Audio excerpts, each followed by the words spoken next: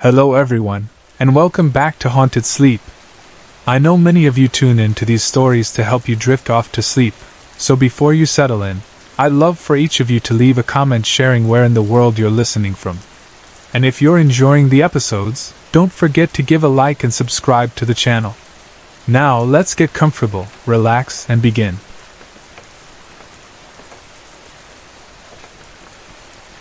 In June 2014, my family, my parents, my sister, my sons, and I traveled to a small, forgotten town in the Northern Cape called Petrusville. We went to visit my mom's brother, Uncle Tim, after 5 years of estrangement caused by family conflicts. My dad was determined that my mom mend things with her brother and insisted on the visit. From the moment we arrived, the atmosphere was filled with love and reconciliation. My mom and Uncle Tim put the past behind them and spent the long weekend reminiscing and catching up. My mom always told us that, though her older sister had raised her, she and Uncle Tim had a bond like soulmates, not romantic, but a deep connection. Through all the ups and downs of life, they drew strength from each other. Uncle Tim's life changed drastically when I was 8 years old. He had been a truck driver and was in a devastating accident. While driving along a mountain pass, his truck's load shifted on a sharp bend, throwing the vehicle toward the barrier. Realizing he couldn't stop the crash, he reached over and grabbed his sleeping co-driver to save him. In the chaos, the seatbelt tightened around Uncle Tim's neck, breaking it in 2 places. The accident left him a quadriplegic. Transitioning from a strong, capable man to someone who couldn't move on his own was a huge challenge for him. He had moments of despair but mostly fought to keep living. Doctors had predicted he wouldn't live beyond 7 years in his condition, but Uncle Tim defied the odds. In June 2014, as we packed to leave Petrusville on the 16th, we said our goodbyes one by one. I knelt by his bedside, kissed his cheek, and a heavy thought struck me. I knew this would be the last time we'd see him. Fighting back tears, I left the room and told my mom my feelings as we drove away. On Saturday, June 21, 2015, I woke just before midnight to go to the bathroom. While sitting there, I heard the heartbreaking sound of a woman crying outside, hysterical, mournful crying. A moment later, my phone rang. It was my mom, sobbing. "My child, Uncle Tim just passed away." The shock hit me hard. Grabbing my keys, I ran out of the house to my parents' flat and let myself in. My mom was lying on her bed, shaking with grief. I climbed onto the bed, holding her as she cried into my neck. When she could speak, she told me what had happened. Uncle Tim had a bleeding ulcer that ruptured, causing him to drown in his own blood. Despite his wife and best friend's efforts to save him, they were too far from the nearest hospital. He passed before they could get help. Through my tears, I reminded my mom of what I had felt a year earlier, that our trip to Petrusville had been our chance to say goodbye. The next day, family and friends came to support us. My close friends Tim and Elaine were there as well. Tim, who is a medium, sat with my mom and shared a message he had received. At the moment Uncle Tim passed, Tim saw a mental image of chains breaking. He explained that Uncle Tim wanted us to know he was free from the broken body that had held him back for so long. He was walking again, happy and whole. As Tim spoke, my mom's tablet, which was playing music, suddenly stopped mid-song. Then Who'll Stop the Rain by Creedence Clearwater Revival began playing. It was a special song for my mom and Uncle Tim, though she never shared why. Holding my hand tightly, she said through her tears, "My soulmate is free." Even now, my mom still gets emotional when she hears their favorite songs or when his name comes up in conversation. We all do. Uncle Tim was a wonderful man, loved deeply by everyone who knew him. Though my mom regrets the years they spent apart, she's grateful for the chance to say goodbye. And to me, that's what truly matters. My closest friends, Jay, Elaine, and Tim, are my go-to group whenever something unexplainable happens. Jay is sensitive to spirits and perceives them on most levels, though he can't fully communicate with them. Elaine, like me, senses and hears them, and my maternal grandmother often uses her to communicate with me.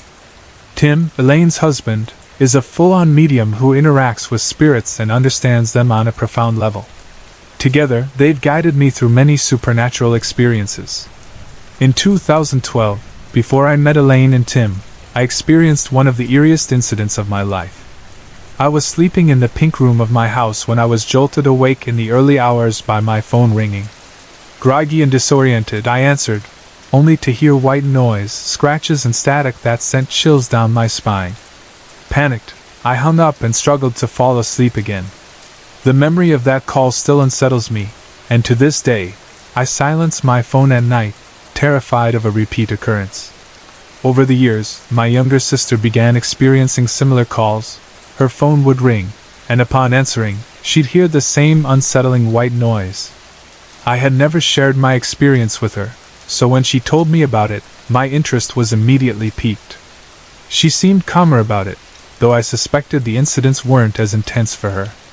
By May 2014, the strange phone activity escalated to include my mom.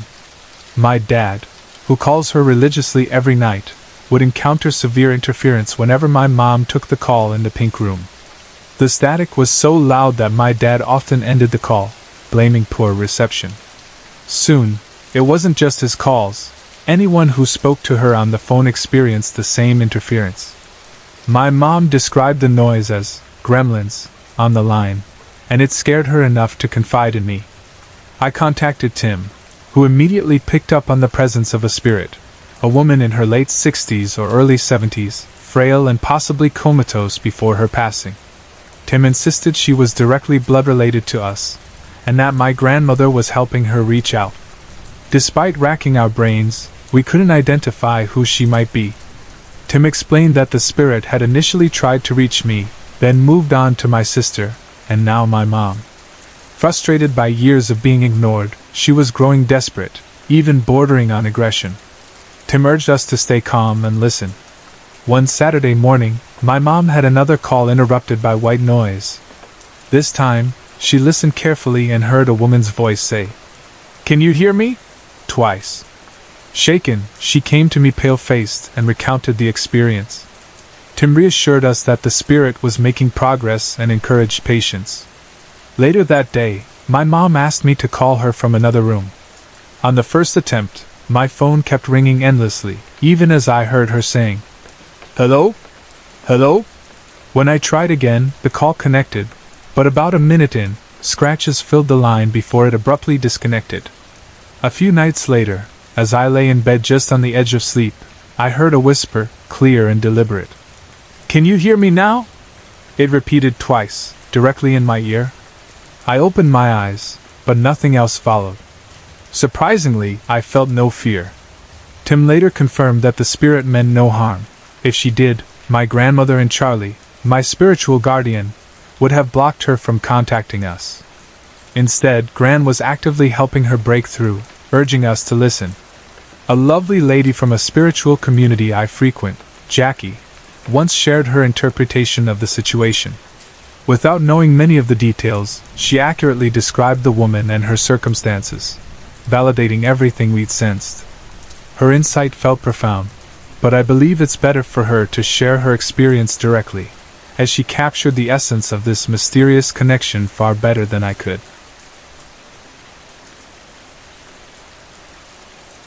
I'm 16 now, but this story takes me back to when I was about 8 years old.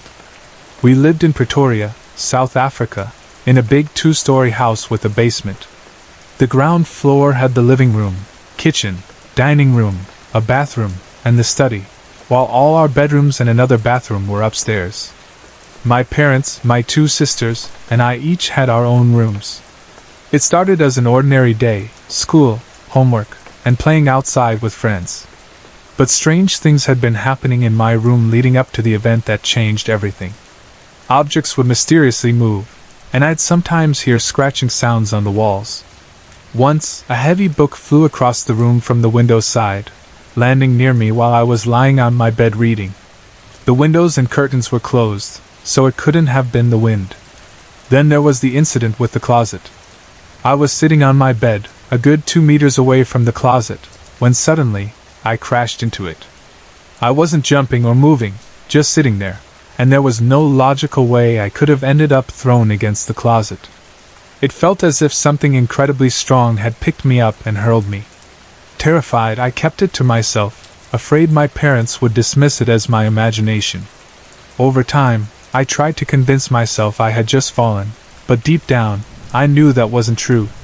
Months later, something far more terrifying happened.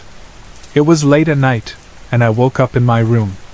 I could tell it was late because all the lights in the house were off. My parents always went to bed around midnight, and I could usually see lights spilling into the hallway if they were awake.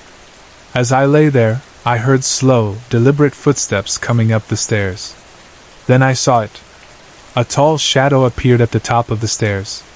It was far too tall to be human, and had glowing red eyes that pierced the darkness. It moved silently into my room, stopping at the doorway. I froze, staring at it, unable to move or scream. After a few minutes, it stepped closer and sat down on the edge of my bed. I could feel the weight of it pressing into the mattress beside me. Then it let out a deep, menacing laugh. Terror gripped me as I began to cry, unable to look away from its glowing red eyes. I was paralyzed with fear, certain that whatever it was, it meant me harm. It stayed there, staring at me, until I heard my parents stirring from their room. As my dad turned on the light and stepped into my room, the shadow vanished before my eyes. One moment it was there, and the next it was gone. My mom asked what had happened, and I shakily explained everything: the shadow, its eyes, its laugh. She told me I was imagining things, but the look on her face betrayed her. She looked concerned, as if she knew something I didn't but didn't want to say it. That night, I couldn't sleep, and I stayed awake until morning. The image of the shadow, darker than the darkness itself, burned into my memory. Days later, my family packed up and moved out of the house. We went to stay with my grandparents until we could find a new place. I don't know what my parents believed about what happened, but it was clear they felt we needed to leave. To this day, I can't explain what I saw or experienced, but I'll never forget it. Sorry to interrupt. If you're enjoying the story, let me know in the comments and tell me where you're watching from. Don't forget to like and subscribe for more.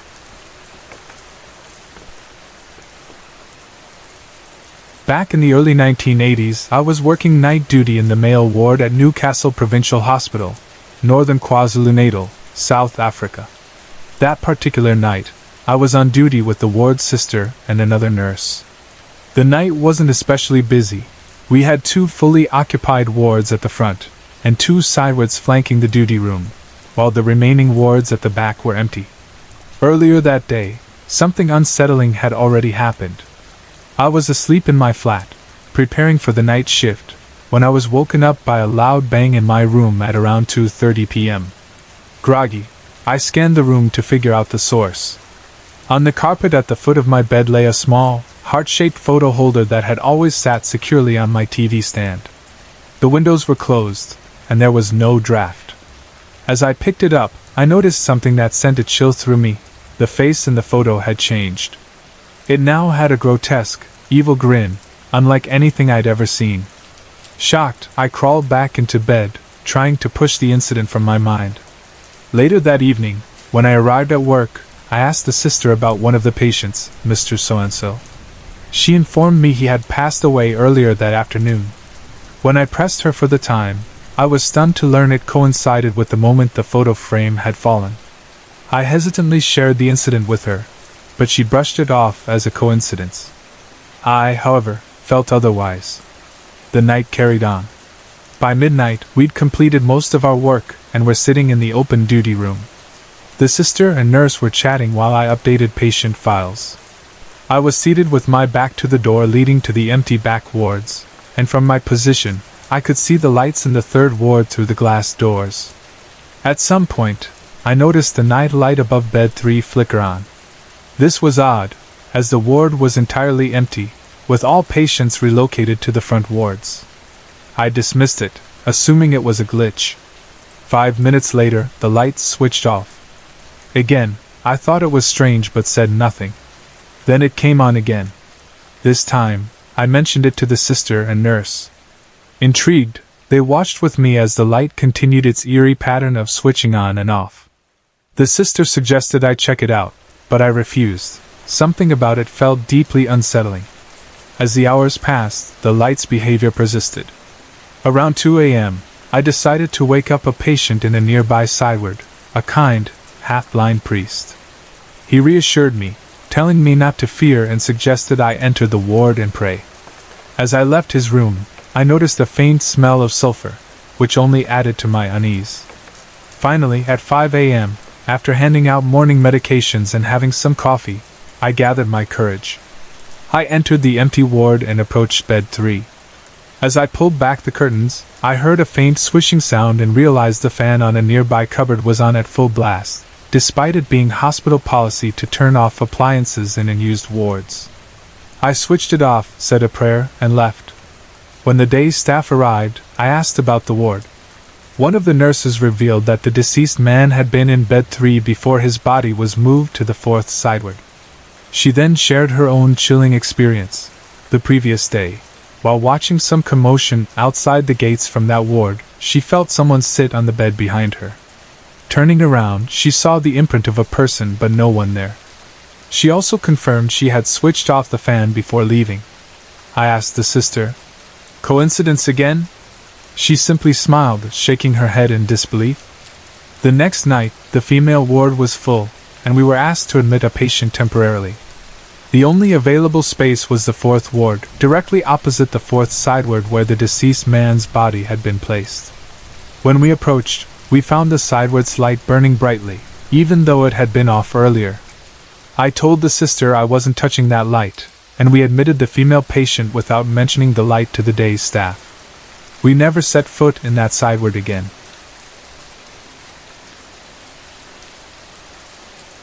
I've never considered myself someone who sees or seeks out paranormal activity. In fact, I'd much rather avoid it altogether. For most of my life, I proudly thought of myself as non-sensitive. But when I was about 16, that changed. Back in 2004, while I was in high school, I had an experience that shook me to my core. Growing up in Africa, I often heard my mom, granny, and others talk about strange occurrences. Many of these were explained through cultural beliefs like witchcraft, bad spirits taking the form of animals, or similar ideas. I never paid much attention to these stories, but that night, I couldn't ignore what I experienced. It was around 1 a.m. when I was woken by a strange noise coming from the kitchen. It sounded like plastic rustling or chains rattling. The noise grew louder, and an overwhelming sense of unease settled over me. I felt like something very wrong was in the house.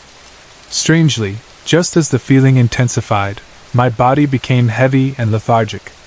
I couldn't move, no matter how hard I tried. Then it happened. I couldn't scream, couldn't even open my eyes. Yet somehow, it felt as if I could see the room perfectly, even though my eyes were shut. At the foot of my bed, a tall, shadowy male figure appeared. It was dark and featureless, but its presence was undeniable. Before I could process what I was seeing, it moved and sat on my feet. I could feel its warmth and weight, heavy and oppressive, pressing down on me. Fear gripped me as I realized the figure was moving slowly up my body, toward my neck. Panicked and desperate, I began to pray, begging Jesus to help me. Somehow, just before the figure reached my chest, the heaviness lifted, and I jolted upright. I switched on the light and started singing hymns, trying to shake off the lingering terror. It was almost 5 a.m. before I finally fell asleep, and even then, only for an hour. When I woke up, my body ached all over, and I was still shaken. This wasn't the only unsettling experience I had during that time. I often studied late at night in the dining room, which had a large window on the right side of the wall. Outside the window was a tall, evergreen shrub, about 4 to 5 feet high. Around midnight I would often feel like someone was watching me through that window. On calm, windless nights, I occasionally saw dark shadows darting quickly past the glass. I told myself it was just my tired eyes playing tricks on me, but deep down, I wasn't so sure. Then one night, my cat made me question everything. While I was studying, I had that same eerie feeling of being watched. My cat, who was usually calm, started behaving strangely. She jumped from couch to couch in the sitting room as though chasing something, but there was nothing there. That was the last time I studied in the dining room. I moved to my bedroom for good. As an African, I've always been told that such experiences are caused by evil spirits sent by someone with bad intentions, essentially, that I was bewitched. In Western cultures, similar occurrences are often attributed to stress or sleep paralysis. But I've always felt it was more than just stress. The experience didn't end there. About a year later, it happened again. I woke up to the same overwhelming heaviness, the inability to move or scream, and the terrifying presence of something unseen but undeniably real. Each time, prayer seemed to be my only refuge. To this day, I wonder about the cultural perspectives on such phenomena.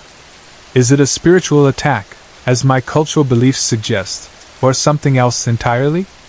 Regardless, it's an experience that has stayed with me, a reminder that some things in this world defy simple explanations.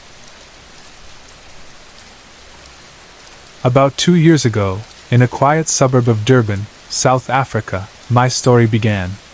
I've lived in this small, close-knit community for over 22 years, and our neighbors feel like extended family. However, there was one family across the road from us that always kept to themselves.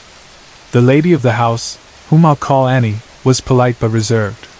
She would smile and greet me when she saw me in my yard but never got too close.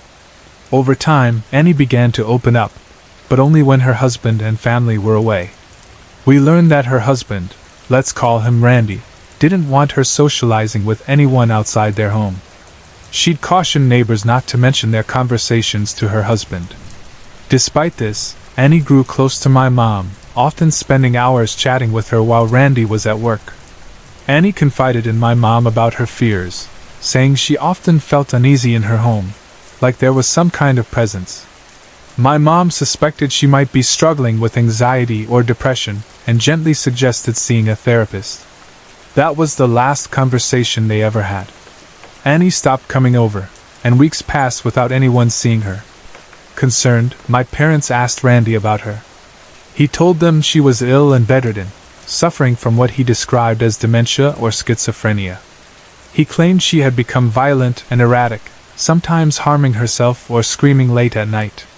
He insisted that visitors were not allowed on doctor's orders. Soon, neighbors began to hear unsettling sounds from their home, screaming, crying, and arguments. One night, the shouting grew so loud that someone called the police. When the officers arrived, Randy let them in, but they found no sign of a disturbance. Annie and her children were asleep, and everything seemed normal. The police dismissed it as a false report. Months went by with no sign of Annie, until one morning on July 29, 2014. My dad was taking out the trash when he saw her walking down her driveway. She looked pale, gaunt, and weak, like a shadow of her former self. She dropped off her garbage, looked at my dad with a blank stare, and silently returned inside. That was the last time anyone saw her alive. The next afternoon, a loud gunshot echoed from their home. Randy's screams for help brought my parents and neighbors running to the gate. Randy buzzed them in, and they rushed to the house, finding him standing in a pool of blood next to Annie's lifeless body. She had shot herself through the temple. Despite the chaos and Randy's grief, no explanation was given. The police and paramedics arrived, but it was too late. Annie's death was ruled a suicide, and the neighborhood was shaken. For weeks, people speculated, was it her mental health? Was she coerced? Was she trying to escape something that terrified her? We may never know the answers. Not long after her death, Randy put the house up for sale and prepared to move. 3 days before he left, I was standing at my driveway gate, looking toward their house.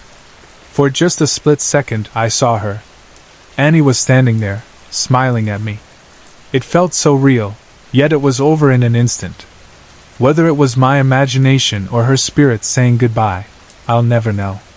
But in that moment, a wave of emotions washed over me. That smile is etched in my memory forever. After the autumn months here in the southern hemisphere, things were quiet for a while. It felt like the strange happenings in my life had stopped entirely, but by late September, both the weather and the odd occurrences started up again. One evening, my husband Ray and I were sitting at our computers when we heard a loud noise right behind us. It startled me, and I jumped, asking, "What was that?" The sound was as if something heavy had dropped or been thrown onto the tiled floor and bounced. We searched the entire area but couldn't find anything to explain the noise. A couple of weeks later, our 10-year-old granddaughter Sheeny was staying with us. Early one morning, before the sun was up, I woke to the soft sound of footsteps coming down the passage toward our bedroom. I could also hear a faint rustling, like clothing moving. Suddenly, I felt someone's presence in the room and heard a whispered, "Mom?" Startled, I sat up, expecting to see Sheeny, but there was no one there. I checked, and she was still fast asleep in her bed. Not long after, while I was sorting out my nightly tablets near the serving hatch, I saw something odd. Out of the corner of my eye, I noticed a small, dark shape falling quickly from the ceiling. It moved too fast for me to get a good look but seemed round, fluffy, and black, with a long tail. It darted under the couch so quickly that it didn't seem like any mouse I'd ever seen. Another evening, Ray and I were in the kitchen preparing supper when we heard a loud thud. I looked down and saw a large plastic dragonfly lying on the floor, a meter away from where it had been securely wedged in the spice rack. Even Ray was surprised and couldn't figure out how it had fallen, let alone landed so far away. Toward the end of November, Ray left for a long work trip, leaving me alone for nearly a month. I kept myself busy sewing Christmas gifts for Sheeny, but odd things continued happening. One day, while I was working at the sewing machine, I smelled a strong scent of flowers, like lilies. The windows and doors were shut, and the scent was only noticeable when I sat at the machine. It made me think of Angel, my late daughter and Sheeny's mother, who was a talented designer and dressmaker. I imagined her watching over me, smiling as I worked. Another day, I left my computer on while I went to make breakfast. When I returned, it had been switched off. Since I was alone, I had no explanation for it. A few evenings later, I noticed that the TV cabinet door was open. I hadn't watched TV since Ray had left, and I was sure I had locked it. Another strange thing happened while taking out the garbage. As I stepped outside, I was hit by a powdery, sweet scent, like deodorant or perfume. There were no open windows nearby, and the wind was blowing from a direction where there were no houses close enough to explain the smell. Later, while walking through the dining room, I noticed that Ray's chair was pulled out, just as he always left it. I had straightened all the chairs earlier and knew it hadn't been out of place before. One day, my neighbor came over to use my sewing machine. As she was working, she suddenly stopped mid-sentence and said she saw someone walk behind me. She looked shocked, but I calmly told her it might have been my late aunt, the previous homeowner, or even Angel. She wasn't sure whether to believe me but seemed unnerved. A few days later, I was in the bedroom fetching a packet of cigarettes. While standing at the foot of the bed, I heard a popping sound behind me. Turning around, I saw my deodorant sitting neatly on the carpet with its cap beside it. It had fallen from the dresser in a way that seemed too deliberate to be an accident. Despite all of these odd occurrences, I never felt frightened. Instead, I felt warm, calm, and reassured, as if I was being looked after. On the evening of December 21st, I turned off my computer during a thunderstorm and went to the lounge. Once again, the TV cabinet door was open. I had locked it earlier that day. Whether it was a reminder, reassurance, or a parting gesture, I couldn't say. But I smiled, feeling as though I wasn't alone.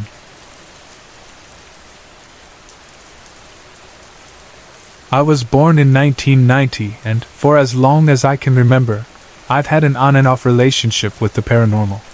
Sometimes I'd see spirits everywhere, and other times they seemed to disappear. But one thing remained consistent. I was never truly afraid of them.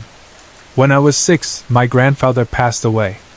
My sister and I were so young that our parents didn't share much, simply telling us he was gone. I never thought to ask how or why, especially since it seemed to upset my mother. Years later, I had a vivid dream that changed everything. In the dream, my grandfather and I were sitting in a garden, talking as if no time had passed. I asked him all the questions I'd been holding inside for years, including how he died. He told me he had been shot 3 times, in the neck, chest, and abdomen. To my surprise, it wasn't an accident, it was murder. Despite the shocking revelation, I felt calm in the dream, as though it was simply the way things were. He then explained something that stuck with me. He would have died 3 months later from a fatal heart attack if he hadn't been shot. He said, "What's meant to happen will happen, one way or another," and urged me to stop being sad or bitter about his death. We talked a little more before everything faded, and I woke up. The next morning, I asked my dad how my grandfather had died. To his surprise, I recounted the details from my dream. He confirmed everything was true. 2 days later, one of my closest friends died in a car accident. Looking back, I believe my grandfather reached out to give me closure and prepare me for my friend's loss. Years later, in 2011, my stepfather took his own life. He had battled chronic depression for years. The house we lived in was once his, and after his death, my mother couldn't bear to stay there, so I rented it from her. While his spirit lingered in the house, he mainly stayed in the photography studio in the garden where he had died, leaving the house and me alone for the most part. The first few nights after his death were unsettling.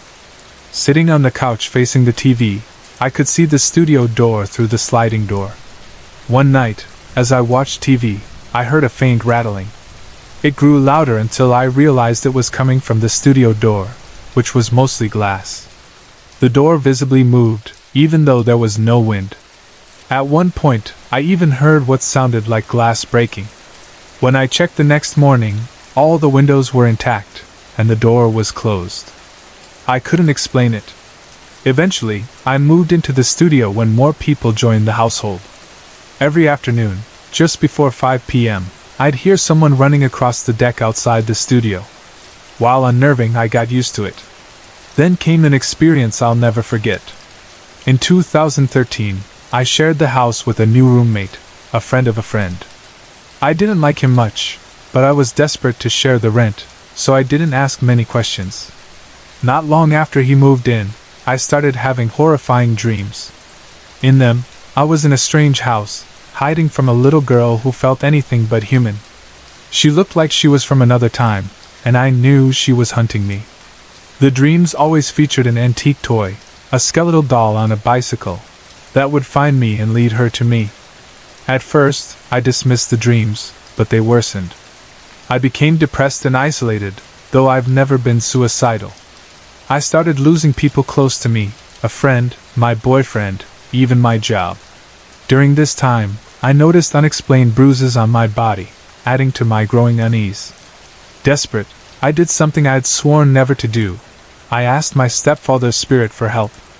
While I believe asking for spiritual intervention can be risky, especially when you can't be certain of the spirit's identity, I was out of options.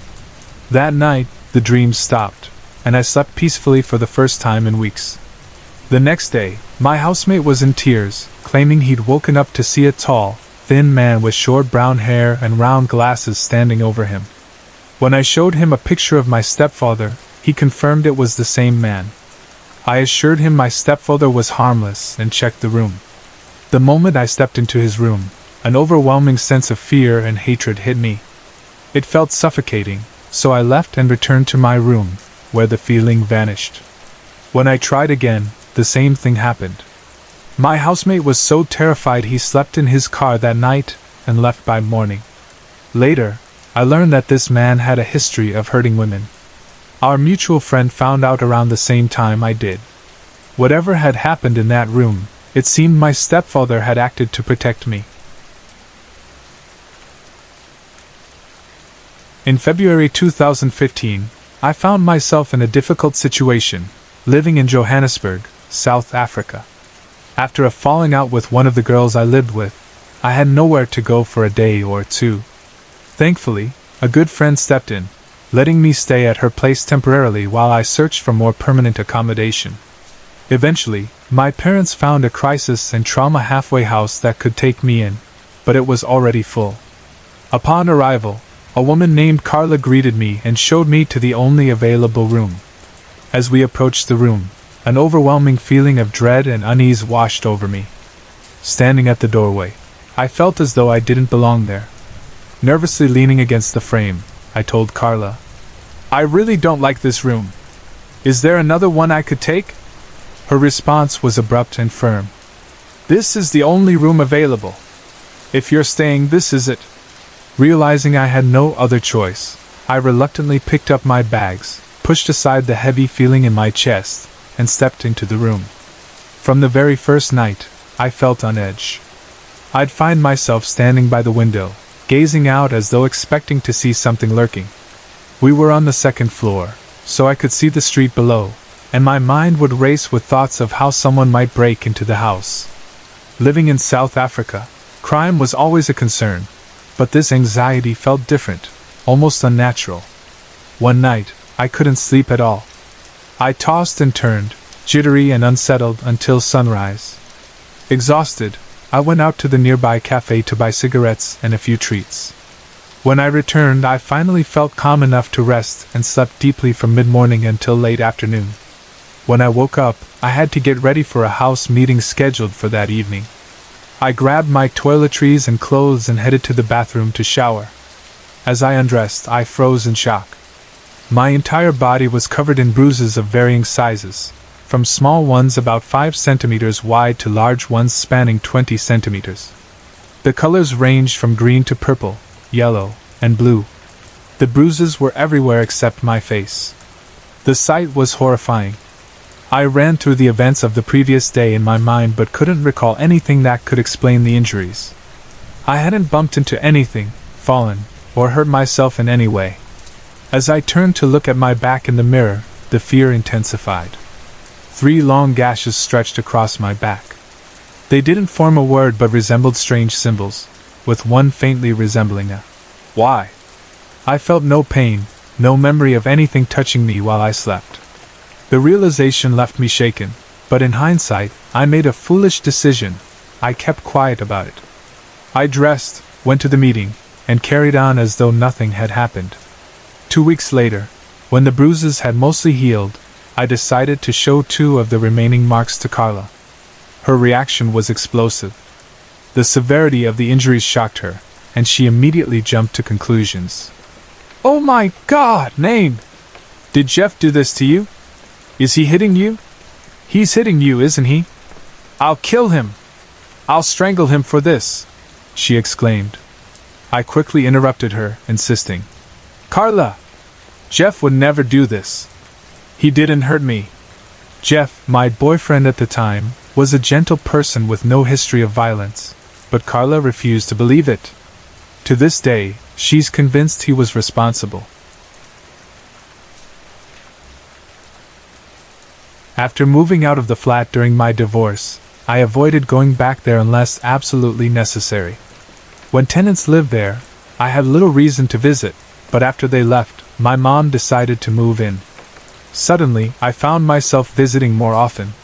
The flat always felt heavy to me, as if the air was harder to breathe. In April 2015, my mom sent me a message one evening, telling me strange things were happening in the flat. Concerned, I rushed over. When I arrived, she was sitting in the lounge and asked me to step into her room to check if I noticed anything unusual. As I entered the room, the smell of cigarette smoke hit me, a strong, unmistakable scent. It was concentrated near the closet on the left, but as I walked toward the bed, it faded. Back at the closet, the smell grew stronger. No one in the house smokes, and the closet isn't near any windows, making it impossible for the smell to have come from outside. The realization made the hairs on my neck stand up. When I returned to the lounge, I asked my mom if that was all she'd experienced. She shook her head. For the past week, she'd felt someone grab her ankles while she was in bed. One night, it escalated. Something not only grabbed her legs but pulled her halfway off the bed. Panicked, she started kicking, and for a moment she swore she hit something solid, like a person. Yet, when she looked, no one was there. Still, the smell of cigarette smoke lingered. That weekend, my friends Tim and Elaine visited. I explained what had been happening, and Tim decided to investigate alone while we waited by the pool. After 5 minutes, he came out and told us about the presence in the flat, a man, middle-aged, with features that made my mom and me exchange uneasy glances. Tim described the man as resembling a thinner version of Eugene Terreblanche. I asked him if he could see the man's right arm, and Tim noted that the man seemed to keep his right side in shadow, showing only his left arm. Curious, I fetched my mom's wedding album from my son Adam's room and showed Tim a picture of my paternal grandfather, Johnny. Tim confirmed that the man in the flat was him. Johnny had lost his right arm in a car accident, and was a figure neither my mom nor I wanted near us. He had been responsible for much of the abuse I endured in that flat, and had caused my grandmother's death when my mom was just 5 years old. His presence was deeply unwelcome. My mom instructed me to remove every picture of Johnny from the album. She handed the photos to Tim, and told him to burn them. Afterward, Tim explained what he needed to cleanse the flat.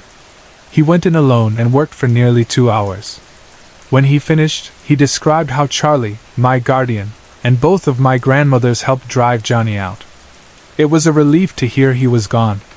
Later that evening, my mom went back into the flat. Oddly, the main power switch was off. She turned it on and headed to her bedroom. My son, T, followed her and mentioned smelling smoke, alarming since they're both asthmatic. My mom ran out to find a box she'd set on the stove in flames. What was baffling was that she never cooks in the flat, and the stove's main circuit is always turned off. Yet, every burner was glowing red, turned up to full heat, and the box was on fire. Panicking, my mom grabbed T and rushed outside, both of them struggling with asthma attacks. Tim ran in, grabbed the burning box, and threw it into the sink to extinguish the flames. Once outside, we managed to calm my mom and T, helping them breathe again. As we pieced the events together, we couldn't understand how the stove had turned on when it was never used. It left us all unsettled, questioning whether Johnny's lingering presence had tried to send one final, chilling message. My mom was born with what some people call the sight. Throughout her life, she experienced many unusual things. For instance, she once saw her deceased younger sister crying by her bedside for weeks before her parents divorced. She would also hear someone singing Amazing Grace a week before a family member passed away. This wasn't just a story she told later, she would mention the singing as soon as it started. My mom had a habit of exaggerating sometimes, but there were 2 stories she told that stuck with me because my father, a man of few words and absolute honesty, confirmed them. My dad passed away in 2001, but he was practical and straightforward, which makes me believe these events truly happened. When my oldest brother, Desmond, was about 2 years old, my parents moved into a new house. They had only been there a few days when strange things started happening. Every night, they would put Desmond to bed and then sit in the lounge, listening to the radio. At exactly 10 p.m., Desmond would start screaming in terror. My dad would find him being dragged down the corridor by something unseen. He would have to physically fight to pull my brother back, struggling against whatever was holding him. Once Desmond was safe, they would put him back in bed, relock the front door, and go to bed themselves. The rest of the night would be peaceful. The strange part was that no matter how securely they locked or barricaded the front door, it would always be found open after this happened.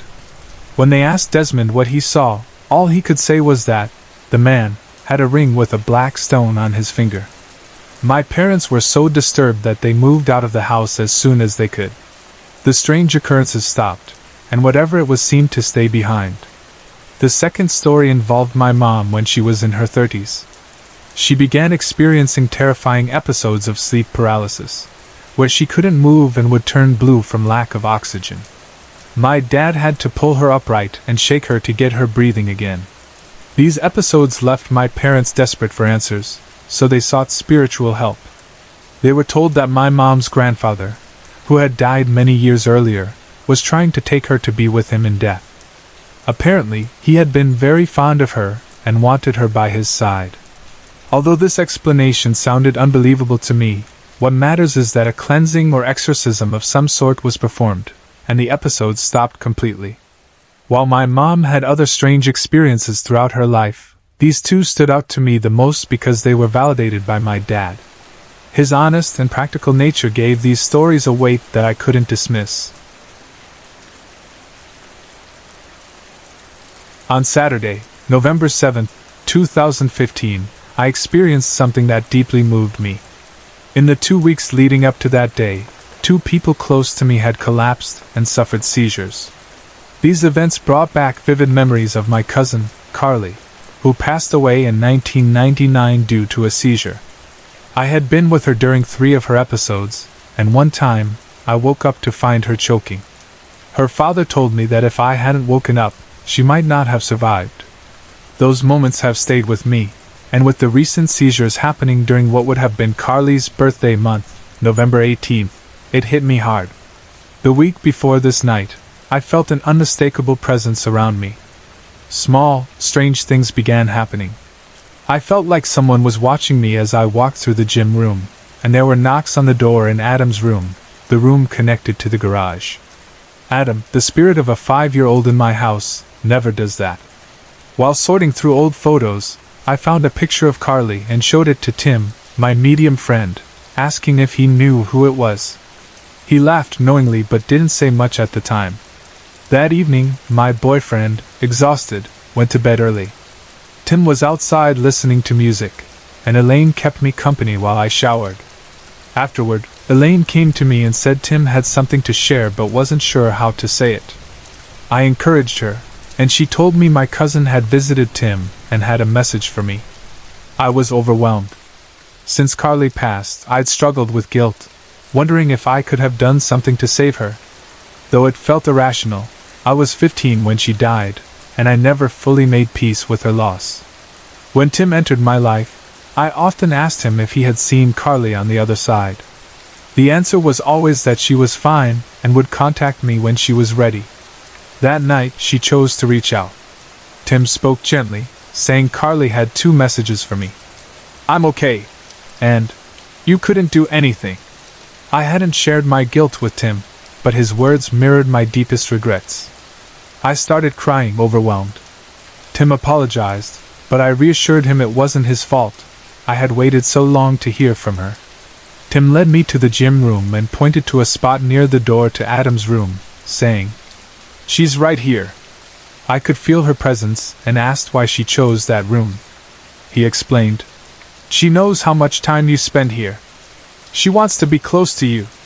Later, as Tim prepared to step outside, he handed me his phone. He said, "She wants you to listen," and played Ice Cream Days by Jennifer Hall, a song Carly and I loved. I broke down again as the lyrics brought back memories of 2 little girls with dolls and a tea set. Tim said Carly wanted me to remember those carefree ice cream days. Meanwhile, Elaine's son had fallen ill, and my boyfriend, who had been woken up, was helping him. Elaine returned to tell me he was unsettled by what he had seen. I went to talk to him, and he looked hesitant but asked if I was okay. I reassured him. As we stepped outside, he lit a cigarette and told me what had happened. He said something woke him suddenly, leaving him fully alert despite being exhausted after 48 hours with almost no sleep.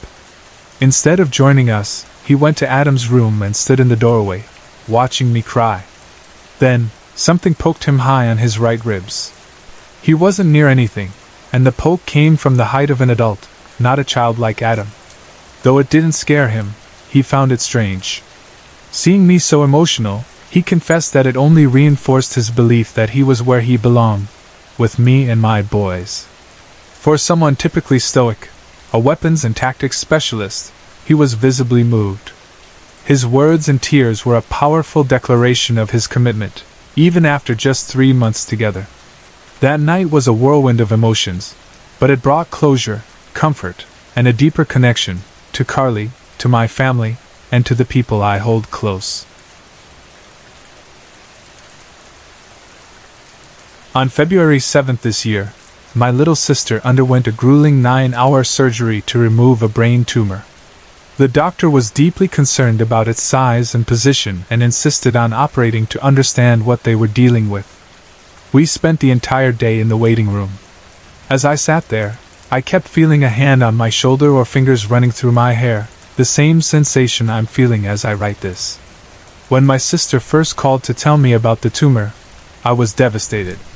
She tried to reassure me, saying we didn't know how bad it was yet, but I could hear the fear in her voice. In the 2 weeks leading up to her surgery, we spent as much time together as possible. Sometimes we'd just sit on the couch, her head on my shoulder as she cried, terrified of what might happen. I cried with her, feeling her fear, especially when she looked at her 6-month-old baby. Every time we sat like that, I felt unseen arms around my shoulders, comforting me as I held her. I knew it was a loved one from beyond, offering support when I needed it most. After her surgery, the doctor instructed us to take turns waking her up and asking questions to ensure she could communicate and remember things. My first turn to visit her in the ICU was overwhelming. I stood at the door, hand on the handle, frozen with fear. Suddenly, I felt an unseen hand cover mine and give it a squeeze. Gathering my courage, I walked in. Seeing her hooked up to all those machines was heartbreaking, but every time I felt like I was going to break, I felt fingers in my hair, calming me. I asked her simple questions to keep her engaged, and when I leaned in and asked, "What is your beautiful baby's name?" she smiled and answered. Her recovery was slow, and there are still challenges. The tumor was so unusual that even the neuro team had never seen anything like it. It was deeply embedded, and they could only remove about 70%. As the weeks went by, I noticed my grandmata's presence more than ever. She knocked on the fridge frequently, at all hours. My friend Tim kept asking what might be troubling her, but I couldn't figure it out. Meanwhile, Charlie, another spirit watching over me, stayed close, constantly touching my hair to let me know I wasn't alone. On March 7th, I took my son, T, to see a lung specialist. He had been exposed to someone with TB, and I was terrified. After examining him, the doctor said T was too sick to go home, and admitted him immediately. During the consultation, I explained his long history of lung and digestive issues. T had been through so much already, and I felt like no one had ever given us clear answers. But this doctor was different. After hearing everything, he told me he suspected cystic fibrosis, CF, even though T had tested negative for it as a baby. Over 2 weeks of tests, the results came in. T's sodium levels were sky high, and genetic testing confirmed he had CF. The doctor showed me a CT scan of T's lungs and said, "This little boy has been to heaven and back 100 times in his 9 years. With the damage I see, he shouldn't be able to breathe on his own. T now takes a plateful of pills daily, needs nebulizing and physiotherapy every day. Watching him go through this breaks my heart. I sit with him during treatments, seeing how tired and small he looks, and the fear of losing him overwhelms me. But every time the weight of it feels too much, I get a gentle nudge, a tickle, or a knock on the fridge, reminders from my unseen loved ones that I'm not alone. The stress has taken its toll on me too. This winter, I've been constantly sick. 3 weeks ago, I felt chest pain so severe I was hyperventilating. At the clinic, my blood pressure was 180 over 110. That night, as I slept, I was woken by 2 things: a sharp hit between my shoulder blades, Charlie, and the realization that I had stopped breathing. His intervention saved my life. That same day, Tim and Elaine were visiting, and he told me a picture had fallen from a shelf nearly 6 feet high. There was no breeze, and the shelf was sturdy. Tim picked it up. It was a picture of T, and said Adam, the spirit of a young boy in the house, had knocked it over. Adam was upset, though Tim couldn't figure out why. Looking back, I think Adam was trying to warn me about what would happen that night. Through all of this, I've cried more this year than ever before. But I've also felt the unwavering support of those who love me, both here and beyond. They remind me every day that I don't have to face these challenges alone. I usually avoid driving at night in South Africa due to the high risk of crime, particularly carjackings and burglaries. However, on this particular evening, I found myself driving home alone around 9:30 p.m. As I approached an intersection near a highway off-ramp and a busy pub, I slowed down. The area was dimly lit because most of the street lights were out, creating an eerie atmosphere. As I neared the traffic light, I turned my head to the right and noticed a teenage boy standing by himself near a blown-out street lamp and some wild bushes. Something about him caught my attention immediately. He looked to be around 15 to 19 years old, wearing a red t-shirt and blue jeans, with soft, curly dark brown hair. His posture was calm, feet firmly planted, hands at his sides. Though his eyes seemed to stare straight ahead, I felt as though he was looking directly at me. What stood out most was how he appeared to glow faintly, almost luminous against the surrounding darkness. Everything around him was cloaked in shadow, which only made him more noticeable. I wasn't scared, just deeply curious. There was something about him that seemed out of place, yet oddly peaceful. I kept watching him as I passed through the intersection, my eyes fixed on him until I finally had to focus back on the road. As I began driving uphill, I reached down to shift gears. It was just a brief glance, but in that instant, I realized someone was sitting in the passenger seat beside me. My eyes were drawn first to the blue jeans, then up to the ruffled t-shirt tucked into a belt. My gaze traveled to his chest, his arms resting casually by his sides, and finally, to his face. It was the same boy I had just seen by the street lamp. He sat there silently, staring at me as if mid-conversation, completely calm. I froze, my breath catching in my throat. For a moment I couldn't move. Then I quickly looked back at the road ahead, trying to steady myself. When I dared to glance back at the passenger seat, he was gone. The seat was empty, as if he had never been there at all. The encounter left me shaken but not frightened, more mystified than anything else. It felt as though he had wanted to tell me something important, but he disappeared before I could understand. For the next few days, I kept an eye on that intersection. Something about the boy lingered in my mind, a feeling that there was a deeper meaning behind what I had seen. 2 days later, while driving past the same spot in broad daylight, I noticed something that confirmed my suspicions. On the side of the road, exactly where I had first seen him, were 2 large bouquets of flowers and a wooden cross planted firmly in the ground. Even now, I can't help but wonder what the boy wanted to tell me. Was he looking for help, or simply trying to be seen? Whatever the reason, I'll never forget his presence and the quiet, haunting message left at that intersection. I had just moved into a modern apartment complex with a beautiful, well-kept garden. The neighbors were friendly, easygoing young adults, and we quickly became good friends. We had the kind of bond where we could talk about anything, no matter how strange, and still take each other seriously while having a good laugh about it later. One evening, I was lying in bed, unable to sleep. Whenever this happened, I would look out my window at the flower garden, which always seemed magical at night. The garden glowed softly, with tiny specks of light that looked like they were dancing around the flower beds.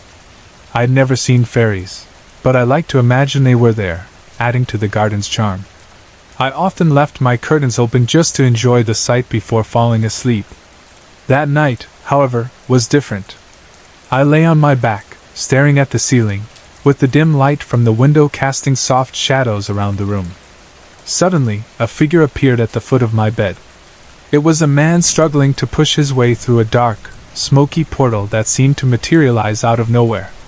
His face came into focus, and I was immediately struck by his expression, angry, bitter, and full of hatred. He seemed furious with me, though I had no idea why. His mouth moved as if he was shouting, but I couldn't hear a sound. I was frozen with fear, unable to move or even breathe. My heart raced as I pulled the sheets up to my face, staring at him in terror. He kept trying to move closer, but something held him back, like the portal didn't want to release him fully. Finally, with great reluctance, he was dragged back into the smoky void, and the portal vanished as quickly as it had appeared. The next morning, still shaken, I couldn't wait to share my experience. A new tenant had just moved in, so I joined a group of neighbors chatting around the table. I described the man in detail, recounting everything that had happened the night before. The new tenant, however, wasn't impressed.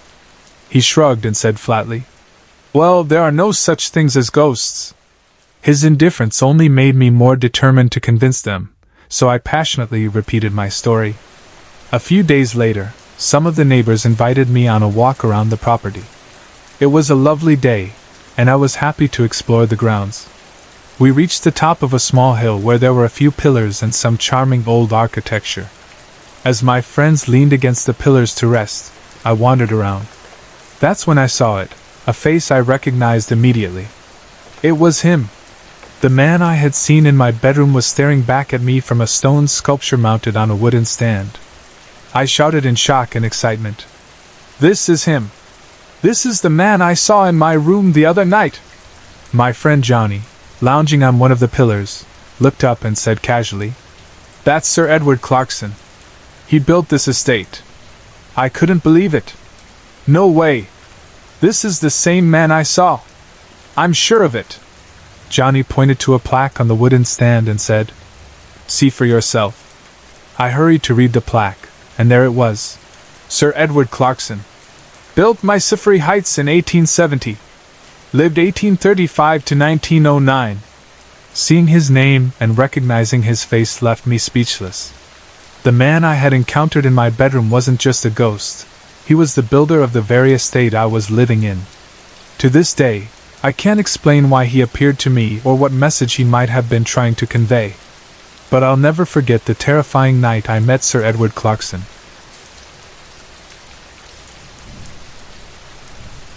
We used to live in a beautiful house on top of a hill. The pool was always warm, and the open garden was filled with lush greenery, flower beds, and wooden fittings. The house next to ours belonged to the American ambassador, a grand double-story home that was modern and luxurious. We stayed in that house for about a year before the owner decided to sell it, and since it was beyond our budget, my parents started house hunting. My mom took the lead in finding what she believed would be the perfect home for us. During the search, I liked a house nearby that had a grand room on the lower floor. But my mom quickly dismissed it, explaining that a man had once come home to find his wife with her lover. In a fit of rage, he shot and killed both of them before turning the gun on himself. After hearing that, I didn't argue further. Eventually, my parents found another house they really liked. One evening, we went to see it together. From the moment we arrived, something felt off to me. The family selling the house seemed extremely nervous. The parents were constantly checking on their kids, looking exhausted and scared. They rushed us through the house, opening doors briefly before quickly moving us to the next area. They didn't even show us the garden or pool, which was strange since outdoor spaces are usually a big selling point. The whole setup felt forced, like they were trying to sell an image of the house that wasn't true. I told my parents I didn't like the house. "Didn't you notice how strange the family was acting?" I asked. But they brushed off my concerns, saying the sellers were probably just stressed. Despite my reservations, they bought it, and we moved in. Over the years, this house has been my home on and off, and a lot has happened here. From the beginning, the house felt heavy, like it carried a dark energy. It seemed to affect each of us in different ways. I started making bad decisions and struggling with life. My dad faced problems at work, and my mom became more emotional and withdrawn. It was as if the house latched onto anyone who lived there, refusing to let them go. One night, a couple of months ago, I came home late and parked in the driveway. My lighter had gotten stuck in my car's compartments, so I used my phone's video function to light up while I searched for tools in the garage. A few days later, I went through the video and was stunned by what I saw. In the background, there were figures. Some looked human, others like creatures you might see in ancient Egyptian art or tarot cards. One figure stood out. It was a man with shaved hair, wearing a blue jacket. At first, he looked completely normal, but his face was horrifying. His upper lip was mangled, his lower lip was gone, and his mouth was a bloody mess. He walked past my car casually, like he had somewhere to be. The sight of him left me shaken. Another time, I walked into the lounge late at night, and saw a shadowy figure standing by the television stand. He seemed focused on the family photos and ornaments. He moved to another stand, studying more pictures. The next day, I checked what he had been looking at and realized he'd been focused on photos of close family members, both alive and deceased. Soon after, I captured my first photo of an orb, a bright, symmetrical ball of light. It felt magical and confirmed that there was more to this house than met the eye. The house seems to drain life from its rooms when they're unoccupied. If someone moves out, their space quickly becomes gray and lifeless, as though no one had lived there for years. The outside flat is the worst. Whenever I've stayed there, I've heard footsteps pacing between the bedroom and the bathroom, and the light switches on and off by itself. Closing the bathroom door seems to make things worse, so we always leave it open. Once, while comforting my stepsister after she learned of her sister's passing, we heard a loud bang from the bathroom. When we checked, the toilet lid had somehow flipped off. The sound was so sharp it resembled a gunshot. That flat, once warm and inviting when my sister-in-law lived there, now feels oppressive. Hardly anyone can spend a night there anymore. One of the most terrifying experiences I had was while watching a movie in the flat with my ex-boyfriend. I started to doze off and found myself in the same room, but everything was gray and lifeless. I tried to wake up but couldn't, and each time I thought I was awake, I'd end up back in the gray version of the room. Toward the end of this experience, I felt something trying to pull me upward, almost yanking my soul out of my body.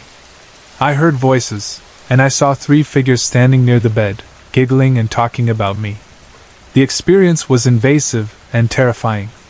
This house also seems to have a lingering spirit of a girl. From what I've sensed and pieced together, she endured abuse or captivity here. In a meditation, she revealed her story, and I believe she has now found peace and moved on.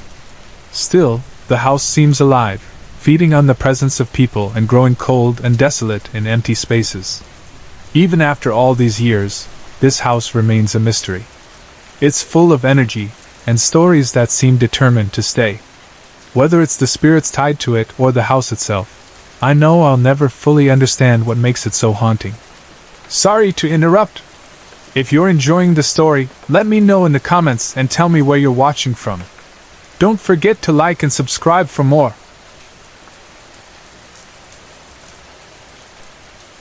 On the weekend of January 14th, my kids and I moved back into the flat where we used to live when they were babies. It's the same flat where my grandfather's spirit once haunted and tormented my mom about 2 years ago. The first night, Tim and Elaine stayed over to help me settle in, so my kids slept in my room with me. From the second night, though, I've been alone in my room and have felt a strong presence.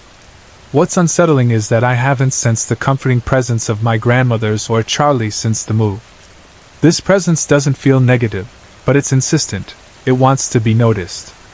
On the first night alone, I was sitting up late watching a series with my bedroom door open so the kids could get to the bathroom if needed. While watching, I clearly heard the sound of a teaspoon dropping into an empty coffee mug. It was unmistakable. The sound came from the kitchen. The kids were sound asleep, so I got up to check. But there were no mugs or spoons out of place. Everything was exactly as it should be. Since then, I'd been unable to sleep with the lights off. This is strange for me because I had no issues sleeping in complete darkness at the house. Now I feel like someone is always watching me, especially from the closet, exactly where my grandfather used to linger when he haunted my mom. But he was banished, so I know it's not him. This morning, January 24th, 2017, I was brushing my teeth, bent over the sink with my back to the door. Suddenly, I heard the sound of someone squeezing through the narrow space between the door and the bathtub. I even heard the shower curtain rustle, like someone brushed against it. Then I felt someone standing directly behind me. Startled, I stood up quickly and turned around. No one was there.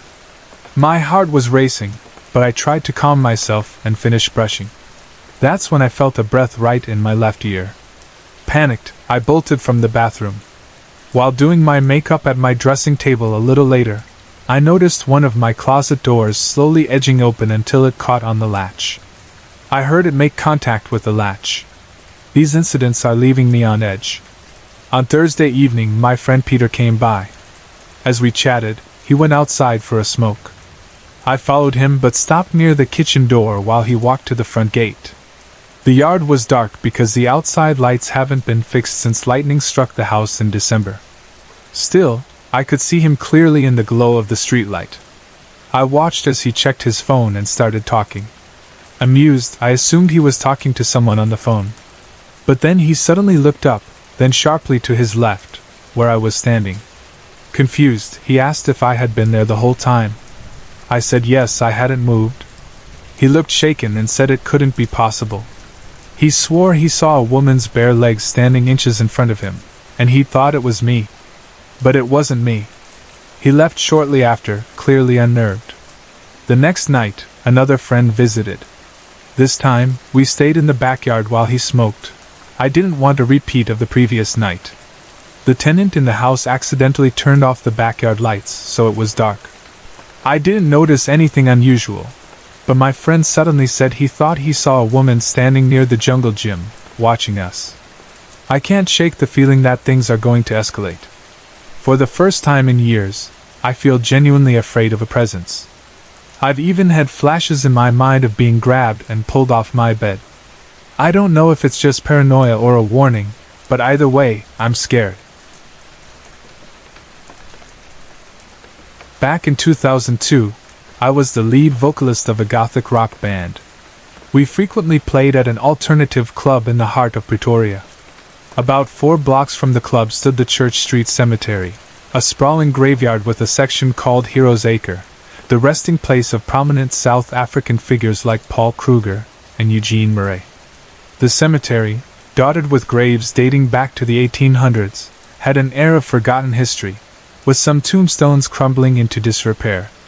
My first unsettling encounter at the cemetery happened late one night after a gig. My bandmate Alan and I decided to head to a friend's place in the early morning hours. As we drove past the cemetery, Alan pointed out something strange by the fence. A young woman in a flowing white gown stood there, staring directly at us. At first, I couldn't pinpoint why she made me so uneasy. Then I noticed she was unnaturally bright compared to her surroundings, and below her knees, nothing. Just empty space. Her legs didn't fade into transparency. They simply weren't there. It was as if she was floating. As we watched, she held our gaze before taking a single step back and vanishing into the shadows as we turned the corner. Alan and I were shaken but also oddly thrilled. Our friend driving the car didn't see her and dismissed it as a joke. Despite passing the cemetery many times after that, we never saw the woman in white again.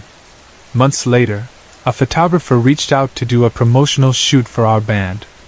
He suggested Heroes Acre as the perfect backdrop for a gothic-themed session. It felt like a bit of a cliché, but we agreed. It was free, after all. On a sunny Saturday afternoon, we arrived at the cemetery. From the moment I stepped inside, a sense of unease crept over me.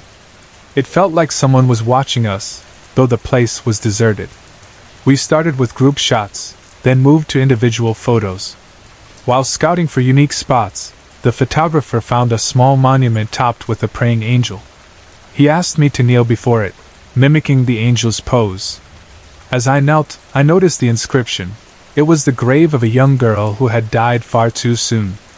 Suddenly, the air around me felt dense and suffocating, as though an unseen crowd was closing in.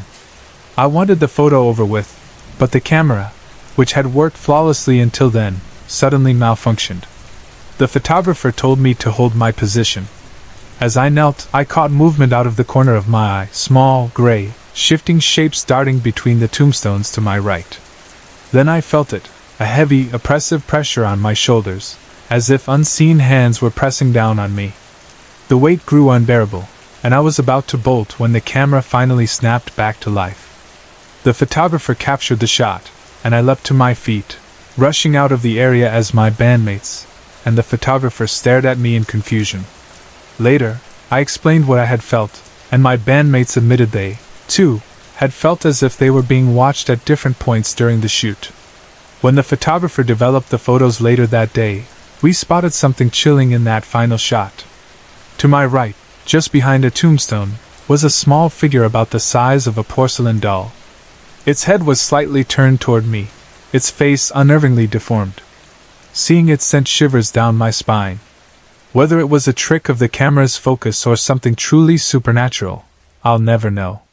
But I can say this much, it's not an experience I'm eager to repeat.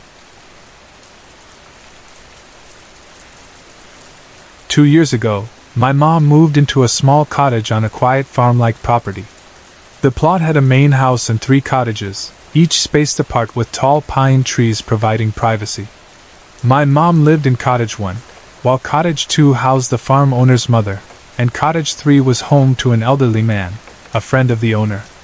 The elderly man in Cottage 3 was full of life. He loved to dance and would eagerly attend an elderly disco every second Saturday, calling it his chance to grab a goose.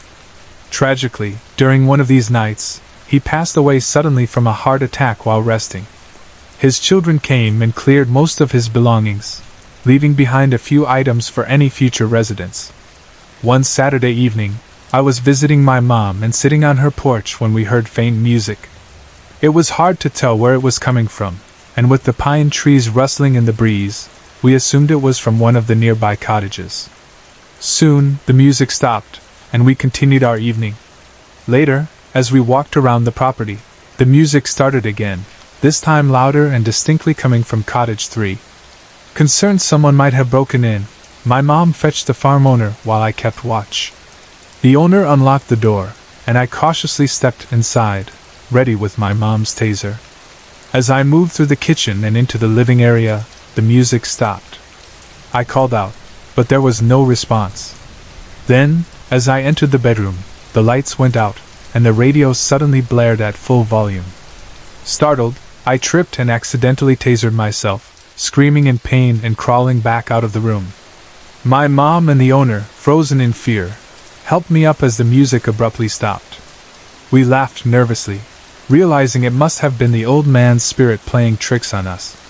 He always loved a good joke, and this seemed like his way of reminding us of his mischievous nature. Since that night, my mom occasionally hears music coming from Cottage 3.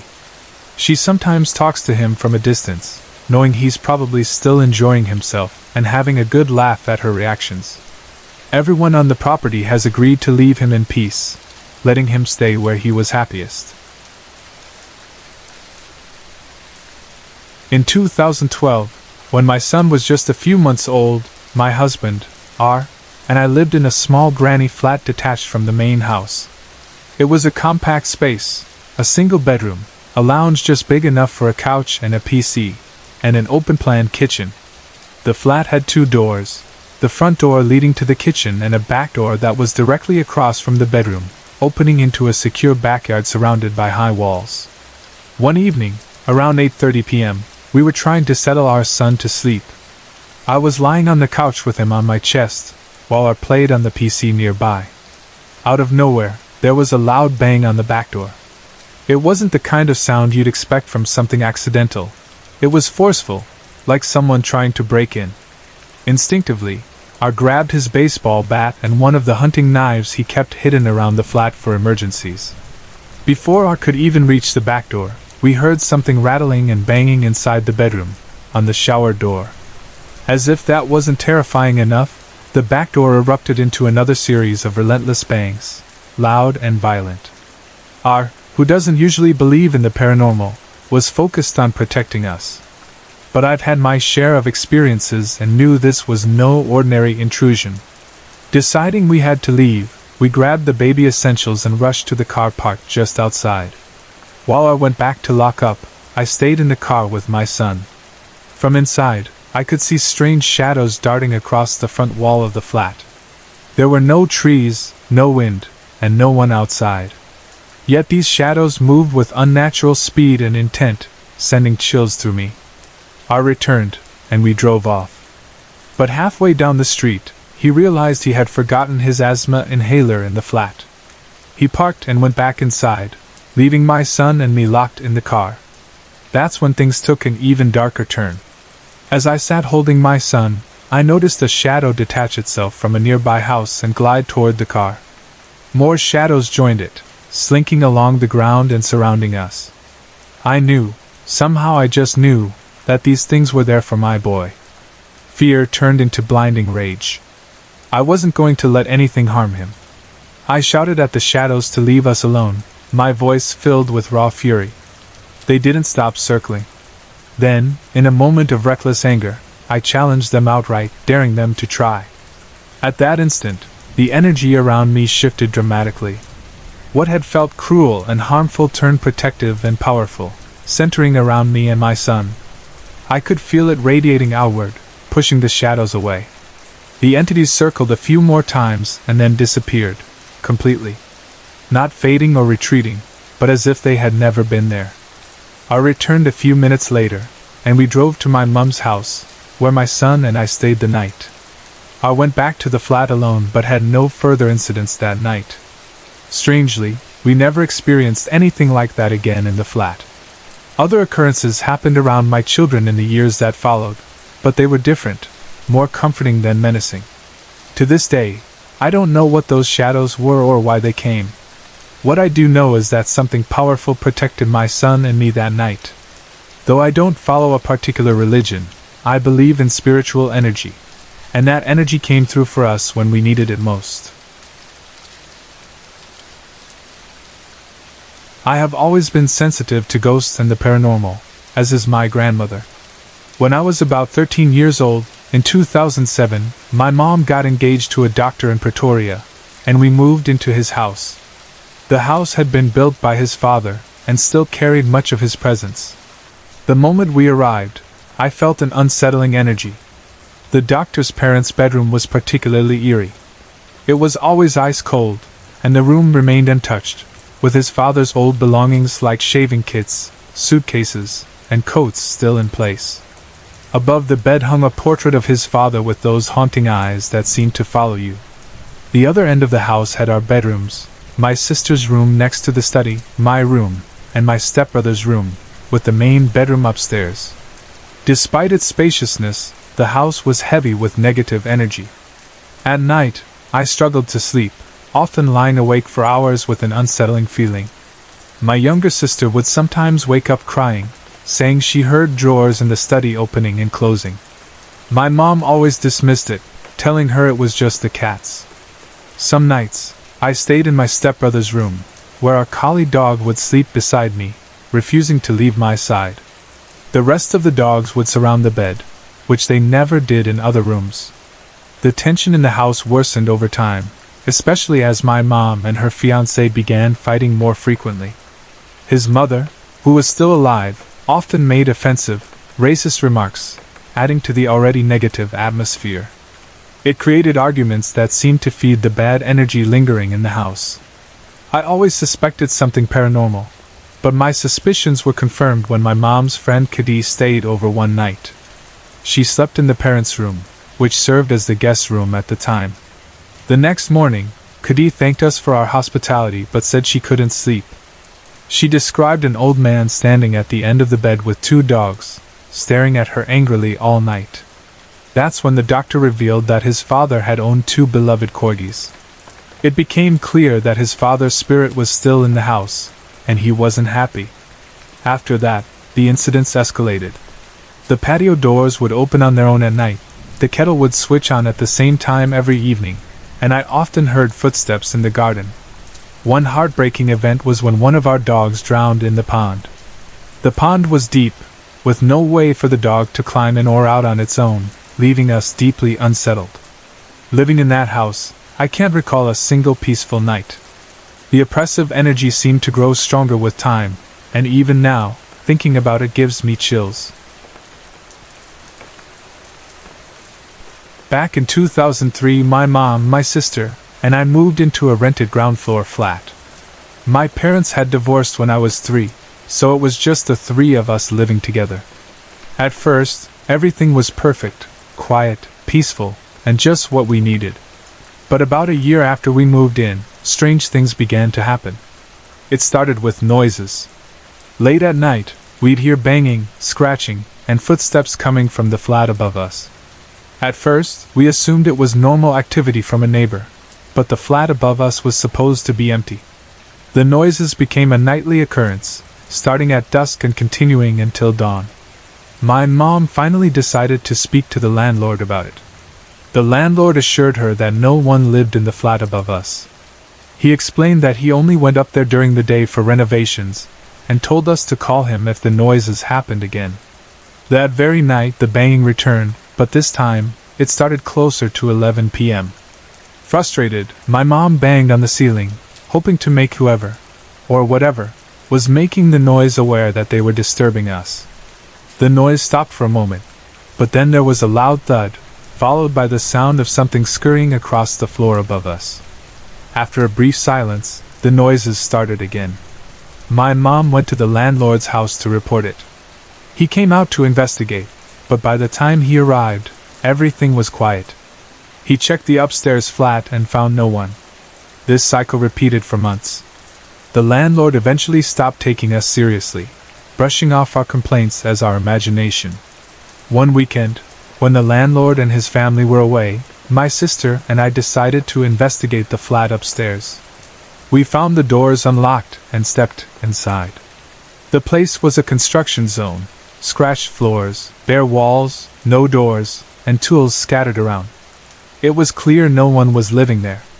We left empty-handed but unsettled. That night, the activity escalated. Banging on the walls, knocking on the windows, and finally, a loud crash at our kitchen door woke us all. We found the kitchen door slightly ajar, even though we had locked it before going to bed. The burglar gate was still locked, and there was no sign of a break-in. My mom burned incense, and we prayed, shaken to our core. Over time, stranger things began happening. Taps left running, cupboards found open, the sound of footsteps at night, and even an eerie wind that seemed to come from nowhere. Being religious Hindus, we prayed daily, but the disturbances didn't stop. One night, we began hearing a voice, faint but unsettling, mimicking the chants of our prayers.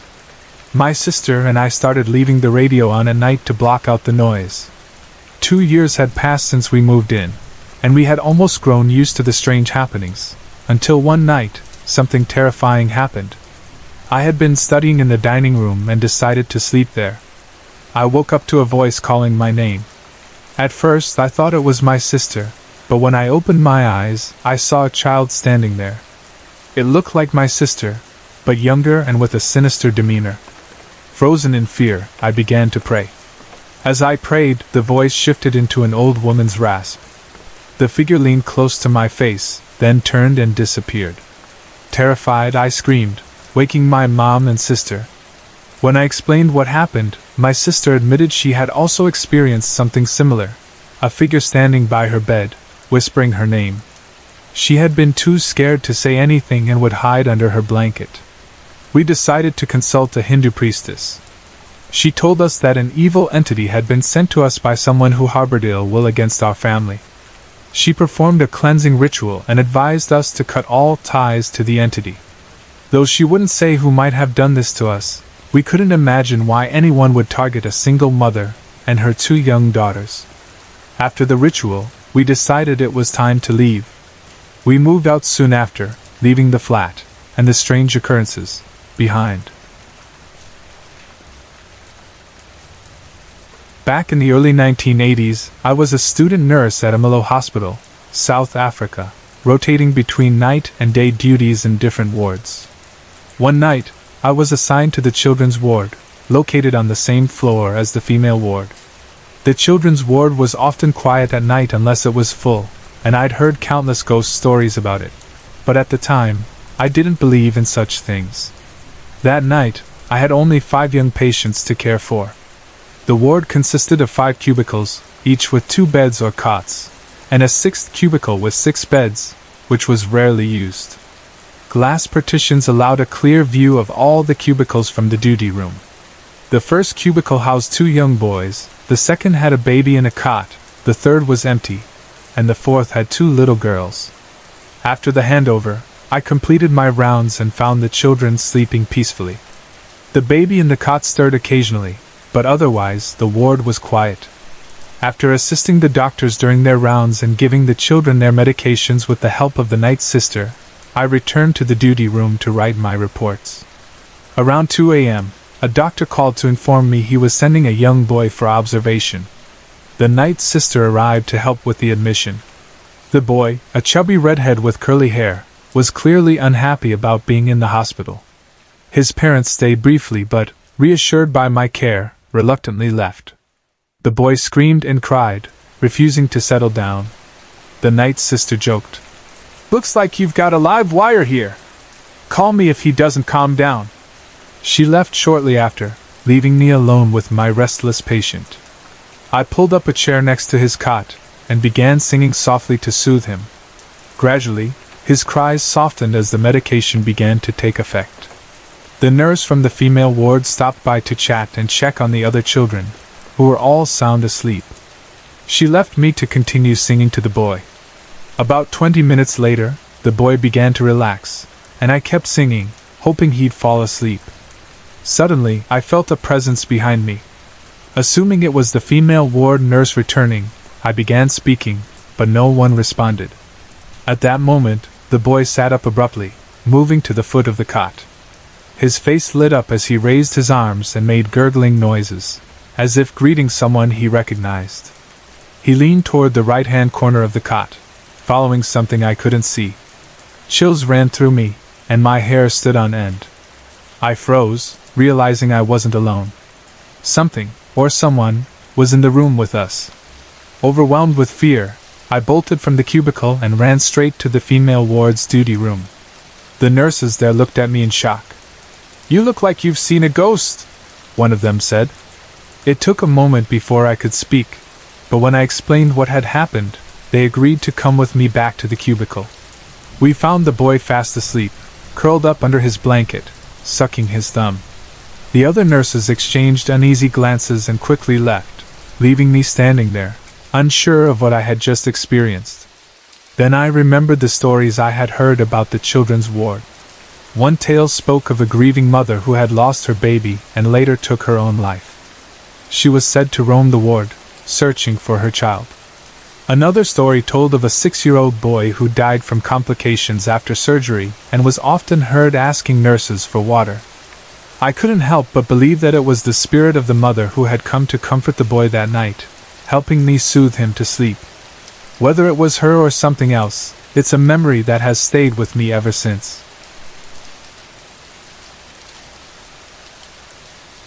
A few years ago, my mother was admitted to Universitas Hospital in Bloemfontein, South Africa, for a heart bypass. My sister, a friend, and I traveled the long road to Bloemfontein to be with her, staying at the home of our friend's sister, just a block from the hospital. After her surgery, my mom recovered quickly and was moved from the ICU to a 4-bed ward on the same floor. On her first night there, we went to visit her, my sister, our friend, her sister, and I. Mom's bed was the first on the right as you entered the room, with a window behind an empty bed next to her. 2 other women shared the ward, a black lady and an Indian lady, whose bed was opposite Mom's. As we sat chatting, a sound interrupted us, a distinct, masculine cough coming from the empty bed by the window. All of us turned to look, confused. We joked to lighten the mood, but the sound clearly came from behind my friend and her sister. The eldest suggested it might be from the neighboring room, but we all knew what we'd heard. The next morning, the Indian lady had been discharged, and Mom was moved to her bed. The room now held only her and the black lady, and our visits that day were peaceful. But Friday night brought an unsettling turn. My sister and I visited Mom alone and stayed a bit later than usual. We even chatted with the black lady, who had no visitors that night. After we left, however, chaos erupted. The next morning, Mom recounted a night straight out of a horror movie. The woman in the single room near the entrance had called the nurses, insisting she was lying on something. Despite their efforts, she refused to return to the bed, eventually sleeping in a chair. The black lady next to Mom started shouting for help, claiming something was holding her down and choking her. She demanded to be moved out of the bed. In another room nearby, a young boy recovering from heart surgery and an elderly, paralyzed man were reportedly sound asleep, yet their call bell rang repeatedly through the night. Nurses found no explanation. To top it off, There were screams echoing down the halls, keeping the staff on their toes. Then Mom saw something chilling, a man dressed in black standing in the doorway to the toilet, just staring at her. When she blinked, he vanished. We were unnerved by her account but tried to stay calm. After visiting hours, we went to the mall to cheer Mom up with some gifts and prepare for our trip home to KwaZulu-Natal. When we returned, Mom shared another eerie sighting. During the day, she had again seen the man in black standing in the toilet doorway. This time, he walked into the room, past the beds, and straight through the wall, on the 4th floor. We tried to brush it off. My sister sat at the foot of Mom's bed, texting, while I sat by the window. As we chatted and laughed, my sister suddenly jerked up, rubbing her neck. "Someone just played with my hair!" she exclaimed. We tried to laugh it off, but moments later, I felt a light brush on my neck, followed by a strong pull backward. My mom watched in shock and said it looked like I was engulfed in a faint blue smoke. I felt like I might fall and jumped up in panic. Then, my sister noticed something even stranger. The empty bed by the window seemed to be breathing.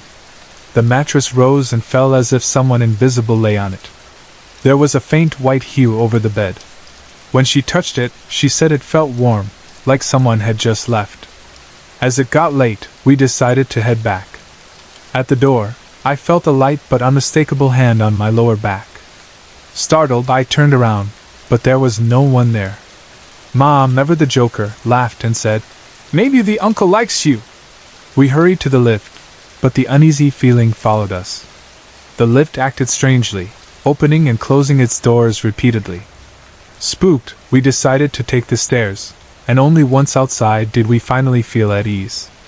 The next morning, we fetched Mom. While the nurses dressed her wounds, she recounted the night's events, sending one terrified nurse fleeing from the room.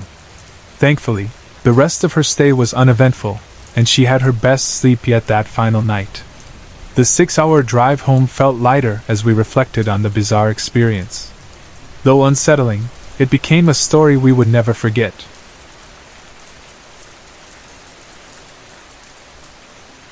A few years ago, my wife and I rented a house where we sometimes felt we weren't alone. After our son, Connor, was born, these feelings grew stronger. We would often see shadows or glimpses of figures moving around, but there was no negativity. It felt more like family spirits visiting to see the new baby, so we let it be. Occasionally, things would go missing, but if I politely asked for them to be returned, they'd reappear in their original spots. It was strange but harmless, so we didn't worry too much. When Connor started talking, he began mentioning two friends, Loco and Speed. He blamed Loco for anything that went wrong, while Speed was his cheerful playmate. Since he was our only child, we thought they were imaginary friends, a normal part of growing up. As we planned to move to a new house, Connor became sad. One night, while tucking him into bed, he told me that Speed was upset because Loco said he couldn't come with us. I reassured him that friends stay connected, even when apart. Later that night, I heard noises from Connor's room and assumed he was playing. When I checked, he was still in bed. He claimed it was Loco making the noise. To calm him, I jokingly pretended to shoo Loco away. Connor laughed and said, "He's gone now." A few nights later, while my wife was away, I dozed off on the couch after packing. I woke suddenly to what felt like a hand on my arm and heard Connor's voice saying, "Come on, it's bedtime." But as I opened my eyes, I saw a face, not Connor's but something similar, slightly distorted. I blinked, and it disappeared. When I checked, Connor was sound asleep. The next morning, I told my wife, who brushed it off as stress and tiredness. Still, I couldn't shake the feeling that it wasn't my imagination. The night before the move, I was lying in bed when I heard the sound of little feet running down the hallway. Expecting Connor, I waited for him to appear, but he didn't. My wife suddenly woke up, reaching out as if to lift him onto the bed. Realizing no one was there, she asked, "Where's Connor?" I checked his room and found him fast asleep. We both felt uneasy but tried to dismiss it. In our new house, things initially seemed normal. But one evening, Connor ran out of his room in tears, saying Loco was there and didn't like the new house. I reminded him that Loco wasn't supposed to come with us. Connor insisted he did. That night, while playing in the living room, Connor suddenly froze and stared at the stairs. He described Loco as tall, thin, with sharp teeth. Although I didn't see anything, I felt tension coming from the stairs. I calmly told Connor that Loco couldn't hurt us and performed a cleansing ritual with him to make him feel safe. After that, Connor said Loco was gone, and we haven't heard from him since. Even now, I can't fully explain what happened.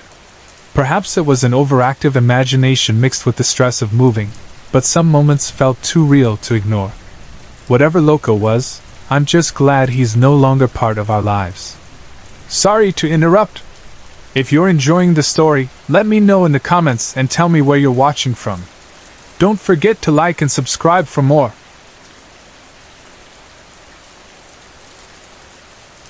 I live in a small flat in Cape Town. It's not old, it used to be a garage, but strange things have always happened to me throughout my life. Since moving out of my parents' house, these occurrences have intensified. Perhaps being in my own space without distractions has made me more aware of them. At first, it was small things, odd sounds, objects being moved, and the unsettling feeling of being watched. These were things I'd grown used to. But recently, the activity became more intense, and I've started feeling genuinely uneasy. My fiancé and I have been going through a tough time, and the negative energy in our flat seemed to amplify everything. About a month ago, I woke up to a sound like something being dragged across a table. I checked, but nothing seemed out of place. On weekends, we like to pull our bed into the lounge, watch TV, and relax. One night, around 3 a.m., I was struggling to sleep. I felt uneasy, sick, and restless. Suddenly, there was rapid knocking on the front door. Living in a security complex, I assumed it was some kind of spirit trying to send a message. But then I heard a friend calling from our backyard, startling me. As my fiancé went outside to talk to them, I froze. A voice hissed angrily in my right ear. "Get out!" The calm that followed was almost more unsettling. The next morning, I went about my day as usual. Around 2 p.m., my fiancé pointed to a red drip on the wall. It was a straight line, running down from above eye level. Our textured walls made it odd for anything to drip so perfectly. There were no other signs of red anywhere. I wiped it off, confused but not overly concerned. The next day, another red drip appeared, this time in the kitchen. Again, there was no logical explanation. 2 days later, I found my hamster dead in her cage.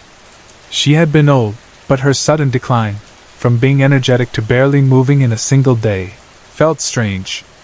When I found her, her eyes were open, and her front paws were pressed together. I was unsettled by the red marks in my hamster's death, but I convinced myself it was coincidence. Then came the hammering. One Wednesday night, as we watched TV, we heard loud hammering noises coming from the ceiling. There's no one living above us or even next door. The sound lasted for 15 minutes, and we decided to call it a night. I went to get my glass of water from the table near the back wall of the lounge, the same spot where the hamster cage used to be. As I approached, a deafening bang came from the wall, shaking the paintings on it. I froze and left the water behind, heading straight to bed. Sleep didn't come easily that night. Since then, the activity has stopped, aside from the occasional feeling of being watched. It's like the cloud of negative energy hanging over our flat has lifted. But the experience has stayed with me. I can't tell if the negative energy in our lives attracted something, or if something brought it to us. Either way, it left its mark.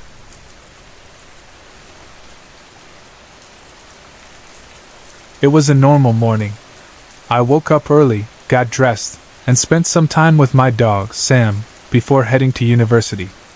I gave him some food, and he followed me to my car. But as I got in, his behavior suddenly changed. He froze, staring at the passenger seat with an unusual intensity. Normally playful and excited, he was now silent and still. I looked over at the seat but saw nothing. When I turned back, his pleading eyes seemed to ask me not to go. I comforted him for a while, but eventually I drove off, dismissing it as nothing. On my drive, I felt a strange presence in the car. It wasn't threatening, just odd. By the time I arrived at the university, the feeling had disappeared. I forgot about it during my long day, but it returned that evening as soon as I got back in the car. When I got home, Sam greeted me enthusiastically, running around like his usual self. But the moment I opened the car door, he froze again, staring at the passenger seat just like before. This time, I couldn't shake the unease. I decided to bring Sam inside for the night, even though he usually slept outside. As I fetched his bed, the strange feeling of being watched stayed with me. Later, Sam's behavior became even more unsettling. While I was preparing food, he entered the kitchen, growling aggressively at something invisible. His focus shifted, and he lunged into the air as if attacking an unseen threat. After a few tense moments, he calmed down and returned to his cheerful self. The presence, however, lingered, feeling sad rather than hostile. That night, as the rain poured heavily, I struggled to sleep. At 3 a.m., Sam growled, standing guard at the bedroom door. Grabbing my pocket knife, I followed his gaze down the hallway. A faint, glowing light emanated from the living room. As I approached, I heard soft sobs, which sent chills down my spine. Reaching the living room, I froze. 3 lit candles sat on the table, candles I had never seen before. On the couch was a young woman, no older than 20. Her dark hair contrasted with her pale skin, and her blue eyes held a deep sadness. Despite the rain outside, she was completely dry. Our eyes met, and it felt like she was looking straight into my soul. Sam charged at her, barking fiercely. But when he lunged, he passed right through her. She cried out, begging me to stop him. Gathering my courage, I called Sam back, and to my relief, he obeyed. The woman, still sobbing, looked at me and asked a single question. "Why are you afraid?" Her words hit me deeply, filling me with guilt. After a moment, I apologized and asked her name. She said it was Amelia. We talked for hours that night. She told me she had died in 2004 but wouldn't say how or why. She explained that she had come to me because she needed comfort. Before leaving that night, she asked if she could stay for a few days. Despite knowing the risks, I agreed. Over the next 4 nights, Amelia appeared, offering me guidance and comfort. Her presence brought an unexpected sense of peace. When she left, the candles she had brought remained, a tangible reminder of her visit. Her presence was not a dream, and she had left a lasting impression on my life.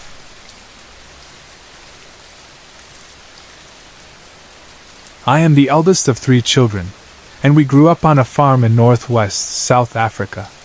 It was a beautiful place with plenty of trees to climb, fields to run in, and endless spots to hide.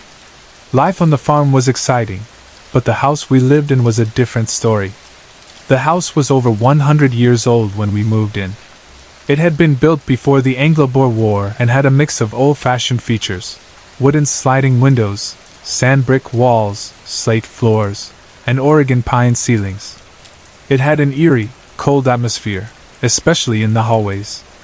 Even as a child, I always felt like something was watching us. I used to lie on my bed and hear a strange white noise. Watching the paint on the ceiling seemed to shift with the sound. Despite the strange feelings, nothing major happened at first. We were scared, but our parents always brushed it off, saying there was nothing to worry about.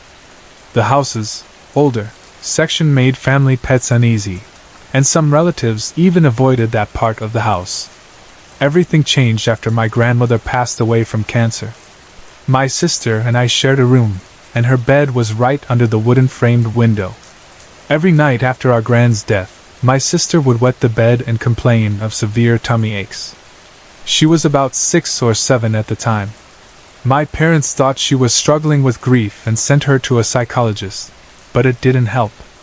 Things got worse. She started sleepwalking, even boiling water and making cups of coffee for everyone in the middle of the night. During this time, my mom developed mysterious pain in her hands, and we noticed other odd occurrences. Eventually, my parents decided to test if something in the house was affecting my sister. She spent a weekend with family friends in a cleansed home, and to everyone's surprise, she didn't wet the bed or complain of any aches. Realizing something might be wrong with our house, my parents contacted an old clairvoyant homeopath who had helped my gran. One evening, after dark, they brought him to the farm. According to him, a dark presence entered the house through the window above my sister's bed, moved through the home, and exited through the window above my parents' bed. He explained this presence was the cause of my sister's fear and my mom's hand pain. It wasn't targeting us but was tied to the farm's previous owner. As it turned out, the previous owner had taken his own life shortly after selling the farm. The clairvoyant believed this thing was bound to the man and had returned to the house after completing its grim purpose. To cleanse the property, the clairvoyant performed a ritual, digging a hole in the backyard and removing some dirt, which he took with him. After that night, everything changed. My sister stopped wetting the bed, sleepwalking, or having stomach pain. My mom's hand pain gradually disappeared, and the house felt lighter. My sister doesn't remember anything about those nights, not what woke her or what she experienced. Today, the old house has been demolished, and a new home stands in its place. We still visit the farm on weekends, and my daughter now plays in the same trees and fields where we grew up. Those dark times feel like a distant memory, but they're a reminder of how much a place can hold on to its past. After my parents got married, they bought a cozy house in a small town outside Johannesburg. It was there that my brother and I grew up. My family was always open to the paranormal. My mom and grandparents on my dad's side often shared stories about ghosts, crystals, and reading auras. As a kid, I listened but didn't think much of it. That changed when I encountered what I believe was my first ghost. Our house had a long hallway that turned into an L shape. At the end of the hall were my brothers and my bedrooms, while my parents' room was at the very top of the L. The main bathroom was near the middle, so we had to walk down the hallway to get there. The hallway light never worked, leaving it pitch dark at night. My dad replaced the bulb countless times, but it always burned out within hours. Walking down the hallway, our hair would rise as if charged with static. My brother hated it, and often woke me to accompany him to the bathroom. I thought it was funny at first, not realizing there might be something unusual about it. One night, I heard footsteps pacing up and down the hallway. Assuming it was my dad, I got up to ask what he was doing, but when I opened the door, the hallway was empty. The footsteps stopped the moment I looked out. The next morning, I told my parents. My mom sat me down and explained that our house had a ghost, a lonely presence that wandered the hallway at night. She said it was responsible for the static in the air, the light bulb issues, and the cracks that kept reappearing on the walls, no matter how often they were patched. She and my dad didn't know much about the ghost, but they believed it was harmless. My mom even joked, "I guess the old man's just lonely." Months later, my mom did some research and found that the first owner of the house had been an elderly man who'd lost his wife years before.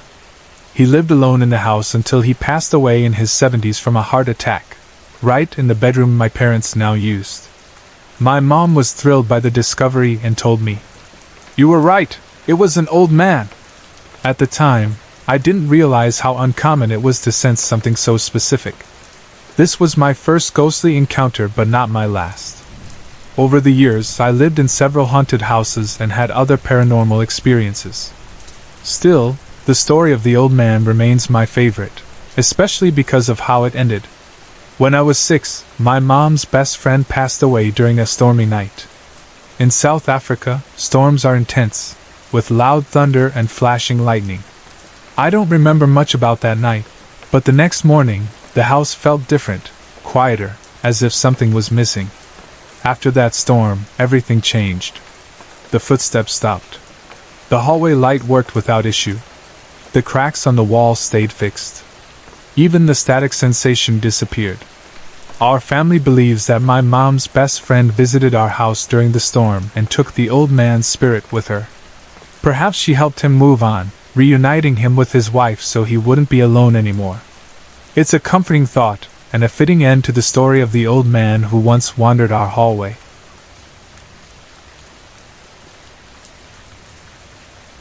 I've always been sensitive to energies, both human and paranormal, and have certain gifts, like precognition and a connection to unseen entities. However, I believe these abilities might have been stronger if I hadn't grown up in a strict Jehovah's Witness household, where such topics weren't openly explored. When I was around 14 or 15, I lived with my mom in Port Elizabeth, South Africa. At that time, I hadn't given much thought to the paranormal, but one particular incident changed that. Our townhouse had an open-plan kitchen and lounge, separated by a small island of cabinets. One evening, while doing homework at the kitchen counter, I chatted with my mom as she washed dishes. Mid-conversation, she turned to face me, and as she did, I noticed something fall behind her. At first, I thought she knocked the dishcloth off the sink, but the dishcloth was still there, yellow and white, perfectly in place. What I saw looked like a black, formless object dropping mid-air from waist height. It was black in a way that's hard to describe, an absence of color, like a void. I looked around the floor, but there was nothing there. Unsure of what to make of it, I dismissed the event and carried on. Months later, we moved to a new house, but the strange occurrences followed us, which made me believe the entity wasn't tied to the house but to my mom. I know it isn't attached to me because I left home in 2010, and it didn't follow me. My own followers, as I call them, are entirely different. When I was about 16 or 17, I had another unsettling experience. I woke up one night to get a glass of water. As I stepped out of my room, I was hit by a strong burning smell, like toast burning. Concerned, I checked the entire house, appliances, plugs, the oven, but everything was off. The smell persisted, and I felt an eerie sensation, like someone was watching me. Hastily, I got my water and went back to my room. Oddly, the moment I stepped over the threshold of my bedroom door, the smell vanished. Curious, I tested it by stepping in and out of my room. Every time my entire body was outside, I could smell the burning, but as soon as I re-entered, it disappeared. It was a bizarre boundary I couldn't explain. The house alarm also had a habit of going off randomly. Despite multiple checks, no technical issues were ever found. My mom was too gentle to investigate, so I checked for intruders myself, but there was never anyone there. With all windows and doors securely locked, South Africa isn't a place where you gamble with open windows at night. The false alarms had no clear cause. Over the years, I've noticed more signs that the entity might be attached to my mom. Shadows often seem to follow her, and my husband once saw a shadowy hand on her shoulder. During a visit with my kids, my sensitive son pointed to the ceiling and the curtains, describing a black girl he saw. On that same visit, I smelled the familiar burning smell again. I've tried discussing these experiences with my mom in the past, but it led to a major argument when I was a teenager. She dismissed my concerns entirely. Now, I've decided not to bring it up anymore. The entity hasn't harmed her, so I let it be. However, if I ever suspect it's causing her harm, I won't hesitate to step in. Until then, I'm leaving it alone, hoping it remains nothing more than a strange, harmless presence.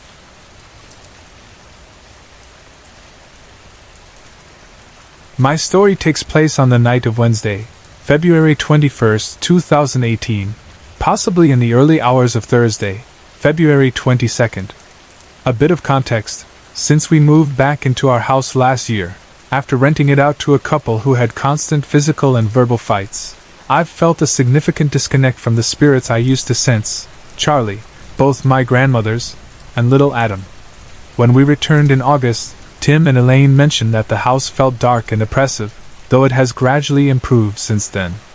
For the past 2 months, I've been battling a persistent cold. On Wednesday evening, I prepared some medication, including effervescent tablets. After drinking it, I placed the glass on the chest of drawers in my room. The chest is standard height with a thick carpet below it. During the night, I woke up suddenly to the sound of shattering glass. My heart raced as I lay there, wondering if I had imagined the noise. The house was eerily silent, so I eventually calmed down and went back to sleep. The next morning, when my alarm went off, I swung my legs over the side of the bed, slipping into my flip-flops. Reaching for the bedside lamp, I switched it on and was stunned by what I saw. Just half an inch from my right foot, on the thick carpet, stood the base of the glass I had used the night before. A sharp shard of glass jutted upwards like an inverted dagger, dangerously close to my ankle. Surrounding the base were scattered shards of the glass, perfectly distributed. I couldn't comprehend how this had happened. The glass had been stable on the chest of drawers. How could it have moved, fallen upright onto a thick carpet, and shattered so precisely? I showed the glass to my mom, and that's when she revealed her own unsettling experience from the same night. She described waking up to the sensation of someone crawling onto her bed and pinning her down. Half asleep, she looked up into the face of a girl, but it was no ordinary face. It was horrible, malicious, and filled with an intent to harm her. She said that, in her half-dreaming state, she saw me walk into her room. The girl's face momentarily transformed into that of a normal, pretty child. But after I left, the face reverted to its original terrifying form. It shook her violently on the bed before finally leaving. By the time the shaking started, she was fully awake and crying. She hasn't been able to sleep properly since.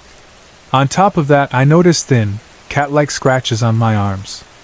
We don't have a cat. Both Thursday and Friday, I had unexplained red pressure marks on my neck that wouldn't fade. I reached out to Tim for insight, but he told me it seemed like something dark had been brought into the house and that it was fixated on me. Yet my mom's experience seemed far worse. How could it be attached to me? Unfortunately, Tim has since blocked off his ability to see or sense spirits, believing it's not in alignment with God's will. While I respect his decision to find peace, it leaves me feeling lost in navigating these unsettling events. For now, I'm left searching for answers in a house that no longer feels entirely safe.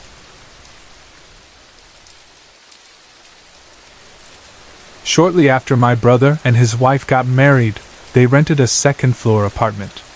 When their baby turned 6 months old, they decided to move to a house for safety reasons. They didn't want to risk the baby crawling out and falling from the balcony. They found a modest 3-bedroom house, which seemed perfect at first. However, strange things started happening almost immediately. Despite the summer heat, the house would suddenly become freezing cold for about 30 minutes, forcing them to grab jackets. Then, just as quickly, the temperature would return to normal. They didn't realize at the time that the house was haunted. Their neighbors were an odd mix. One neighbor avoided them entirely, while another would chat briefly at the fence. 2 houses down lived a friendly French-speaking family. The parents didn't speak much English, but their teenage daughter often acted as a translator. She quickly became fond of my brother's baby and visited often to play with her. Not long after moving in, a friend gifted my brother 2 kittens. He only wanted one but accepted both to avoid being rude. Later that day, he offered one kitten to the neighbor, who happily took it. A week later, both kittens went missing. They searched everywhere but assumed the kittens had escaped through a gap under the gate. The following day, the neighbor accused my brother of strangling the kittens. Shocked, my brother denied it, explaining that his own kitten was also missing. But the neighbor insisted, claiming he saw my brother kill them. He then led my brother to the back of the property, where both kittens hung lifeless, their heads pushed through a hole in the fence. My brother, an animal lover, was devastated. Growing up, he had always cared for stray dogs and could never harm an animal. Despite his attempts to explain, the neighbor refused to listen or speak to him again. A few weeks later, my brother and his wife attended a friend's birthday party and hired the French girl to babysit. She brought a friend for company, and they were left with snacks and drinks for the evening. My brother promised to return by 11:30 and told her to call her mother nearby if there were any issues. When my brother and his wife returned, they were alarmed to see every light in the house on and all the doors and windows wide open. Inside, the baby was safe and sound in her cot, but the crockery was smashed all over the kitchen floor. The babysitter and her friend were gone. Confused and worried, my brother went to the French family's house to ask what happened. The mother refused to let him speak to her daughter, shouting that he had scared the girls and throwing the babysitting money back at him. She even threatened to call the police if he didn't leave. That week, my brother's wife and baby went to visit her mother for a few days. On his first night alone, my brother lit a cigarette and placed the lighter and packet on the kitchen counter before running a bath. When he returned, the lighter was gone. Moments later, the temperature in the house dropped drastically, and he was overwhelmed with fear. Realizing something was seriously wrong, he grabbed some clothes, locked the house, and stayed with us until it was time to fetch his wife. They moved out soon after and relocated to a coastal city. Years later, a friend of my younger brother mentioned that the house had been demolished, along with the adjacent property. Apparently, no one stayed in the house for long due to the strange occurrences. The company that owned the land discovered graves beneath the properties. The remains were relocated, and a prayer meeting was held. The properties were then combined and sold, and the new owner built a double-story house where he lived peacefully for many years. To this day, I wonder what the neighbor and the French family thought when they learned that the house was truly haunted. In 2011, my husband and I moved into a beautiful but eerie double-story house in Simonstown, Western Cape.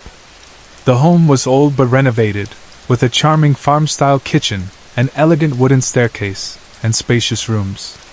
It had large, sunny windows, but despite the natural light, the house always felt cold, both physically and emotionally. Looking back, I should have trusted my instincts the first time we visited the house with the estate agent. Something felt off, but I ignored it. The house had a long flight of steps leading up from the street, a large veranda, and double doors opening into an entrance hall. To the left was the living room, and to the right were the dining room and kitchen.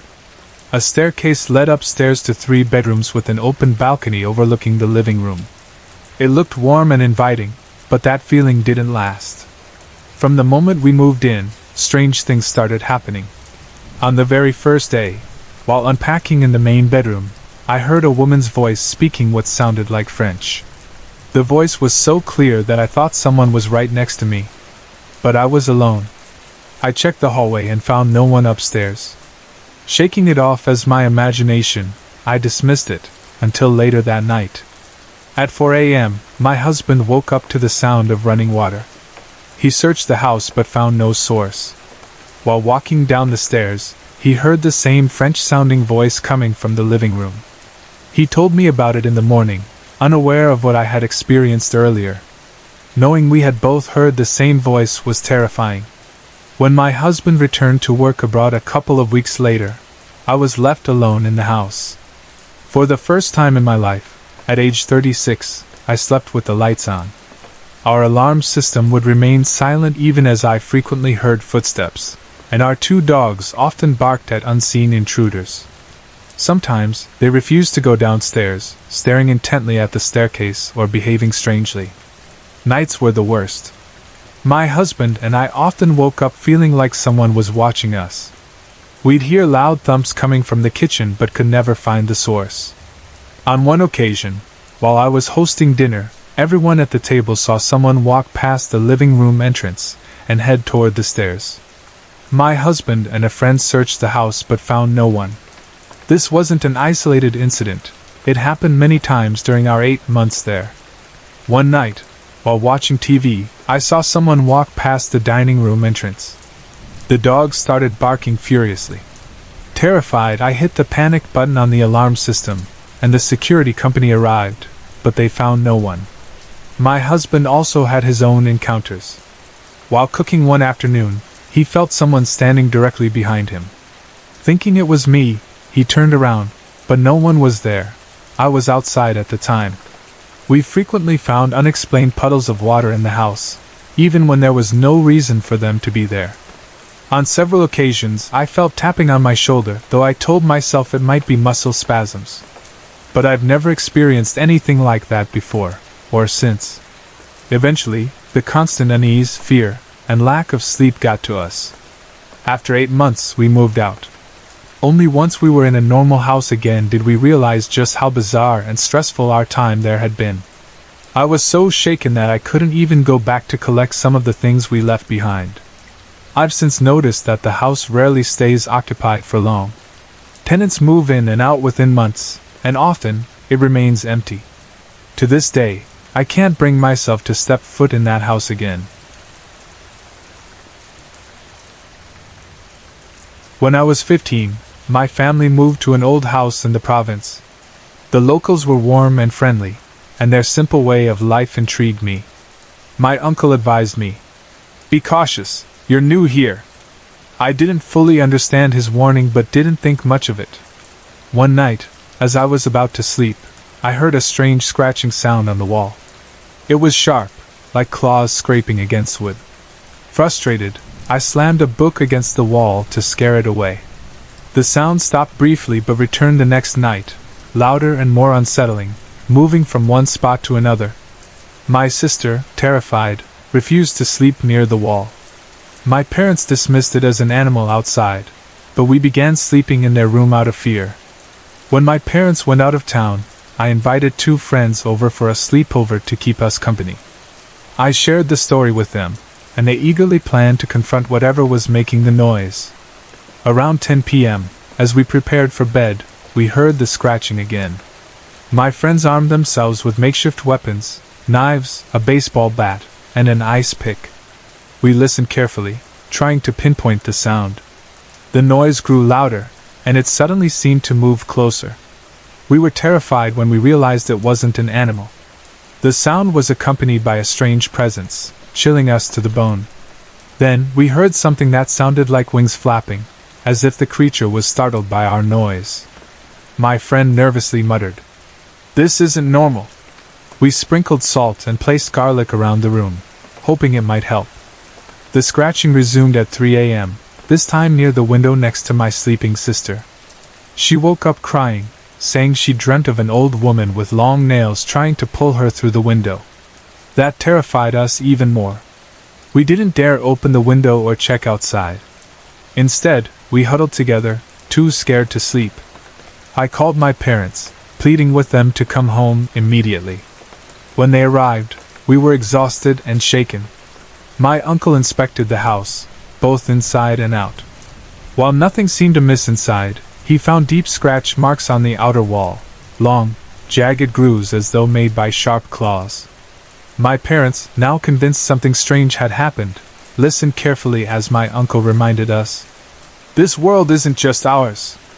Sometimes something else finds us interesting." Even now, I shudder at the memory of those nights. Whatever it was, it left a mark not just on the walls but on all of us. I was in my 4th year of college when the incident occurred.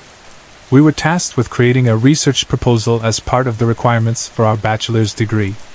I was so absorbed in reading a thesis in the library that I didn't realize it was already 8 in the evening.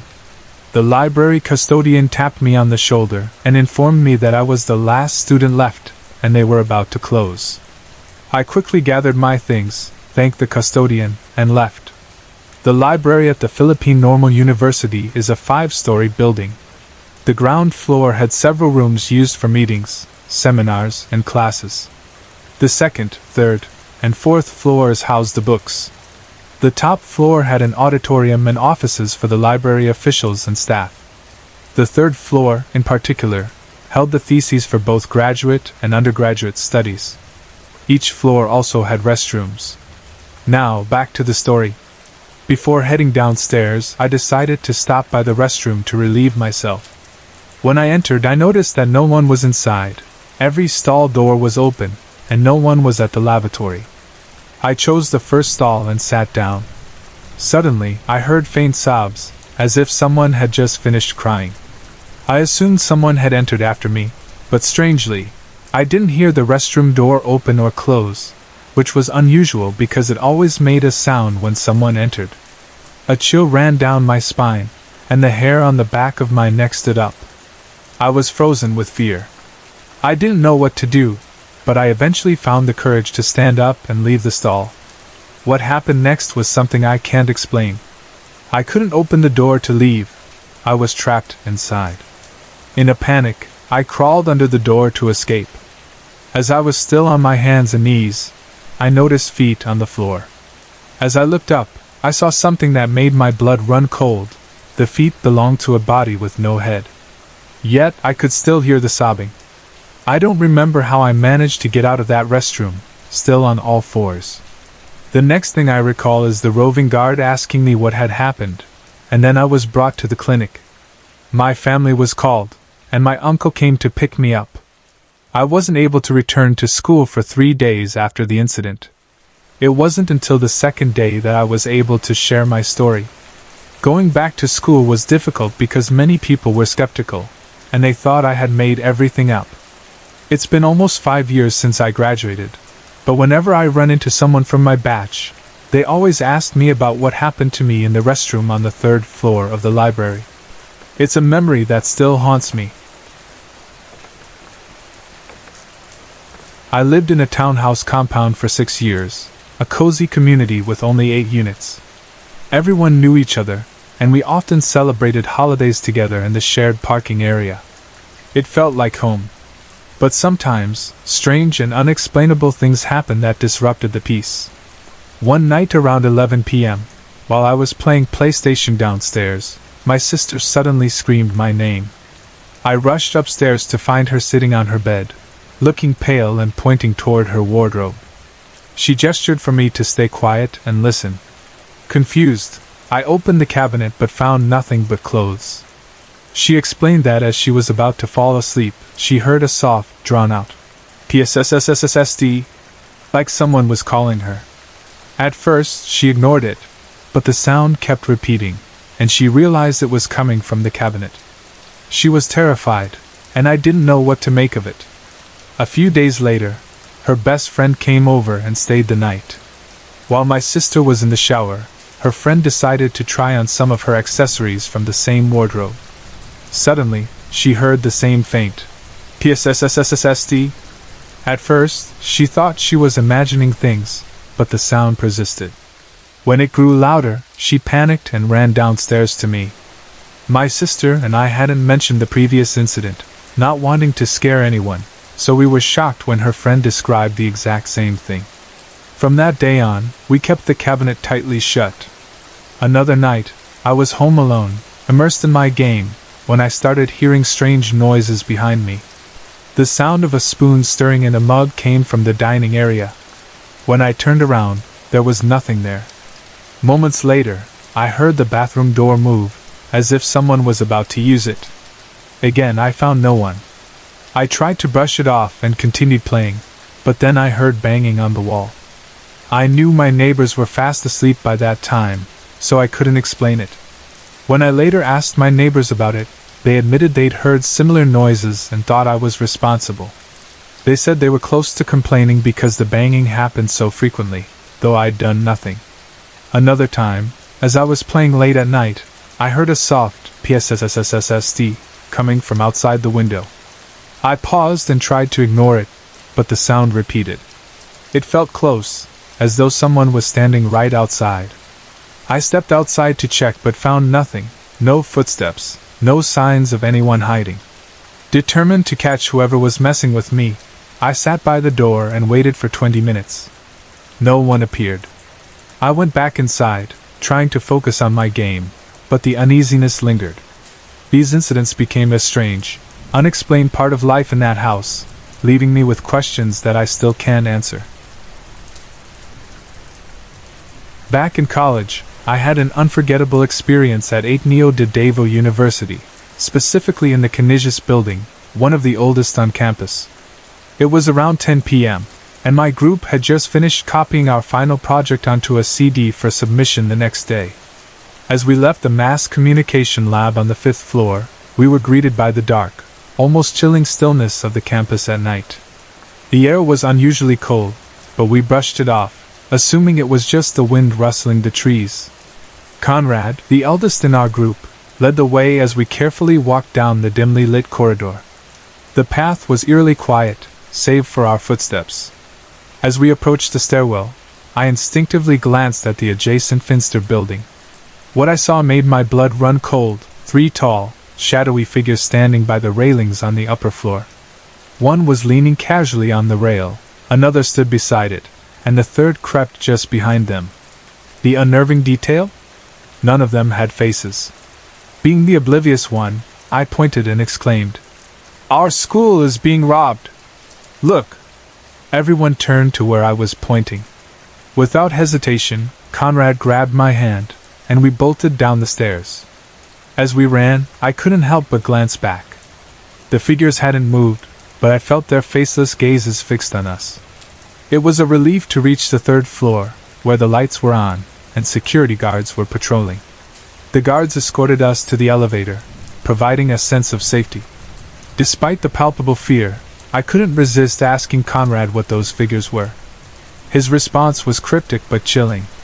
"If they were robbers, they'd be at the cashier. You know what they are. Don't ask." This wasn't the first ghostly tale to emerge from Igneo. The campus is rich with stories of hauntings, from eerie bathrooms to rumored ghost portals. One of the most infamous legends involves the men's restroom on the 5th floor of the Del Rosario building. It's said that anyone entering after dark, especially past 6 p.m., risks being mysteriously transported to another building. My cousin, a professor, and several students have all reportedly fallen victim to this strange phenomenon. Even years later, the memory of those faceless figures lingers, a chilling reminder of the mysteries hidden within our campus. It was around 1996 when my family decided to visit our relatives in our province, Masbate, which is also my father's hometown. We went there for a vacation, and I was about 15 years old at the time. The place was beautiful and the people were friendly. They had a lovely beach, fresh food, and everything was available at affordable prices. After a few days, I had my first encounter with something strange. I had just left my aunt's house, which was located about 3 barrios away from where we were staying, at my father's ancestral house. It was already late, past 11 p.m. Back then, electricity wasn't widely available in the area, and still isn't in some parts, so only a few people had generators. I was traveling on a pedaled motorcycle, along a road on the side of a mountain. The night was chilly, and the wind was strong. Suddenly, the engine of my motorcycle just stopped without warning. I got off and tried to check the bike, but even the headlight had gone off. Luckily, the full moon was bright enough to provide some light, so I checked the gas and all the connections. Everything seemed fine, but I couldn't shake off an eerie feeling. Driven by curiosity, I looked over at a nearby bush about 5 meters ahead. To my shock, I saw 3 lit candles floating in midair, crossing the road one by one. After that, a brown coffin appeared, also floating in midair, crossing the road as well. I was paralyzed with fear and couldn't react to what I was seeing. As the coffin was almost halfway across the road, it suddenly vanished, and out of nowhere, a huge black dog appeared. It was about 5 feet tall with glowing red eyes, and it was growling at me. The entire scene lasted only a few minutes. Then, just as quickly as everything had happened, my bike started up again. When I looked back at the road, the dog was gone. Panicking, I quickly got on the bike and sped away from the scene as fast as I could, not daring to look back. When I finally arrived home, I was shaking and drenched in sweat. My grandfather, who was outside, saw me and asked what had happened. I told him about the strange experience on my way back. By then, my family and other relatives had gathered around. My grandfather told me that I was lucky nothing worse happened to me.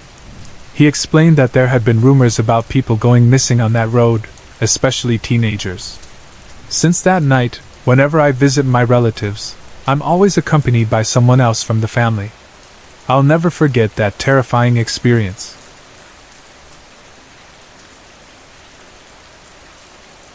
It was October 31st, 2006, and feeling bored, I sent a message to my friend asking if I could spend the night at her place. She agreed, so I made my way to her apartment. My friend lived in a small studio apartment in Las Piñas City, where she shared the space with her boyfriend. I arrived around 4 p.m., but to my surprise, her mother was also there. Normally, it was just my friend and her boyfriend in the apartment, but since I got along well with her mom, I wasn't bothered. In fact, I appreciated it, as her mom always cooked something delicious when I visited. After dinner, we decided to relax with some drinks and watch a few horror movies. By the time we finished, it was around 3 a.m. My friend, her boyfriend, and I all decided to sleep on the floor, not wanting to disturb her mom who was already in the bed. We slept in a line, with me near the bed, my friend to my left, and her boyfriend beside her. Everything seemed normal until the early morning. My friend's mom was an early riser. She usually woke up at 4:30 a.m. to start the laundry. I could feel her moving around the house and going outside to the laundry area. I was in a half-awake state when something strange happened. I felt someone enter the room and lie on the bed next to me. Though I kept my eyes closed, I could tell it was a tall man. The figure started nudging me, as if trying to wake me up. I didn't want to open my eyes for some reason, so I pretended I couldn't feel anything. I turned to my side and hugged my friend. Somehow, I could sense the figure was like a shadow of a man. I thought it would leave when it stood up from the bed, but instead, it began pulling on my right leg. I tried to scream, but all that came out was a weak sound, just the letter I, as I tried to call my friend Irene. As soon as I made the sound, I opened my eyes and found myself lying much lower on the floor than where I had originally been. I immediately woke up my friend and told her what had happened. As soon as she heard, she told me that she had felt the same presence the first time she moved into the apartment, though it always felt like it was trying to strangle her when she was alone. However, if her boyfriend was there, nothing ever happened. After 3 months, my friend decided to move out because her boyfriend had to work the graveyard shift, which meant she'd be left alone every night.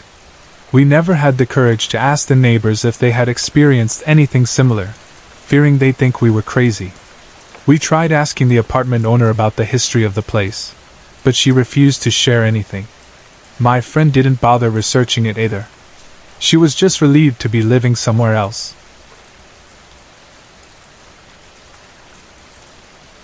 I lived in a townhouse compound for 6 years, a cozy and familiar place. It felt like home, but strange things often happened.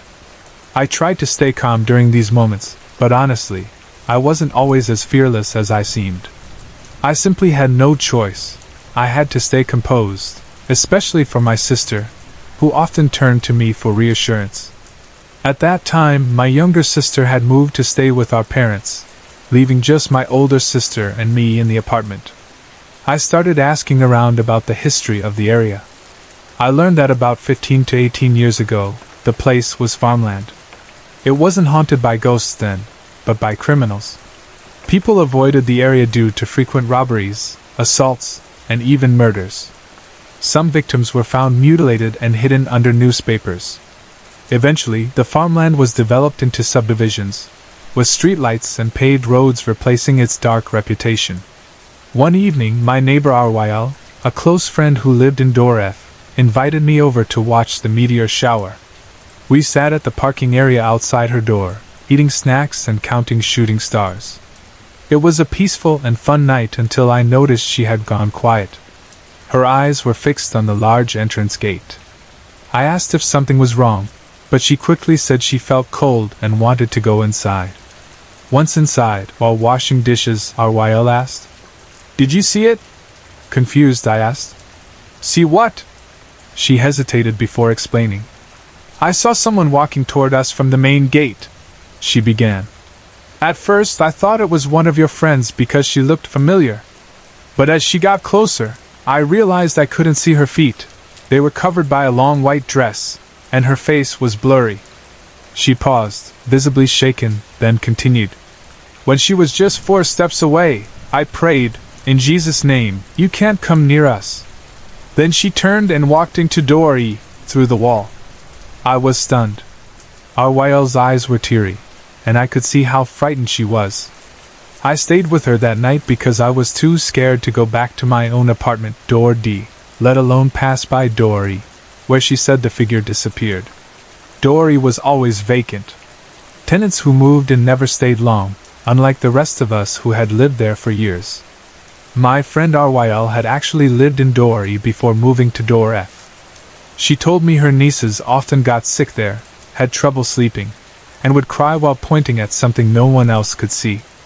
Ryl had always been sensitive to the supernatural, but she didn't want this gift.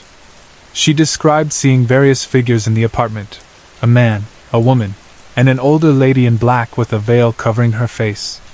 The next morning, as I was heading to school, a neighbor who lived across the street from the compound asked me if Dory was occupied. Surprised, I said, "No, it's still empty. Are you interested?" She replied with a puzzled look. "I saw a woman standing at the second-floor window of Dory around 11:30 p.m. last night. I thought new tenants had moved in." Chills ran down my spine. That was the same time RYL had seen the figure walking into Dory. I assured her the unit was unoccupied, and she walked away, still baffled. From then on, I avoided looking at the windows of Dory, especially since I used to check my reflection there before heading out. Knowing what might be lurking behind those windows was enough to make me keep my distance. A bit of backstory to set the scene. I lost my dad when I was 12, and not long after, my gift began to emerge. Now, at 30, I've come to understand it better. My strongest connection with spirits tends to be through communication, especially with family. I also have the ability to feel a spirit's emotions, which some might call being an empath or sensitive. However, I've never encountered a full manifestation, just orbs, shadows, scents, and general vibes. For context, I am of Jewish faith, Orthodox if that detail matters. In our tradition, it's customary to visit the graves of loved ones before Rosh Hashanah, Jewish New Year, or Yom Kippur, Day of Atonement, to honor them and atone for sins. When I was around 17 or 18, I was visiting family graves at a very large cemetery. It's so big they use golf carts to get people around. That day, my mom and I were visiting different relatives scattered throughout the cemetery. She was at her dad's grave, about 100 meters uphill, while I was at my great-grandparents' grave, spending some quiet time with them. As I stood there, making sure not to trip over loose rocks or uneven ground, I suddenly felt the urge to glance down the road toward the road. The cemetery was empty, and I didn't feel scared, just calm. Then I saw him. A tall, distinguished elderly man was walking uphill toward me. He was dressed in a black suit, white shirt, and blue tie, with thin, round glasses. His white hair was shoulder-length, gently swaying as he moved, though it was thinning at the front. Despite the heat, boiling, really, he seemed completely at ease in his formal attire. Something about him seemed so familiar. I thought he looked exactly like a poetry judge I'd met years ago at a convention in Florida. The resemblance was uncanny. For a moment, I wondered if this man was his twin. As he passed my row, he slowed slightly, smiled warmly, and nodded at me. I smiled back and even gave him a small wave. It felt natural, though I don't know why. He continued walking uphill, and I watched him for a moment before returning my attention to the graves. A few minutes later, my mom joined me to pay her respects. I casually mentioned the man, and how much he resembled the judge. She immediately asked, "What man?" We both looked uphill toward the path, but he was gone. From where we stood, we could see all the way to the top. There was no sign of him. Curious, we walked back toward the car, glancing between the rows as we went, but the cemetery was completely empty. When we reached the top, we asked the caretakers if they had seen an elderly man walking through. They said no, and added that we were the only visitors left. Even the admin building staff had already gone for the day. The cemetery, for lack of a better word, was dead. I described the man in perfect detail to my mom, and she instantly recognized who I was talking about, the judge from years ago. My mom is aware of my abilities, and being open-minded, she accepted what had happened. We even checked the parking lot, thinking maybe he needed help or something had happened to him, but there was no trace of him anywhere. To this day, I still don't know who he was or why he appeared so vividly. He was so perfectly manifested that I didn't even feel the usual spirit vibes or emotions I typically pick up from the presence of a spirit. Instead, I felt calm and strangely comfortable. I wasn't hot or squinting, which is unusual for me since my eyes are very sensitive. It was as if he were just a polite, living man walking by. Since that day, I've never seen a manifestation like that again. I still sense emotions and energies, but nothing so physical or real. It's a memory I'll never forget, peaceful, yet deeply mysterious.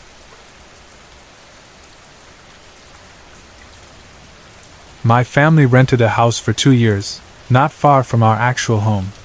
My father was reluctant to move, believing it was a waste of money, but my mother had a friend who wanted us to rent her newly bought house. Without knowing the house's history, we moved in quickly. From the start, something felt off. Our neighbors kept staring at us, and it seemed like they were hiding something. A month passed, but we still hadn't made any new friends. That's when one friendly neighbor finally spoke to us.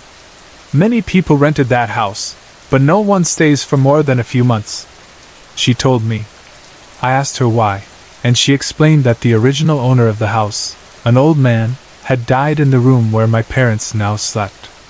She also mentioned that my father's friend, who had rented the house before, told him that his son had died there as well.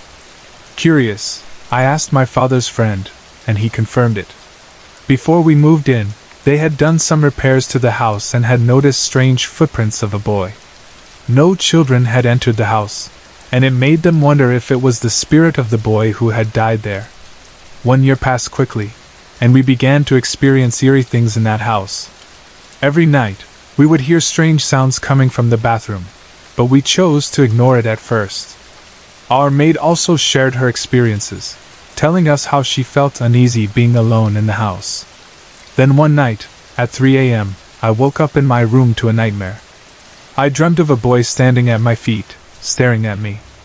I couldn't move my body, and the fear was overwhelming. The boy's face was blank, no eyes, no nose, just an empty face. Even though I couldn't recognize his face, I knew he was a boy.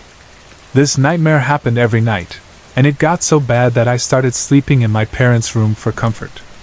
I told my parents about the nightmares, and they became concerned.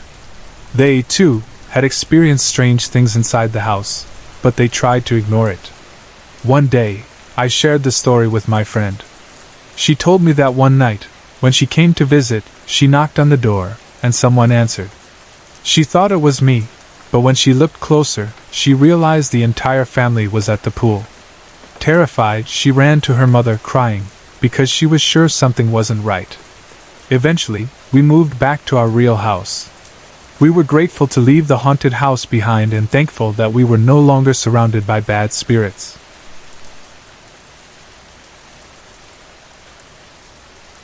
This incident took place in 2005. My ex and I had recently moved to a new condominium unit within the same village. We worked together, so we would leave and return home together every day. One evening, after getting home from work, we noticed an awful smell in the air, something like a dead rat. We started searching for the source of the odor but found nothing. While looking around, we also saw droplets of dirty water on the floor. We lived on the ground floor of the condo, and there was a room directly above ours. The building was made of concrete, so there was no way the droplets could have come from the ceiling. We also made sure the house was always clean, as I'm the type of person who likes to keep things tidy. After searching and finding nothing, we decided to just ignore it. However, things started to take a strange turn. I began feeling sick every afternoon. My fever would always spike, and I felt extremely tired. But the scariest thing happened that night. I was burning with fever when my ex came home from work. He told me he had been suffering from severe diarrhea since the afternoon and went straight to the bathroom. As soon as he left, I saw something strange. I don't know if I was dreaming, but there was a child standing by the bathroom door, holding an open umbrella. I spoke to him, and he told me that he was hiding and watching me because he was afraid I might get mad at him. I asked him what he was doing in our apartment, and he said he was waiting for his mom. When I asked where his mom was, he replied that he didn't know. All he could remember was that his mom had given him a bottle of milk to drink, and then she disappeared. The child's appearance suddenly changed.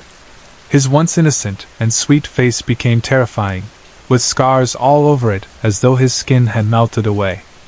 I could almost see his cheekbones. He then told me, He's coming and he loves you."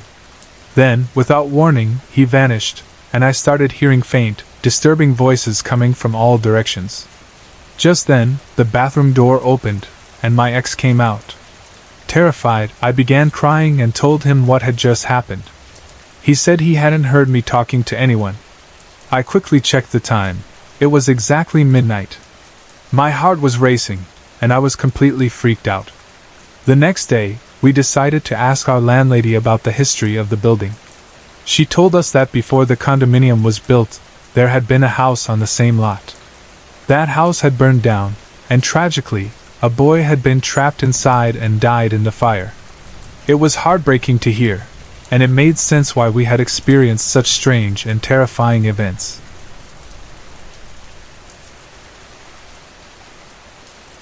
Since my divorce in 2010, I've only had one serious relationship. He was unlike anyone I had ever known before. We had our ups and downs, and I didn't particularly like his job, but we cared deeply for each other. Unfortunately, things didn't work out, and eventually he met someone else. While I was happy for him, it was hard not to feel a little bitter. At one point, he reached out to me, asking if it would be okay to open a trust account for my boys. He had always been crazy about them. During that conversation, he mentioned the new woman in his life, saying he was drawn to her because she reminded him of me. He had gone through cancer treatment before we met, and was in remission by the time we got together. The treatment had left him unable to have children, or so the doctors had said. That's why I was shocked when, years later, I saw on Facebook, through his mom, who I had stayed close to, that he and his wife had a baby. On Valentine's Day 2017, I was sitting in my car before work when I was overwhelmed by a sudden need to check on him.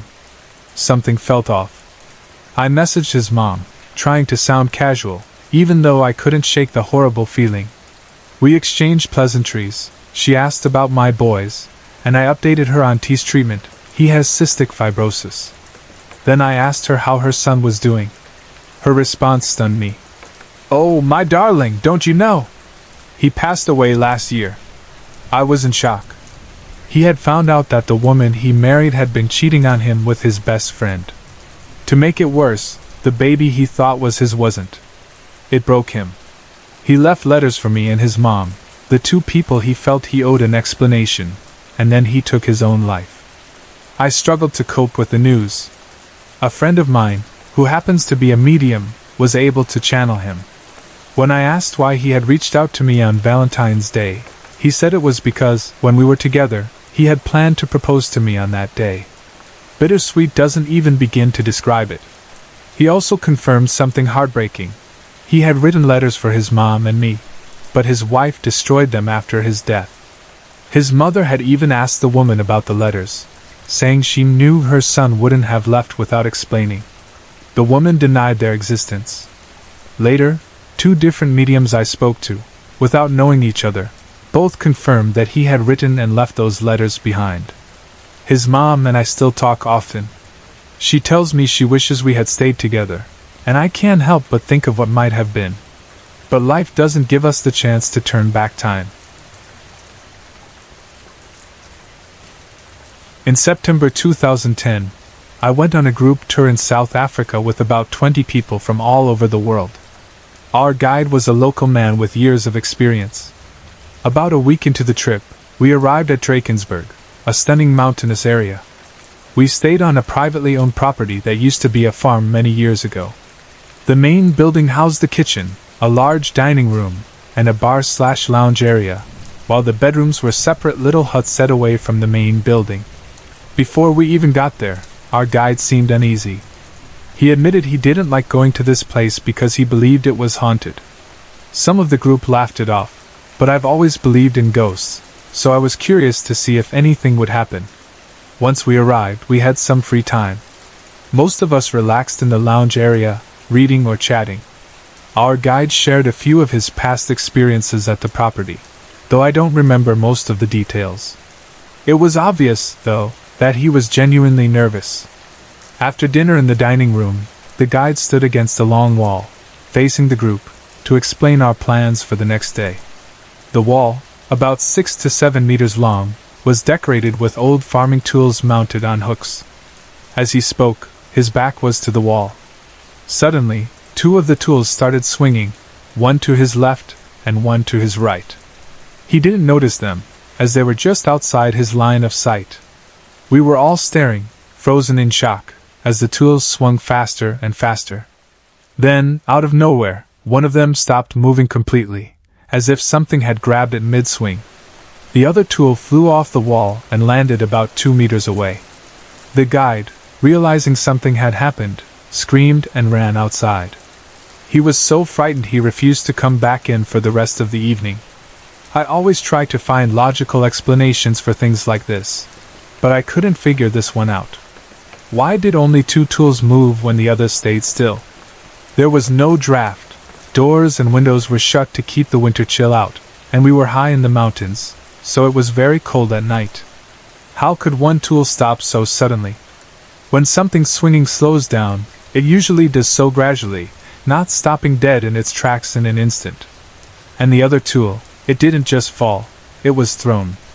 Something falling off a hook would drop straight down, not land 2 meters away as if catapulted. Walking to my little hut that night was nerve-wracking. Every sound in the dark seemed amplified, and it took me ages to fall asleep. We stayed there for 2 nights, but nothing else happened after that first experience. I never believed in the paranormal. All that hocus pocus nonsense was a joke to me. Especially when my friend Carmen would say things like, "Your gran stopped by to check on you, so you better behave." I'd roll my eyes and tell her to cut it out with her bad jokes. She'd just shrug and say, "I'm just the messenger." I didn't believe her. I didn't want to. I didn't want to be one of those weird people. Until that morning. Carmen had been in an abusive relationship for months. I knew it, and it tore me up to see her that way. Sometimes I'd catch her talking to herself, or what seemed like herself. But it wasn't. It was like she was having a conversation, laughing one moment, irritated the next. At first, I thought it was stress or maybe her way of coping. But something about it felt off. I wanted to ask her, "Do you have an imaginary friend?" But how do you ask that without sounding like you've lost it? And what do you do if the answer is yes? Carmen and I had been friends for over 10 years. I knew her better than anyone, until Nick came into the picture. He was bad news from the start, and things only got worse. She started hiding bruises, making excuses, and pulling away from her friends. I hated seeing her like that. We'd spent an evening flipping through old photo albums, laughing about the past, when Nick stormed in. Carmen froze the second he entered. I instinctively rubbed her back, silently letting her know I was there for her. Nick, though, was furious. "I told you to get rid of that crap," he snarled, grabbing the album and flinging it across the room. "They're just old pictures," I shot back. He turned to me, his eyes blazing. "Shut up, or you'll end up just like her." Then he grabbed Carmen by the shoulder, his grip so tight it made her wince. I tried to step in, but he shoved me hard. I hit the floor and lay there for a moment, stunned. "Please," I thought. "Someone, help us." What happened next felt like a scene out of a movie. Carmen had managed to break free, but when Nick tried to grab her again, something stopped him. Someone stopped him. A man. Justin. Justin, who had died years ago. Nick froze, clutching his throat as if he couldn't breathe. Justin wasn't touching him. He wasn't even solid. He looked like a shadow of himself, not quite there but unmistakable. Nick's eyes were wide with terror, and he stumbled back, gasping for air. I couldn't believe what I was seeing. I mean, how could I? But Justin stood there, blocking Nick from Carmen. After what felt like forever, Nick bolted from the house, and he hasn't come back since. That moment changed everything. It's been a few weeks now, and while the memory of Justin's ghost still sends shivers down my spine, I'm grateful. He saved Carmen's life, and mine. Carmen is doing well now, surrounded by family and friends who care about her. She's even found humor in it, joking about having her own ghost story to tell. I've had a couple more experiences since that day, but I'm not quite ready to share them yet. Maybe someday. For now, I'm just thankful my friend is safe and that someone, even from beyond, had her back when she needed it most. Every morning, the first thing I do, unless I urgently need the bathroom, is check on my mother. Since her surgery, she's been so fragile, looking weak and much thinner after battling cancer. Her recovery has been remarkable. The surgeons even called it amazing, and praised her bravery, but seeing her so helpless was hard for me. 2 months later, she was doing much better. She had regained her appetite, and was almost back to her old self, though she still got tired easily. I was incredibly grateful for her progress. Then, something strange happened. I had a restless night, waking up several times because of the howling wind and heavy rain. I could hear my mother moaning softly in her sleep, which wasn't unusual. Her arthritis often caused her discomfort, especially when it was cold. At 6 a.m., my alarm went off as a reminder to take my eye drops. I went to check on her, expecting to find her awake for her morning prayers. Instead, she was sitting up in bed, wincing and rubbing her upper arm. When I looked closer, I saw a large, dark bruise running along the inside of her arm. It was deep purple, almost black. She told me she'd been woken up by intense pressure on her arm. At first, she thought one of our cats had climbed onto her arm while she slept, but they hadn't even been in her room. They'd spent the night cuddled with me. Then, she thought maybe her arm had gotten tangled in the bedding, but her bed was always so tidy it barely looked slept in. Before she could turn on the light, the pressure grew stronger. She said it felt like someone was gripping her arm tightly, even pulling on it. The pain became so intense that she started reciting prayers, trying to make it stop. Eventually, the sensation vanished abruptly, as if an unseen hand had let go. But the bruise was still there. I knew the bruise hadn't been there the day before. I help her bathe and apply lotion every day since her surgery, so I would have noticed it. I asked if she could have hurt herself somehow or if it might have been a bad dream. She firmly insisted that she would know if she had bumped her arm, and she was certain she wasn't dreaming. She also revealed something I hadn't known before. It wasn't the first time she had experienced something like this. In the past, she had sometimes felt pressure on her chest or the sensation of being smothered. She had always prayed during those moments, and while the pressure didn't leave immediately, it eventually stopped suddenly. This was the first time, though, that there had been physical evidence like the bruise. My mother has always been strong, both mentally and physically, with a high tolerance for pain. She's deeply religious, open-minded about the spiritual world, and believes that the spirits of loved ones sometimes visit us. She doesn't scare easily and has survived cancer twice. For her to experience something like this was unsettling. Our home has been blessed several times, and we regularly burn incense as part of our religious practices. We're the first and only family to live in this house, which was built on undeveloped land. There have been no deaths here, though we've held funerals for loved ones who passed away elsewhere. The bruise was a mystery. Our doctor referred her to the hospital, where X-rays showed no fractures or broken bones. One of her surgeons referred her to orthopedics for further investigation because of her limited arm movement, but we're still waiting for an appointment. Despite everything, she remains emotionally strong. She even laughed when I joked that her stiff arm made her look like a T-Rex. I can't explain what caused the pressure, the pulling sensation, or the bruise. Could it be something trying to harm her? The idea terrifies me, especially because she's already been through so much.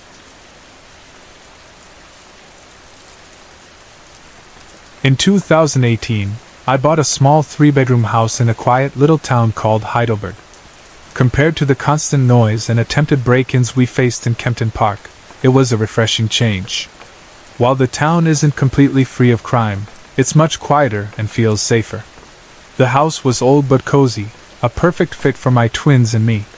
The previous owner, an older lady, had lived there with her husband for 37 years. He had passed away 4 years earlier.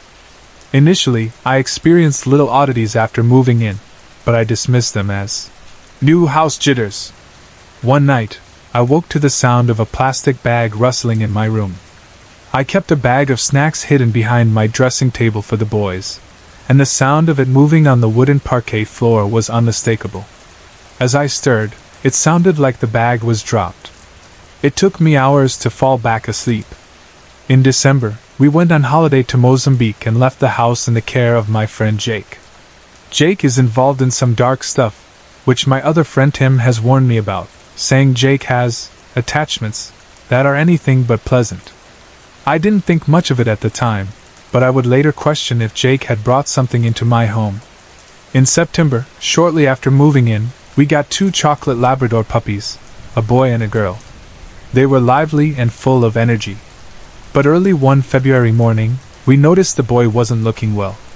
He had been splashing in the water container an hour earlier, but now he was sluggish and wouldn't eat. By the afternoon, he had passed away. It broke my heart. I suspected he'd eaten something poisonous, but our girl was perfectly fine. For 2 weeks, she howled mournfully in the backyard, a heartbreaking sound I'll never forget. After his death, I felt an oppressive presence in the lounge. It made me uncomfortable, especially at night. I'd get flashes of my boy dog in the shadows, staring at me. I tried to dismiss it as grief, but the feeling grew worse. Unlocking the front door each morning became unbearable, as if something terrible was standing right next to me. I avoided using the kitchen door entirely, as that was where he had died. The backyard also felt oppressive, particularly one corner that gave me the same unsettling feeling. I called Tim and his partner Elaine to visit. I told Elaine about the bad vibes, and she mentioned it to Tim. He walked through the house and backyard, taking his time. When he came back, he confirmed what I had been feeling. Tim told me our boy dog's spirit was still there, running up and down one of the backyard walls, being a good boy. But he also said there was a black figure in the yard, faceless and pulsating. In the house, there was another entity, also black, but with clear facial features that Tim refused to describe, knowing how much this stuff scares me. Without knowing Jake had stayed in the house, Tim asked me outright if he had been there. When I told him Jake had stayed for 2 weeks, Tim shook his head and explained that he had seen the same entity around Jake before. Tim performed a cleansing, and thankfully, both entities seemed to leave. He also mentioned a young boy's spirit, possibly in his early teens, running around the house. Tim guessed the boy might be responsible for the little disturbances in my room. Since then, the oppressive feeling has disappeared. I no longer feel uneasy in the dark or in the backyard. Knowing my boy dog's spirit is still there brings me some comfort. Our girl seems to sense him too. She often barks and plays near the back wall, as if he's still running alongside her. My husband and I once had a lively argument about the paranormal, specifically, ghosts that haunt the living. He was a bit uneasy about sleeping in my ancestral home, which he found spooky. To give you some background, our home is 39 years old and part of a compound with 5 houses in a row facing another group of 5 houses. The area where our compound stands has a dark history. It's said to have been a passage for Catapunero soldiers heading to Balintawak. This was once a forest where ambushes and battles took place, and many lives were lost here. Even the maids in our house have shared their own experiences with the ghosts that haunt the place. Because of this history, my husband wasn't too keen on staying in the house. He has a slightly open, third eye, and has experienced or seen ghosts in many of the places he's lived. One night, as we were getting ready to sleep, we were lying in bed watching TV. My husband mentioned that since he had started staying in the house a week ago, he hadn't seen or experienced anything unusual. He joked that maybe he was lucky. I teased him back, saying maybe the ghosts in the house didn't like him enough to show themselves. We laughed, and he turned off the TV, snuggling deeper into the covers. I adjusted my pillow and got comfortable, ready to sleep. Suddenly, he turned to me, his face pale. "Honey, there's something sitting at the end of the bed next to me," he said. I brushed it off, saying it was just his imagination playing tricks on him. But he insisted, saying he felt the bed sag on his side. I reassured him and hugged him, joking that maybe it was just one of the house's ghosts saying hello. I was used to the ghosts in the house. Each room had its own entity, and while they could be felt, heard, or even seen, they had never harmed anyone. I had learned to coexist with them without fear. My husband asked me to keep holding him, so I did, comforting him as we drifted off to sleep. I was already half dreaming when he suddenly shook me awake. His eyes were wide with fear as he said, "Honey, it's not at the end of the bed anymore. It's touching my penis." That made both of us sit up immediately. I told him we should pray, and I grabbed the bottle of holy water I always keep in the room for situations like this. I sprayed the room generously, focusing on the bed, hoping it would calm or repel whatever entity was there. We prayed together and then lay back down, pulling the blanket over us. Despite the unsettling experience, we eventually fell asleep. The next thing I knew, I woke up to sunlight streaming through the curtains. It was morning, and the eerie events of the night were behind us. My mother and her father never had a good relationship. He had a difficult life. Orphaned at a young age, he was adopted by people who were not kind to him. Later, he married my grandmother, and they had my mother. Sadly, when my mother was still a baby, he was involved in a serious motorbike accident, suffering a massive frontal lobe injury. After the accident, he was never the same. He struggled to care for himself, had severe memory issues, and his behavior changed drastically. Eventually, my grandparents divorced, and my mother lost contact with her father. He could still speak and function to some extent, but his injuries made him a challenging person to be around. Years later, when my mother was an adult, she reconnected with him. By then, he was an old man with a tragic past. When his caretaker passed away, my mother placed him in a permanent care facility and visited him weekly, often bringing my father and me along. He would sometimes confuse me with my mother and thought my mother was actually my grandmother. It was bittersweet, even though he didn't always recognize her. My mother cherished those last few years of reconnecting with him. When I was about 14, he passed away. My mother was heartbroken. She had finally begun to build a relationship with him, even if it was brief. We received the call about his death early in the morning in 2008. That evening, I was in the living room watching TV while my mom was on her computer in the dining area. The living room and dining room were part of an open-plan space, so we could see each other clearly. Out of nowhere, we started hearing static coming from the computer speakers. My mom and I checked our phones, thinking they might be interfering, but the sound only grew louder. My mom casually mentioned that it might be some kind of energy in the air, possibly my grandfather's. Being young, I got scared and asked her to turn the speakers off. She did, then came to sit next to me on the couch.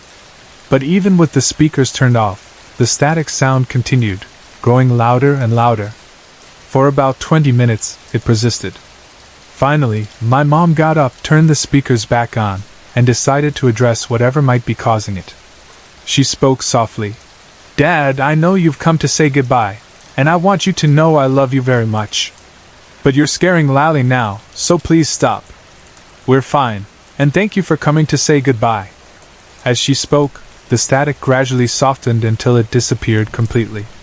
There was no logical explanation for what happened, but whether it was my grandfather's presence or not, it gave my mother a moment of closure. It was the comfort she needed, a final goodbye from the father she never truly had.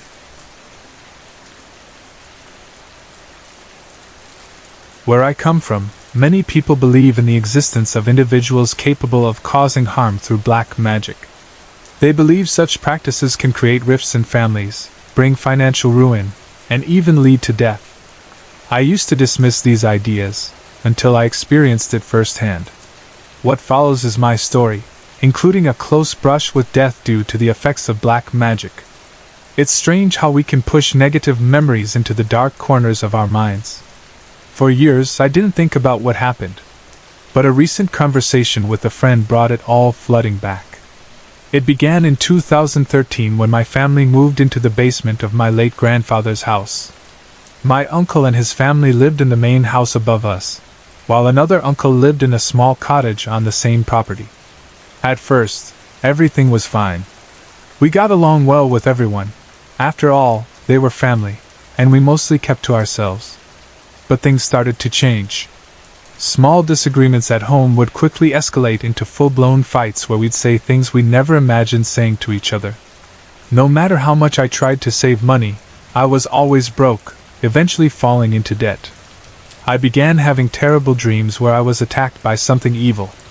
I'd hear my name being called when I was alone and even hear a baby crying right outside my bedroom window at night. Every time I lay down to sleep, I'd hear strange music or muffled conversations that I couldn't quite understand. I started seeing black shadows moving inside the house. Physically, I became seriously ill, coughing up blood, unable to walk or stand properly. Despite spending a fortune on medical bills, every test came back clear, and nothing seemed to help. The final straw came during a massive fight between my mom, my brother, and me, a fight that ended in a physical altercation between my brother and me. This was completely out of character for us. We had never fought like that before. I knew something wasn't right. None of this felt normal. I decided to seek help from someone with knowledge of the spiritual world, a sort of medium. She revealed that my uncle's wife and her mother had been practicing black magic against us. Their goal was to cause our family to fall apart, leaving us in such a desperate state that we become dependent on them. Once I learned this, I started paying closer attention to their behavior. One day, I caught my uncle's wife's mother digging in the flower bed outside my mum's window and burying something there. We quickly took precautions to protect ourselves from whatever they were trying to do. Eventually, we moved out of that house and into our own place. We didn't tell anyone where we were going, and since then, our lives have improved significantly. While we still experience the occasional unexplainable incident, everything is much better now. Looking back, it's frightening to think how close we came to falling apart. But we've learned to protect ourselves and move forward, leaving that dark chapter behind.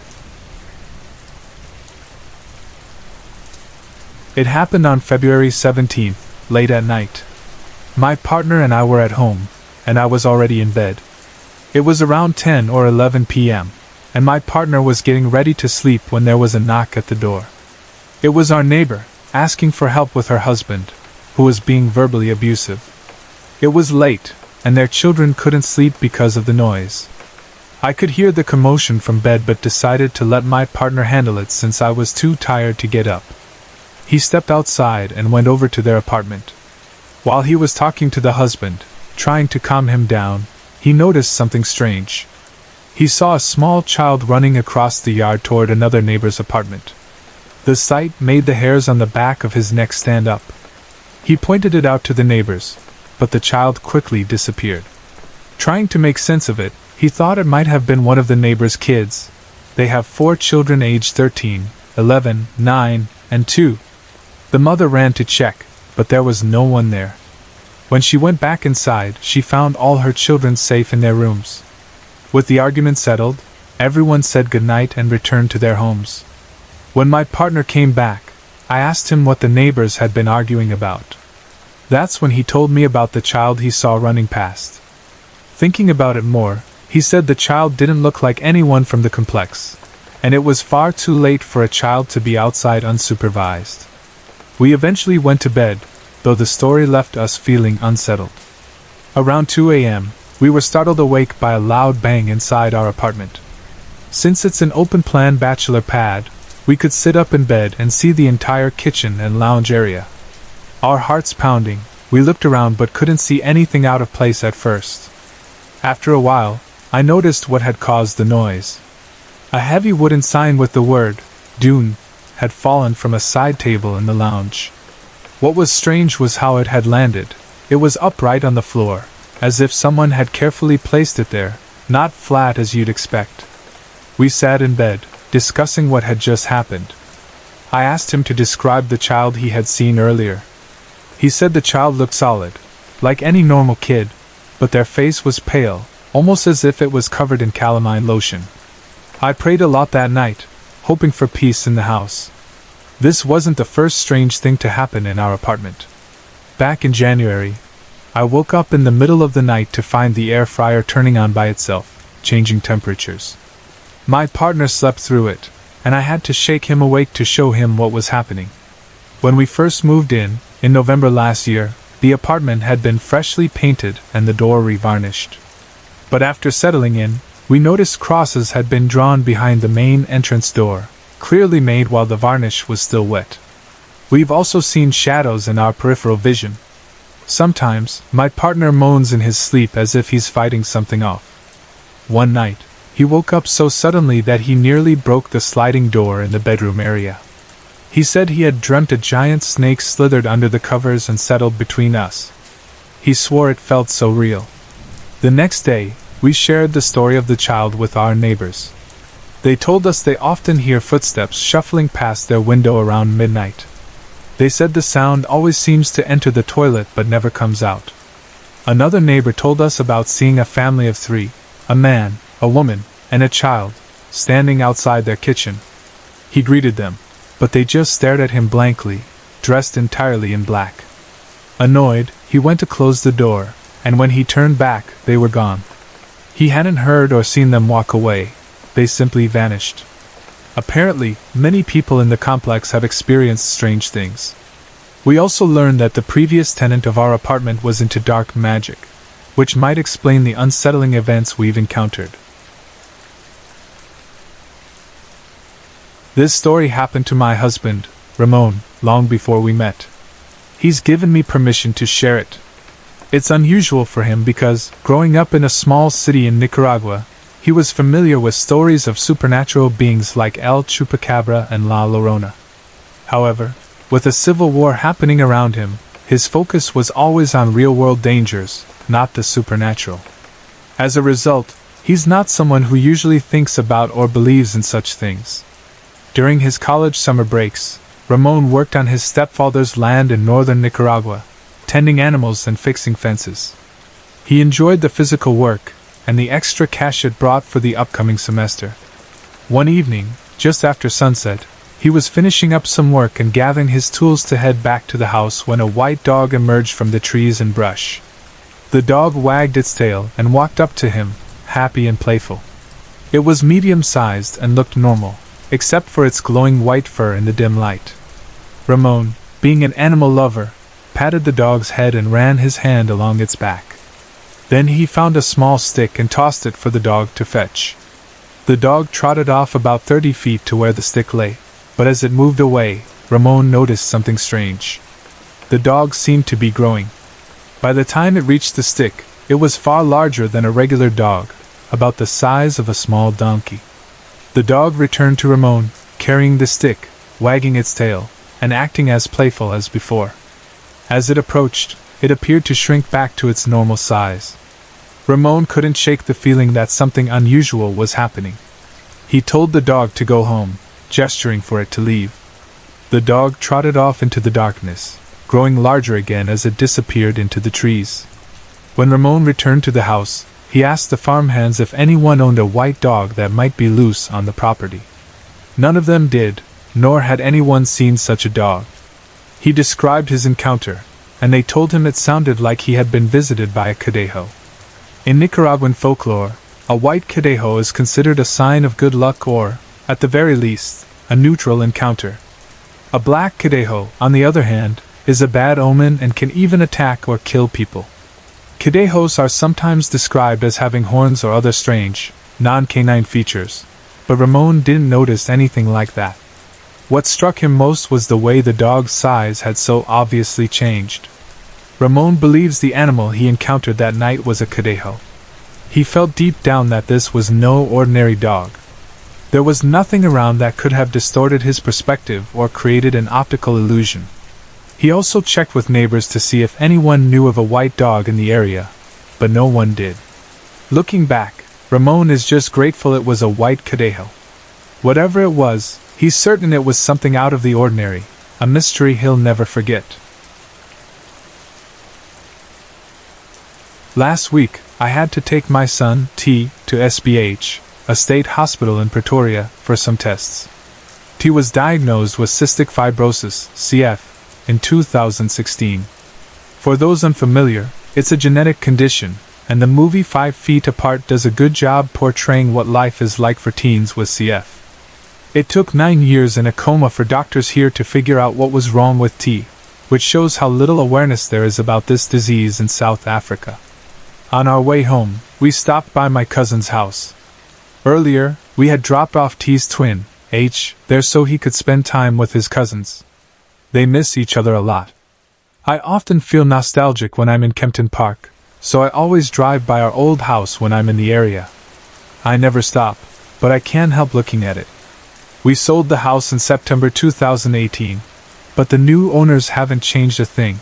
It still feels like home. I think it's not just the memories but also Adam, the little boy ghost who still lingers there.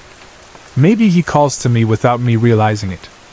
I keep hoping I'll see a for sale sign, but I know I wouldn't be able to afford to buy it back. Our new home is about 70 kilometers, 43 miles, away, and while I haven't had many supernatural experiences here, there have been a few.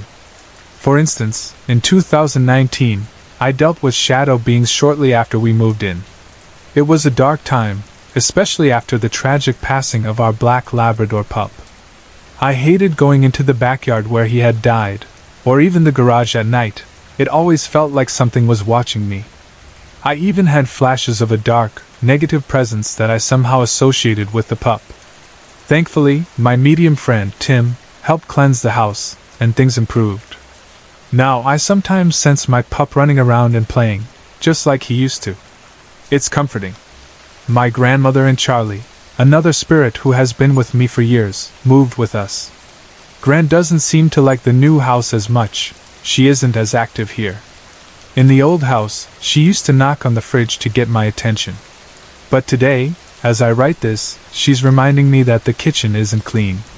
A butter knife just fell, pointing at a puddle of spilled dish soap, the exact chore I had asked the boys to take care of. It's broad daylight, 3:38 p.m., and I can't help but laugh. Now she's playing with my hair, and I can feel her grinning along with me. Our house has an updated alarm system with motion sensors, and we frequently test it to make sure it's working.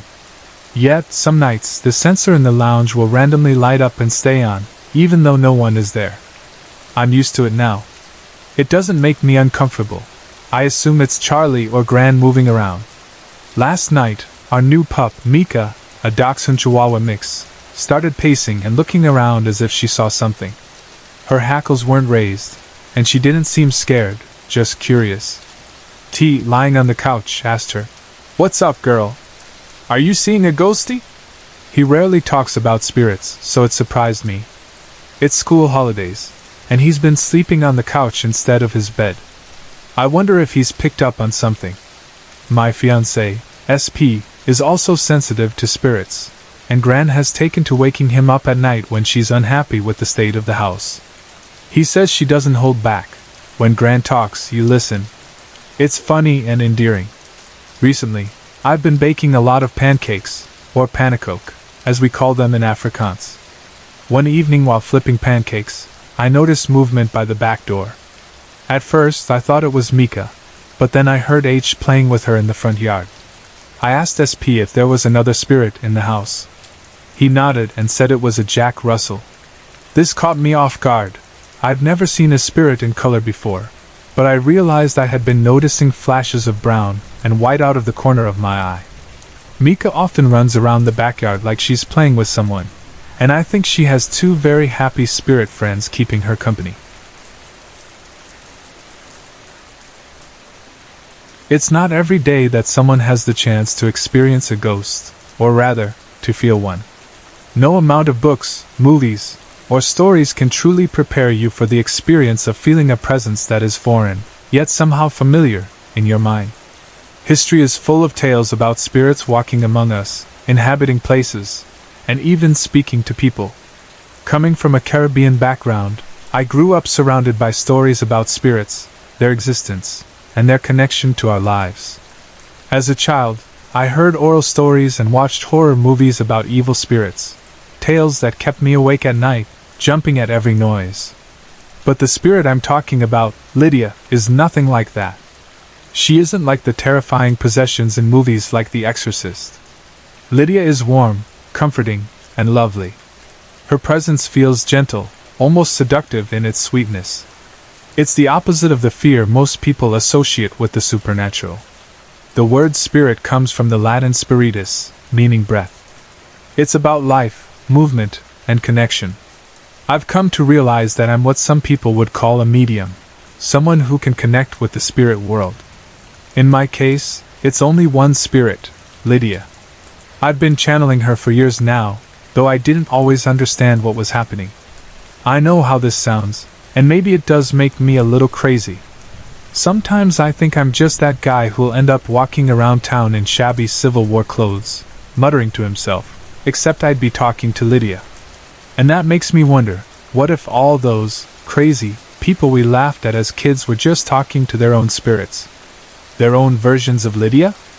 I feel like Lydia is from Scandinavia, though I can't explain why. It's a gut feeling, reinforced by my recent trip there, which felt like more than a vacation, it felt like a calling. I think she has traveled the world, but there's something about Scandinavia that feels central to her story. I hope to research more about her and her past someday. For now, all I know is that I'm a channel, a conduit for Lydia's presence. If someone had told me this years ago, I would have laughed and asked if I could have some of what they were smoking. But here I am, deeply connected to a spirit who has brought so much love into my life. Lydia isn't like the spirits channeled by famous mediums. People like Jane Roberts, who channeled Seth, or Esther Hicks, who channeled Abraham, shared profound wisdom and guidance with the world. Lydia doesn't offer that. She doesn't reveal cosmic truths or spiritual insights. Her world is centered on me, and while that's flattering, it's not particularly enlightening. What she gives me is love, a profound, overwhelming sense of love. Yet there's sadness too. Lydia feels lost, like someone who has forgotten who they are, as though a piece of her memory has been taken. I think she chose me because she knew I would love her and try to help her find herself again. There's something pure and innocent about our connection. It's not romantic in a conventional sense, but it's deeply emotional. The feeling Lydia gives me reminds me of a childhood memory. When I was 12, my brother had a girlfriend named Cheryl. She was older, beautiful, and kind, everything I wasn't used to experiencing as a gangly, awkward kid with braces and thick glasses. One day, after my brother left her apartment, I mustered the courage to ask her for a kiss. I had never kissed anyone before and wanted to know what it felt like. To my surprise, she agreed. I stood on a chair to reach her, and she showed me how to kiss. She laughed softly as I fumbled through it, and I realized I could make her laugh. Me, the awkward kid everyone teased. That moment was intoxicating. For the first time, I felt seen and appreciated, even in a small way. That memory is what Lydia's presence feels like, innocent, sweet, and a little overwhelming. It's not sexual or even sensual, it's something smaller, gentler, and more profound. When Lydia is near, it's like she's leaning in for a kiss, a connection that feels both otherworldly and deeply human. It's strange, comforting, and a little sad all at once. But above all, it's a reminder of the beauty and mystery in the unseen.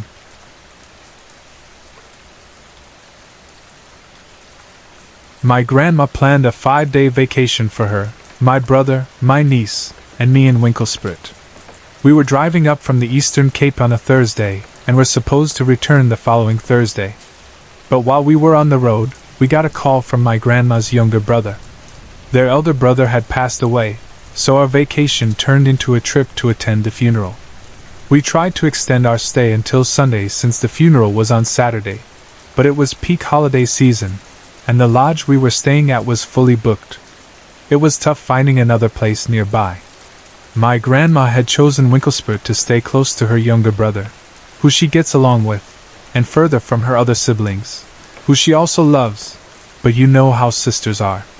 No matter how old they get, there are always little squabbles, and she wanted some peace of mind. Eventually, my brother found us a place in Ilovo, not too far from her brother's homes. It was a self-catering setup with a mix of backpackers, camping grounds, and a tall building with apartments overlooking the ocean. The view was beautiful. The apartment itself was a bit odd. When you walked in, the kitchenette was on the left, and the bathroom on the right. Next to the bathroom was a dining area with a 6-seater table, and a flat-screen TV mounted awkwardly in the corner above the table. You had to strain your neck to see anything. 2 bunk beds faced each other near the table. Across from them, on the left side of the apartment, were a wardrobe and a dressing table with a mirror. Straight ahead was the bedroom, which had the ocean view. Naturally, my grandma and niece took the bedroom. I chose the bottom bunk bed next to their room, and my brother took the top bunk next to the table. The lodge we had stayed at before provided blankets, so we assumed this one didn't. There was 1 blanket in the bedroom and 1 on the bunk beds, which my brother quickly claimed. All I had was a fleece blanket we brought from home, and it was chilly for Durban. My brother later told us he noticed extra blankets on top of the wardrobe, but, for some reason, didn't mention it. That first night, I went to bed sulking, using my towel as an extra layer to keep warm. Around 6 or 7 a.m., I heard my grandma's bedroom door open and her footsteps as she went to the bathroom. I wasn't fully asleep because I'd been freezing all night, but I kept dozing in and out. After hearing her return from the bathroom, I felt her place a blanket over me. I was still annoyed about the lack of blankets, so I didn't open my eyes and drifted back to sleep.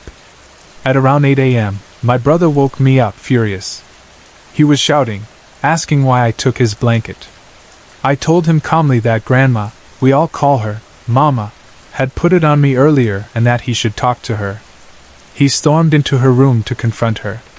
A few moments later he came out, still upset, followed by my amused niece and my grandma, who was adamantly swearing she hadn't touched his blanket. She admitted she'd gotten up to use the bathroom but said she'd gone straight back to bed afterward. My niece denied moving the blanket too, and we all knew it couldn't have been her. She was just a child and wouldn't think to take it from my brother to give to me. There were a lot of grumpy faces that morning, but we moved on. My grandma attended the funeral while we stayed behind, spending the day at the beach and letting my niece play in the playground. By the end of the day, all was forgiven and forgotten. On our last night there, as I lay in bed, I had a vision. I saw an elderly Boer grandmother standing by the kitchen sink with her back to me. She had gray, curly hair pulled up in a loose bun and wore a floral pinafore with a pastel blue short-sleeved gown over it and slippers. She radiated warmth, and I could feel her smiling at me. I silently thanked her. It served my brother right for not mentioning the extra blankets. Most places we visit seem to have a spirit attached to them, no matter how new. I always end up in the middle of it somehow. It's never scary, just puzzling, moments that make me stop and wonder if what I experienced really happened. My family never used to believe me, but that changed when my sister, niece, and her friend all witnessed something together with me on a trip to Cape Town.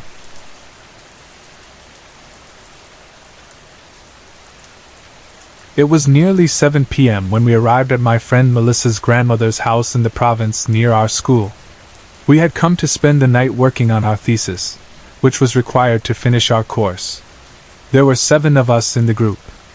The house belonged to Melissa's grandmother, but no one lived there except for a caretaker, who handed us the key and left.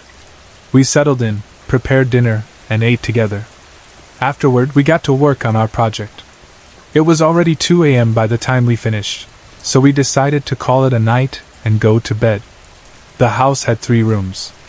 Since there were 4 girls and 3 boys, we girls took one room while the boys took another.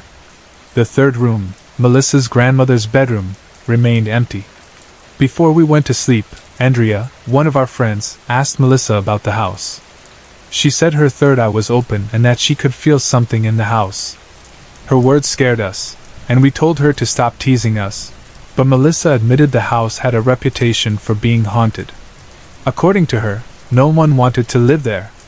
Her grandmother had moved out to stay with Melissa's family because she was too old to live alone in such an unsettling place. After hearing that, we couldn't shake the feeling of being watched. Still, we tried to ignore it, went to our room, and lay down to sleep. Around 5 a.m., Andrea woke me up. She was shaking uncontrollably and looked pale, as if all the blood had drained from her face. She begged me to leave the house, but it was too early, and the rest of us were exhausted. I told her to try to sleep a little longer. She insisted she couldn't and pleaded for me to go outside with her to get some air. At first I wanted to tell her off, but when I saw her terrified expression, I woke the other girls. Andrea was crying and visibly scared. We all went outside, where Melissa gave her some water to help her calm down.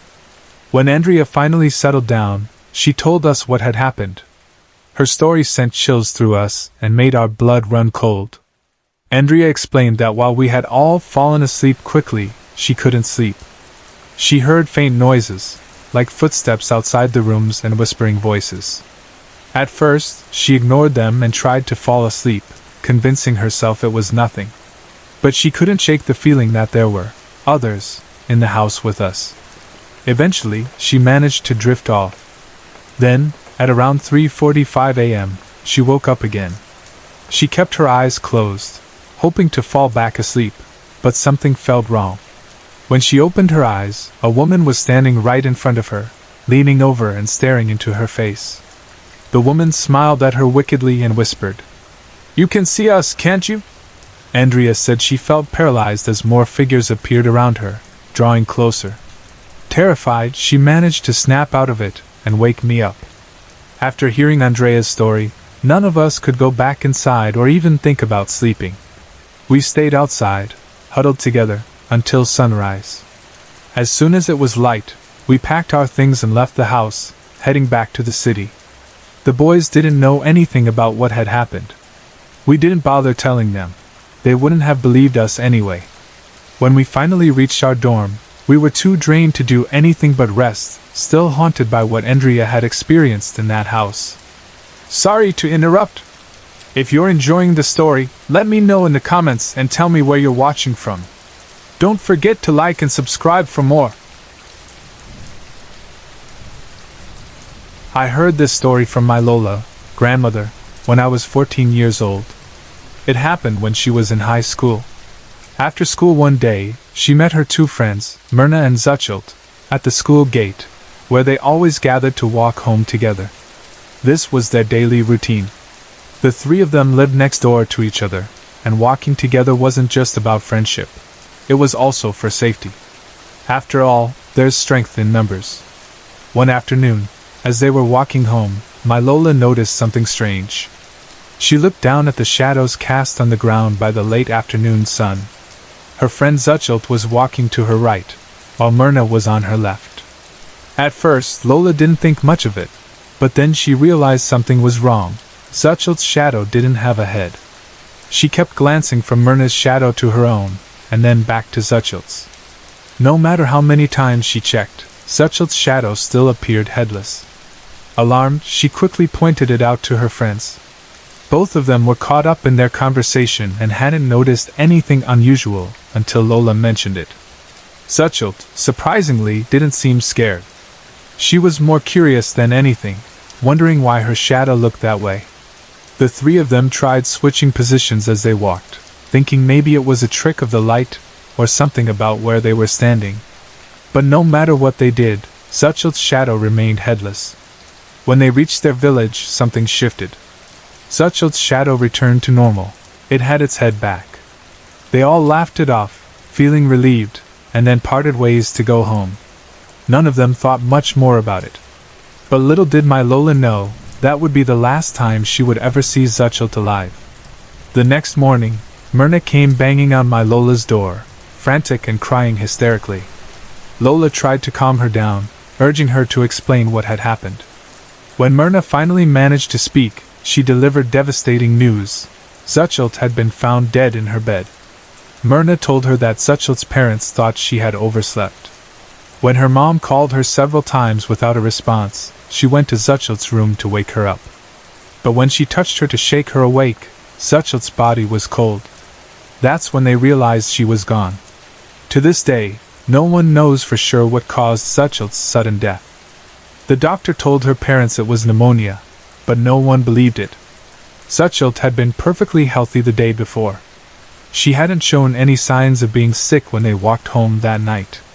My Lola has always believed something sinister took Zuchelt's life. She thinks the headless shadow was a warning, a sign of something evil coming for her friend. I've had many experiences with ghosts and the paranormal. It's something that seems to run in my family. My grandfather could see and communicate with these entities.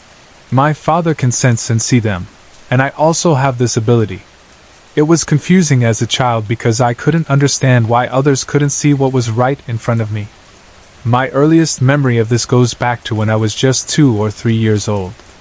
I know some might think it's impossible to remember that far back, but I genuinely do. At the time, we were living in Cebu City in a rental house. It was right in the heart of the city, a noisy and bustling place, not the kind of spot you'd expect paranormal experiences. As a mischievous child, I'd often run around the house during mealtime, making my nanny chase after me.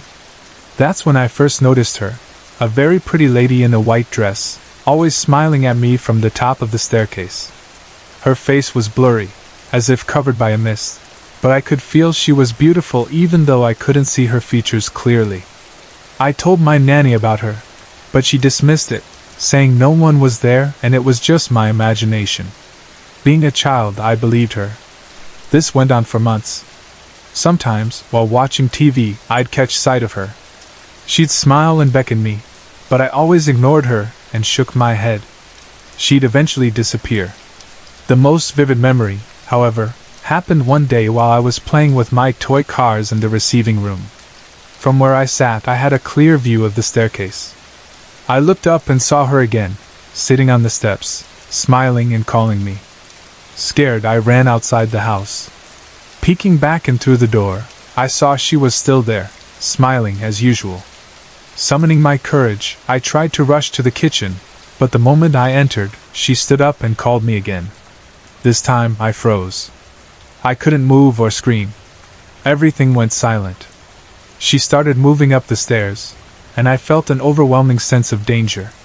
The next thing I knew, I was in the hospital. Confused and terrified, I clung to my father. I told them what I saw and felt, but they insisted I was sick and had just experienced a bad dream. Deep down, I knew it wasn't a dream. The lady in white had wanted to take me with her. Years later, when I shared the story with my mother, she told me I had suffered a convulsion that day, which they believed caused the hallucination. But it didn't make sense to me. How could a hyperactive child with no fever suddenly have convulsions? I knew it was connected to what I'd experienced. I was convinced of this again in the 5th grade. By then, we had moved to a bigger house next door to the old one. One night, I woke up around 1 a.m., feeling restless. It was as though someone was calling me, even though I couldn't hear my name. I drank some water from the glass by my bed, but I felt drawn to the window. My room was on the 2nd floor, overlooking our small backyard with a water tank and a tree. And there she was. The lady in white stood beside the tree, looking up at me and smiling. After all those years, she hadn't changed, still as beautiful as before, with the same serene smile. This time, I could clearly see her face. She was lovely, but she was still beckoning me, urging me to come with her. Now I understood what she truly was. She wasn't from our world, and going with her would mean my death. I stayed rooted to the spot, refusing her silent call. She eventually disappeared into the night. That moment reaffirmed what I had always known. The lady in white wasn't just a figment of my imagination, she was real. And no matter how beautiful or inviting she seemed, I knew I could never follow her.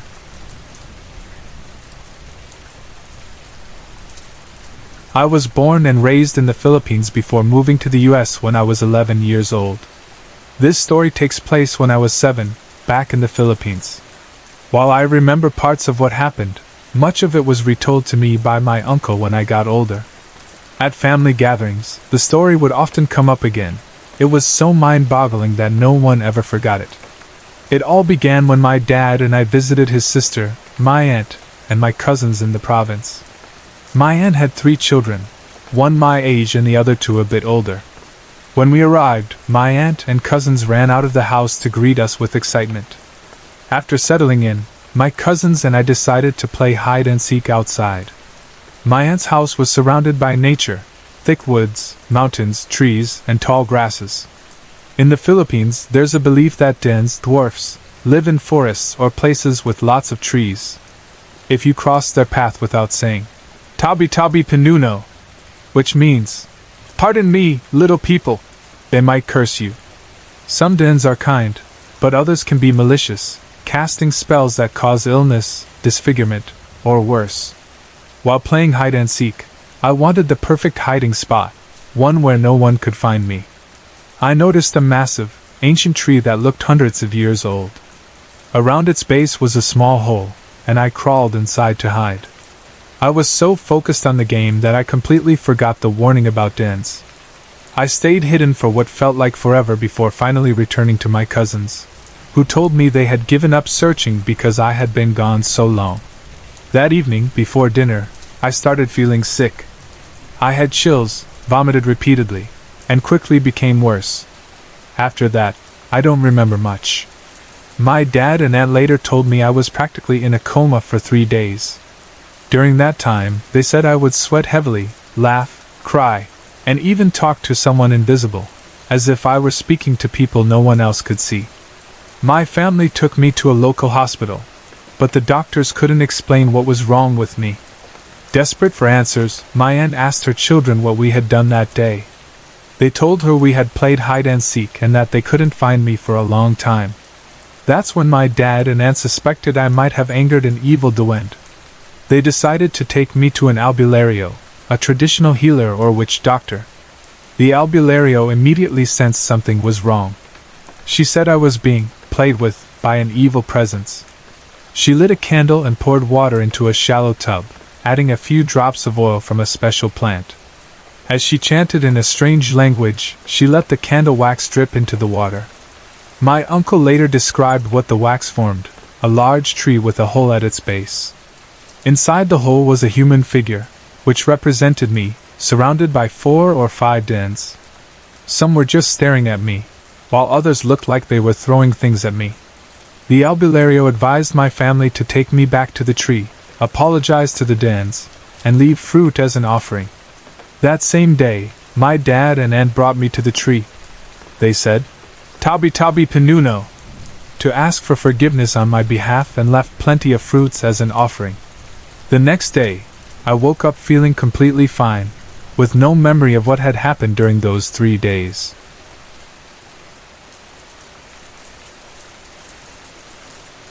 This story happened to my mom during the 1960s, when she was still living with her brothers and sisters in a large house they had inherited from my grandfather, who was a doctor. The house was big enough that having cousins over to stay was never a problem. It was located near a river with a wooden bridge across it, a detail that becomes important later. One evening, my mom and her siblings returned home late from a party. Back then, parties were a big deal, and being invited meant you were popular. They were all tired from the night out, and quickly went to their rooms to sleep. My mom shared a room with 2 of her sisters, and her bed was positioned right next to a large wooden window that opened from the middle, with shutters that slid to the sides. That night, my mom woke up feeling the effects of the alcohol from the party and needed to use the bathroom. Afterward, she returned to bed, ready to fall asleep again. But just as she was about to drift off, she felt the unsettling sensation of being watched. She opened her eyes, and there, outside the window, was a woman with long black hair, wearing a black dress. Her eyes glowed red, and she was staring directly at my mom with a creepy grin on her face. My mom froze. She couldn't move, and the most terrifying part was that her room was on the 2nd floor. This woman was floating. My mom tried to call out to her sisters, but no sound came out. She was so scared that she pulled the quilt over her head, hoping the woman would go away. After a few minutes, she peeked out, but the woman was still there, staring and grinning at her. My mom decided to stay hidden under the quilt until she eventually fell asleep out of sheer exhaustion. The next morning at breakfast, my mom joined the family despite being tired and shaken from what had happened. She didn't tell anyone, thinking they would dismiss it as a bad dream. However, one of her male cousins came down looking equally exhausted and disturbed. Suddenly, he blurted out that he had seen a woman outside his window during the night. His bedroom was on the 1st floor. He described the woman: long black hair, a black dress, red eyes, and my mom realized it was the same woman she had seen. When she shared her experience, most of the family remained skeptical. A few days later, my mom was returning home when she noticed a commotion near the wooden bridge. A crowd had gathered, and there were police officers at the scene.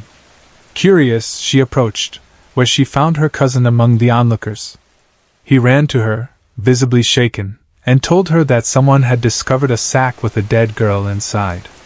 Later, when the news reported on the discovery, they showed a photo of the girl. It was the same woman my mom and her cousin had seen outside their windows. Only then did the rest of the family believe their story.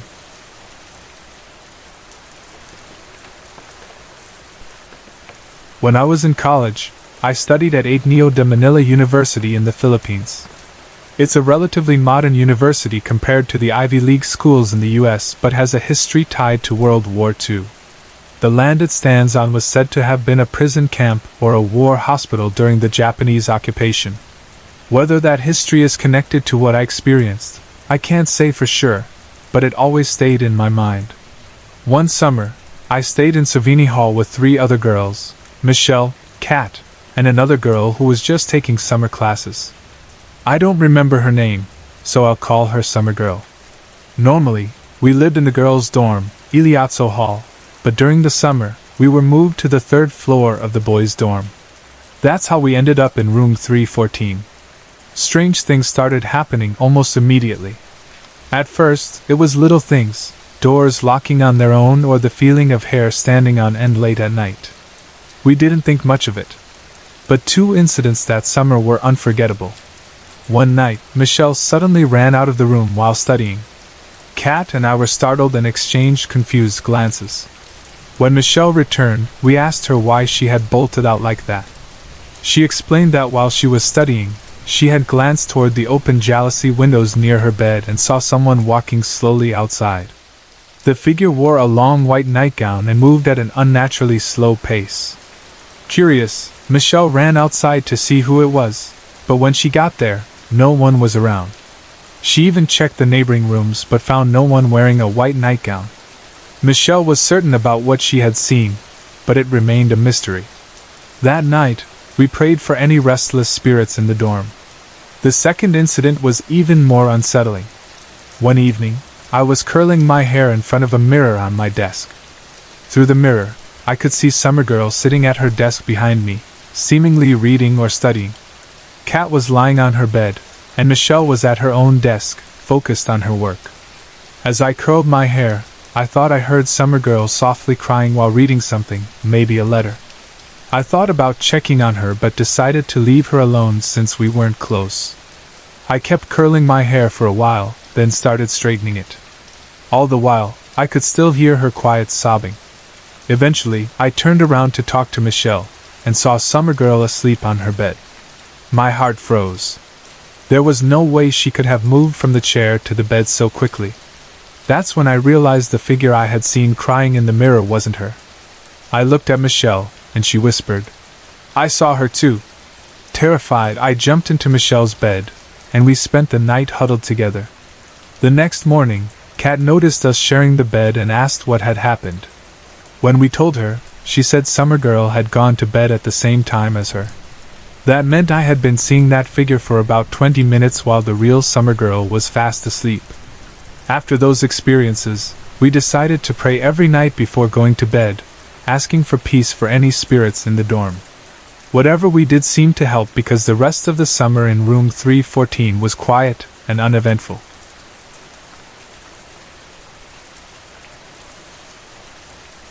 I still remember the first and only time I saw a ghost. I was in 4th grade, and it was terrifying. A chubby girl in a black dress, holding and waving a black handkerchief, was floating right in front of me in the kindergarten room of our school. It was the only time I saw something like that, but I've continued to experience unusual things, like hearing strange voices or feeling sudden, chilling gusts of wind. Even now, it still gives me goosebumps, though I've learned to ignore it as best as I can. I'm in my 3rd year of nursing school now, and during our practicum, we started doing shifts in the delivery room. I hadn't heard any ghost stories about the hospital where we were assigned. I won't name it for privacy, so I didn't expect anything unusual.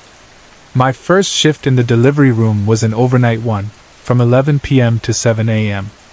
At the start, we only had 2 patients in the labor room.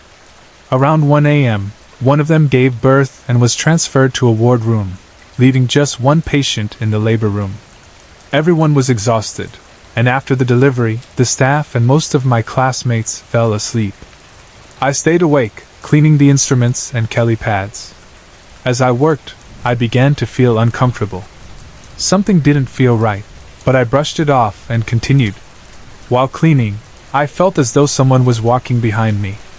Thinking it was one of my classmates, I turned around to speak, but no one was there, only a strange gust of wind that seemed to pass through me. "That's weird," I thought, shaking it off. By 2:30 a.m., I felt sleepy too. I went to the labor room to check the remaining patients' vital signs and then sat down in a chair near the door. I leaned my head back against the wall and closed my eyes. Suddenly, I felt something trying to wake me. When I opened my eyes, I saw someone pacing back and forth in the labor room.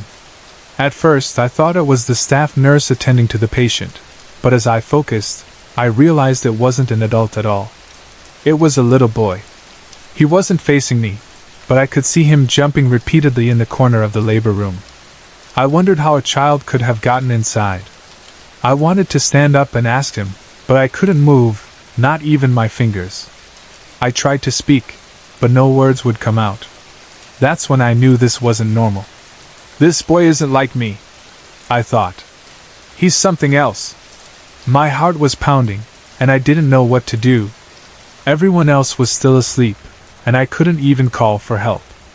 Another gust of cold wind swept through me, sending chills down my spine. I told myself, "Calm down, Jessa. Pray." I kept repeating prayers in my head until, finally, everything went dark. When I came to, I heard voices around me.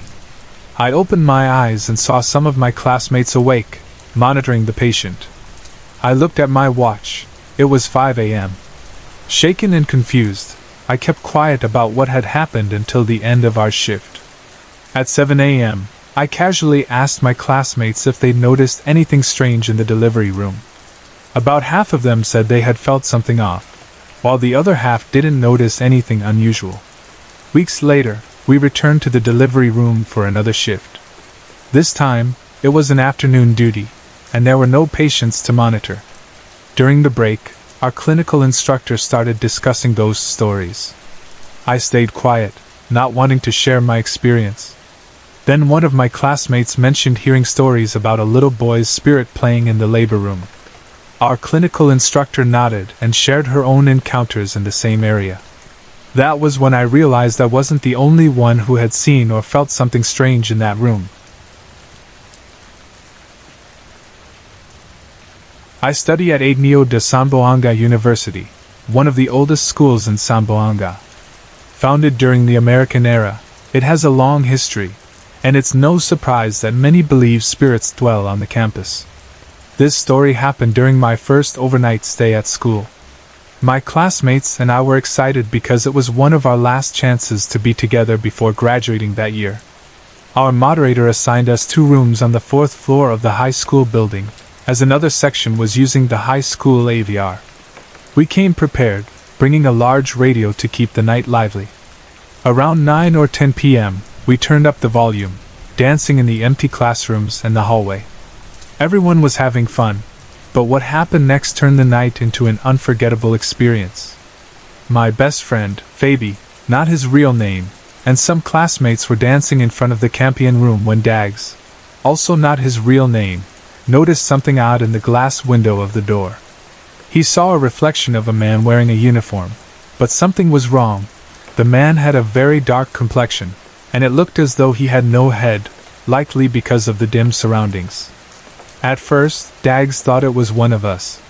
He pushed one classmate, Vohari, to check if it was his reflection, but the figure didn't move. Then, he pushed another classmate, Alwasir, but again, the image stayed still. That's when he realized no one was wearing a uniform that night. The hair on the back of his neck stood up. He pulled Phoebe over to show him, and they both ran back to the sleeping quarters. Phoebe asked Dags, "Did you see that? The boy in the uniform?" Dags replied, "You saw it too?" "At first I thought it was my reflection, but it wasn't." Matt and I overheard their whispers and asked what was going on. Phoebe explained in a low voice, trying not to alarm anyone.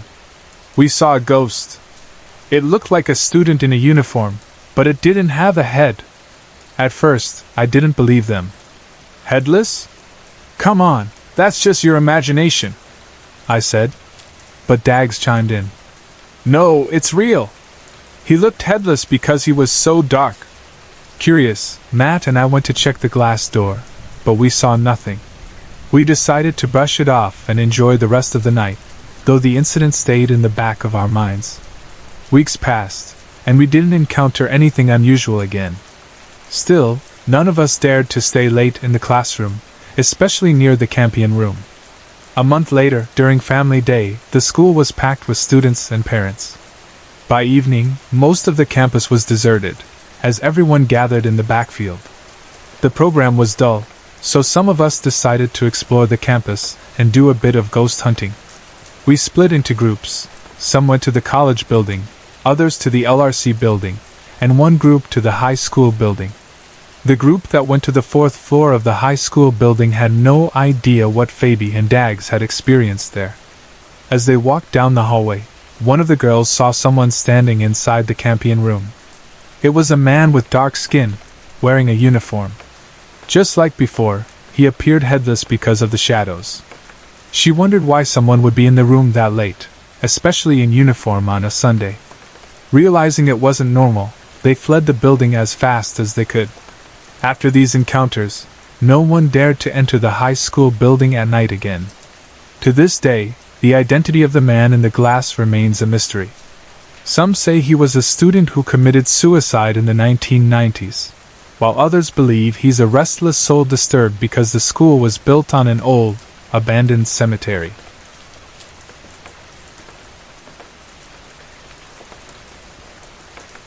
It was the 3rd week of summer when my friends Drew, Josh, and I decided to take a break from our routine. We're part of a 3-man band, struggling to make it in the music scene. Our destination was my Uncle June's house, located in Sitio Bungal, a small village 100 kilometers from San Miguel, Iloilo, Philippines. It was a quiet place where everyone knew each other, a perfect escape. The journey to Sitio Bungal wasn't easy. The rocky roads and dusty winds tested my friends' patience, but their moods shifted the moment they met my cousin, Catherine. She was stunning, with dimples that captivated most men in the area. Knowing Drew's tendency to fall for every woman he met, I jokingly warned them not to try anything with her. She was like a sister to me, and at 17, I felt protective of her. Uncle June, Aunt Teresa, and Catherine's younger brother, Harold, returned home as the sun set. They were thrilled to see me after several years. Their home was a cozy bungalow made of lumber and plywood, with 3 rooms. My friends and I stayed in Harold's room while he moved in with Catherine. I told them we planned to stay for 2 weeks, hoping to recover from recent heartbreak. My girlfriend of 2 years had left me after getting pregnant by someone else. I needed the peace and quiet of the province to heal. That first night, after supper, we spent time with Catherine in a small hut my uncle built for resting after a day's work. Catherine was lively and full of stories, keeping us entertained late into the night. When Drew and Josh retired to their room, Catherine and I stayed behind, talking until nearly 4 a.m. She promised to find me a girl to help me move on from my ex, but I just laughed it off, knowing her determination. The next day, Drew, Josh, and I explored the fields, enjoying our playground. Before we realized it, we had wandered too far and couldn't find our way back. Drew started blaming us, clearly nervous, while Josh kept his cool, trying to figure out how to get us home. As we wandered, we came across a riverbank. The green water, shaded by trees, caught our attention, and we forgot we were lost for a moment. Drew and Josh amused themselves by throwing stones at the fish while I walked alone, feeling a strange pull to explore. You see, I've always had an ability to sense the paranormal. I've experienced unexplainable presences and seen things others can't. I've never shared this with Drew or Josh, only Catherine knows, but I've learned to live with it. As I wandered, nothing unusual happened, and I felt silly for expecting anything. Then I heard Josh calling my name. I turned and saw Catherine with them. Somehow she'd found us, though I didn't ask how. On our way back, Catherine excitedly told me about a girl she thought I'd like. I met Zonia later that day. She was charming, easy to talk to, and a leader in the local youth council. She showed me around the village, giving me a brief reprieve from my worries. That evening, I walked her home, then made my way back to Uncle June's house. The path through the fields was dark, and my phone's light barely helped. As I crossed the farm banks, a chill ran through me. My heart raced, and I felt an overwhelming sense of unease. I tried to stay calm but couldn't shake the feeling of being watched. Suddenly, my head spun, and my body tensed as if an unseen force was pressing down on me.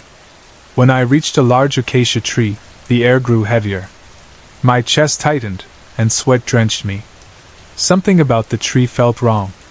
I ran as fast as I could, putting distance between us, but I couldn't escape the nausea. I vomited bitter, foul-smelling liquid and dared to glance back. Under the tree stood a figure, a woman in black with wild hair that looked struck by lightning. Her piercing white eyes were fixed on me. Terrified, I stumbled back to the house, covered in sweat and mud. My family looked at me with concern but didn't ask questions. That night, I told Drew, Josh, and Catherine what had happened. Drew was more interested in teasing me about Zonia, but Josh was clearly disturbed. Catherine, who usually dismissed ghost stories, turned pale and clung to me, visibly shaken. I couldn't sleep that night. Every time I closed my eyes I saw her, those white eyes haunting me. I've encountered ghosts before, but this was different. She wasn't just an apparition, she felt like a threat. Though I tried to enjoy the rest of the vacation, her image stayed with me, and even now, she haunts my dreams. I still don't know who she was or why she appeared. Catherine couldn't explain it either. But I'll never forget the woman in black under the acacia tree, her wild hair and piercing eyes burning into my memory.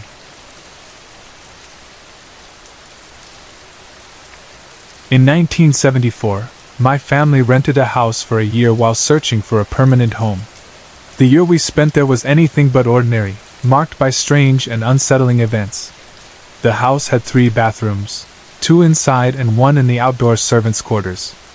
Each of us children experienced being inexplicably locked in a bathroom at some point. The incidents were terrifying, especially for me at 10 years old. The door wouldn't budge even though it wasn't locked and the knob would turn freely. Despite efforts from people on both sides of the door, it wouldn't open. Then, after what felt like hours, the door would suddenly open without explanation. This same experience happened to my siblings as well. My great-aunt often stayed overnight at the house. During one of her visits, she heard the sound of the shower running late at night. Thinking one of us children was playing with water, she went to investigate. As soon as she entered the bathroom, the sound stopped, and the shower stall was completely dry. But then, the shower in the other bathroom turned on. Rushing to check that one, she found it in the same state, silent and dry. After this happened multiple times, she concluded that something unexplainable was going on in the house. My mother noticed that every morning, the closet doors in the house were wide open. At first, she thought it was due to a tilt in the house causing the doors to swing open. She tried placing chairs in front of the closets at night to keep them shut. The next morning, she found the chairs pushed aside and the closet doors wide open again. One peculiar incident involved a piece of jewelry.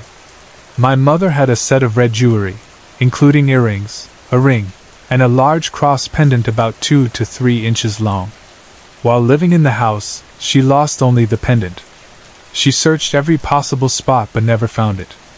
After leaving the house, she accepted that it was gone and said she gave it to whomever took it. One night, my father saw the shadow of a young boy walking around his bed. Half asleep, he assumed it was my brother and told him to go back to bed. My mother, startled, pointed out that my brother was already asleep next to them. the boy's shadow disappeared. My sister, who had never been known to sleepwalk before, began wandering the house at night during our stay. We'd find her behind the TV or standing in hallways. Once we moved out, the sleepwalking stopped entirely. The week we were preparing to leave the house, we left our laundry woman working in the outdoor servants' quarters while the main house was locked. She later told us she heard the sound of a basketball being bounced inside the house. Thinking we had returned, she went to investigate. Looking through a window, she saw no ball or person, yet the sound moved to the other side of the house. After knocking on the locked doors and realizing no one was home, she became convinced the house was haunted. It wasn't until we moved out that our neighbors revealed the house's tragic history. The previous owners, not the ones we rented from, had 2 children, a teenage girl and a young boy. While their parents were away on vacation, the children were murdered in the shower by their nanny. The nanny buried their bodies under the house's foundation. Although the bodies had been relocated, there remained a cement block under the house with the children's names engraved on it. To this day, the events we experienced in that house remain some of the most haunting memories of my childhood.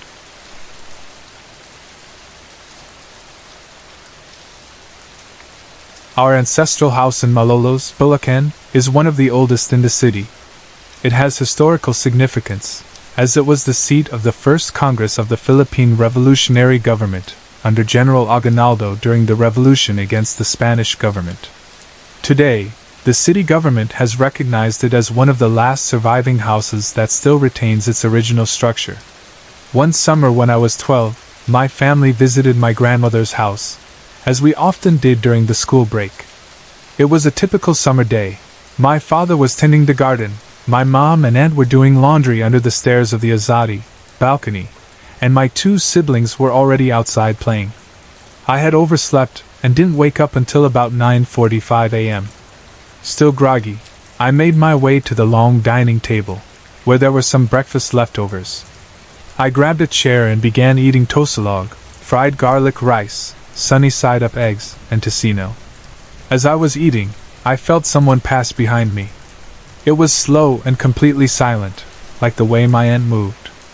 In my peripheral vision, I saw a white, blurry female figure walking past. Assuming it was my aunt, I casually asked, "Auntie, can you pass me some vinegar, please?" There was no response.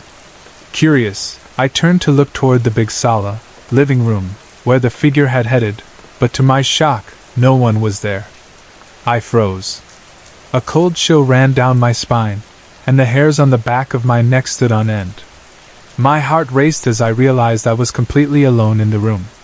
Panicked, I bolted from the table, sprinting toward the Azadi and down the stairs, skipping 2 or 3 steps at a time. I yelled at the top of my lungs, "May multo! May multo! There's a ghost! There's a ghost!" When I reached the bottom of the stairs, there was my aunt, busy doing laundry alongside my mom and Yaya. It was a strange and somewhat comical moment, but undeniably spooky. That was my first encounter with the ghost that resides in our ancestral home. According to my father, the ghost is believed to be that of an old woman who was adopted by my grandparents. She had no known family, so my grandparents took her in and made her a yaya for my father, uncle, and aunt when they were children. She lived and died in the house, passing away in her quarters of old age.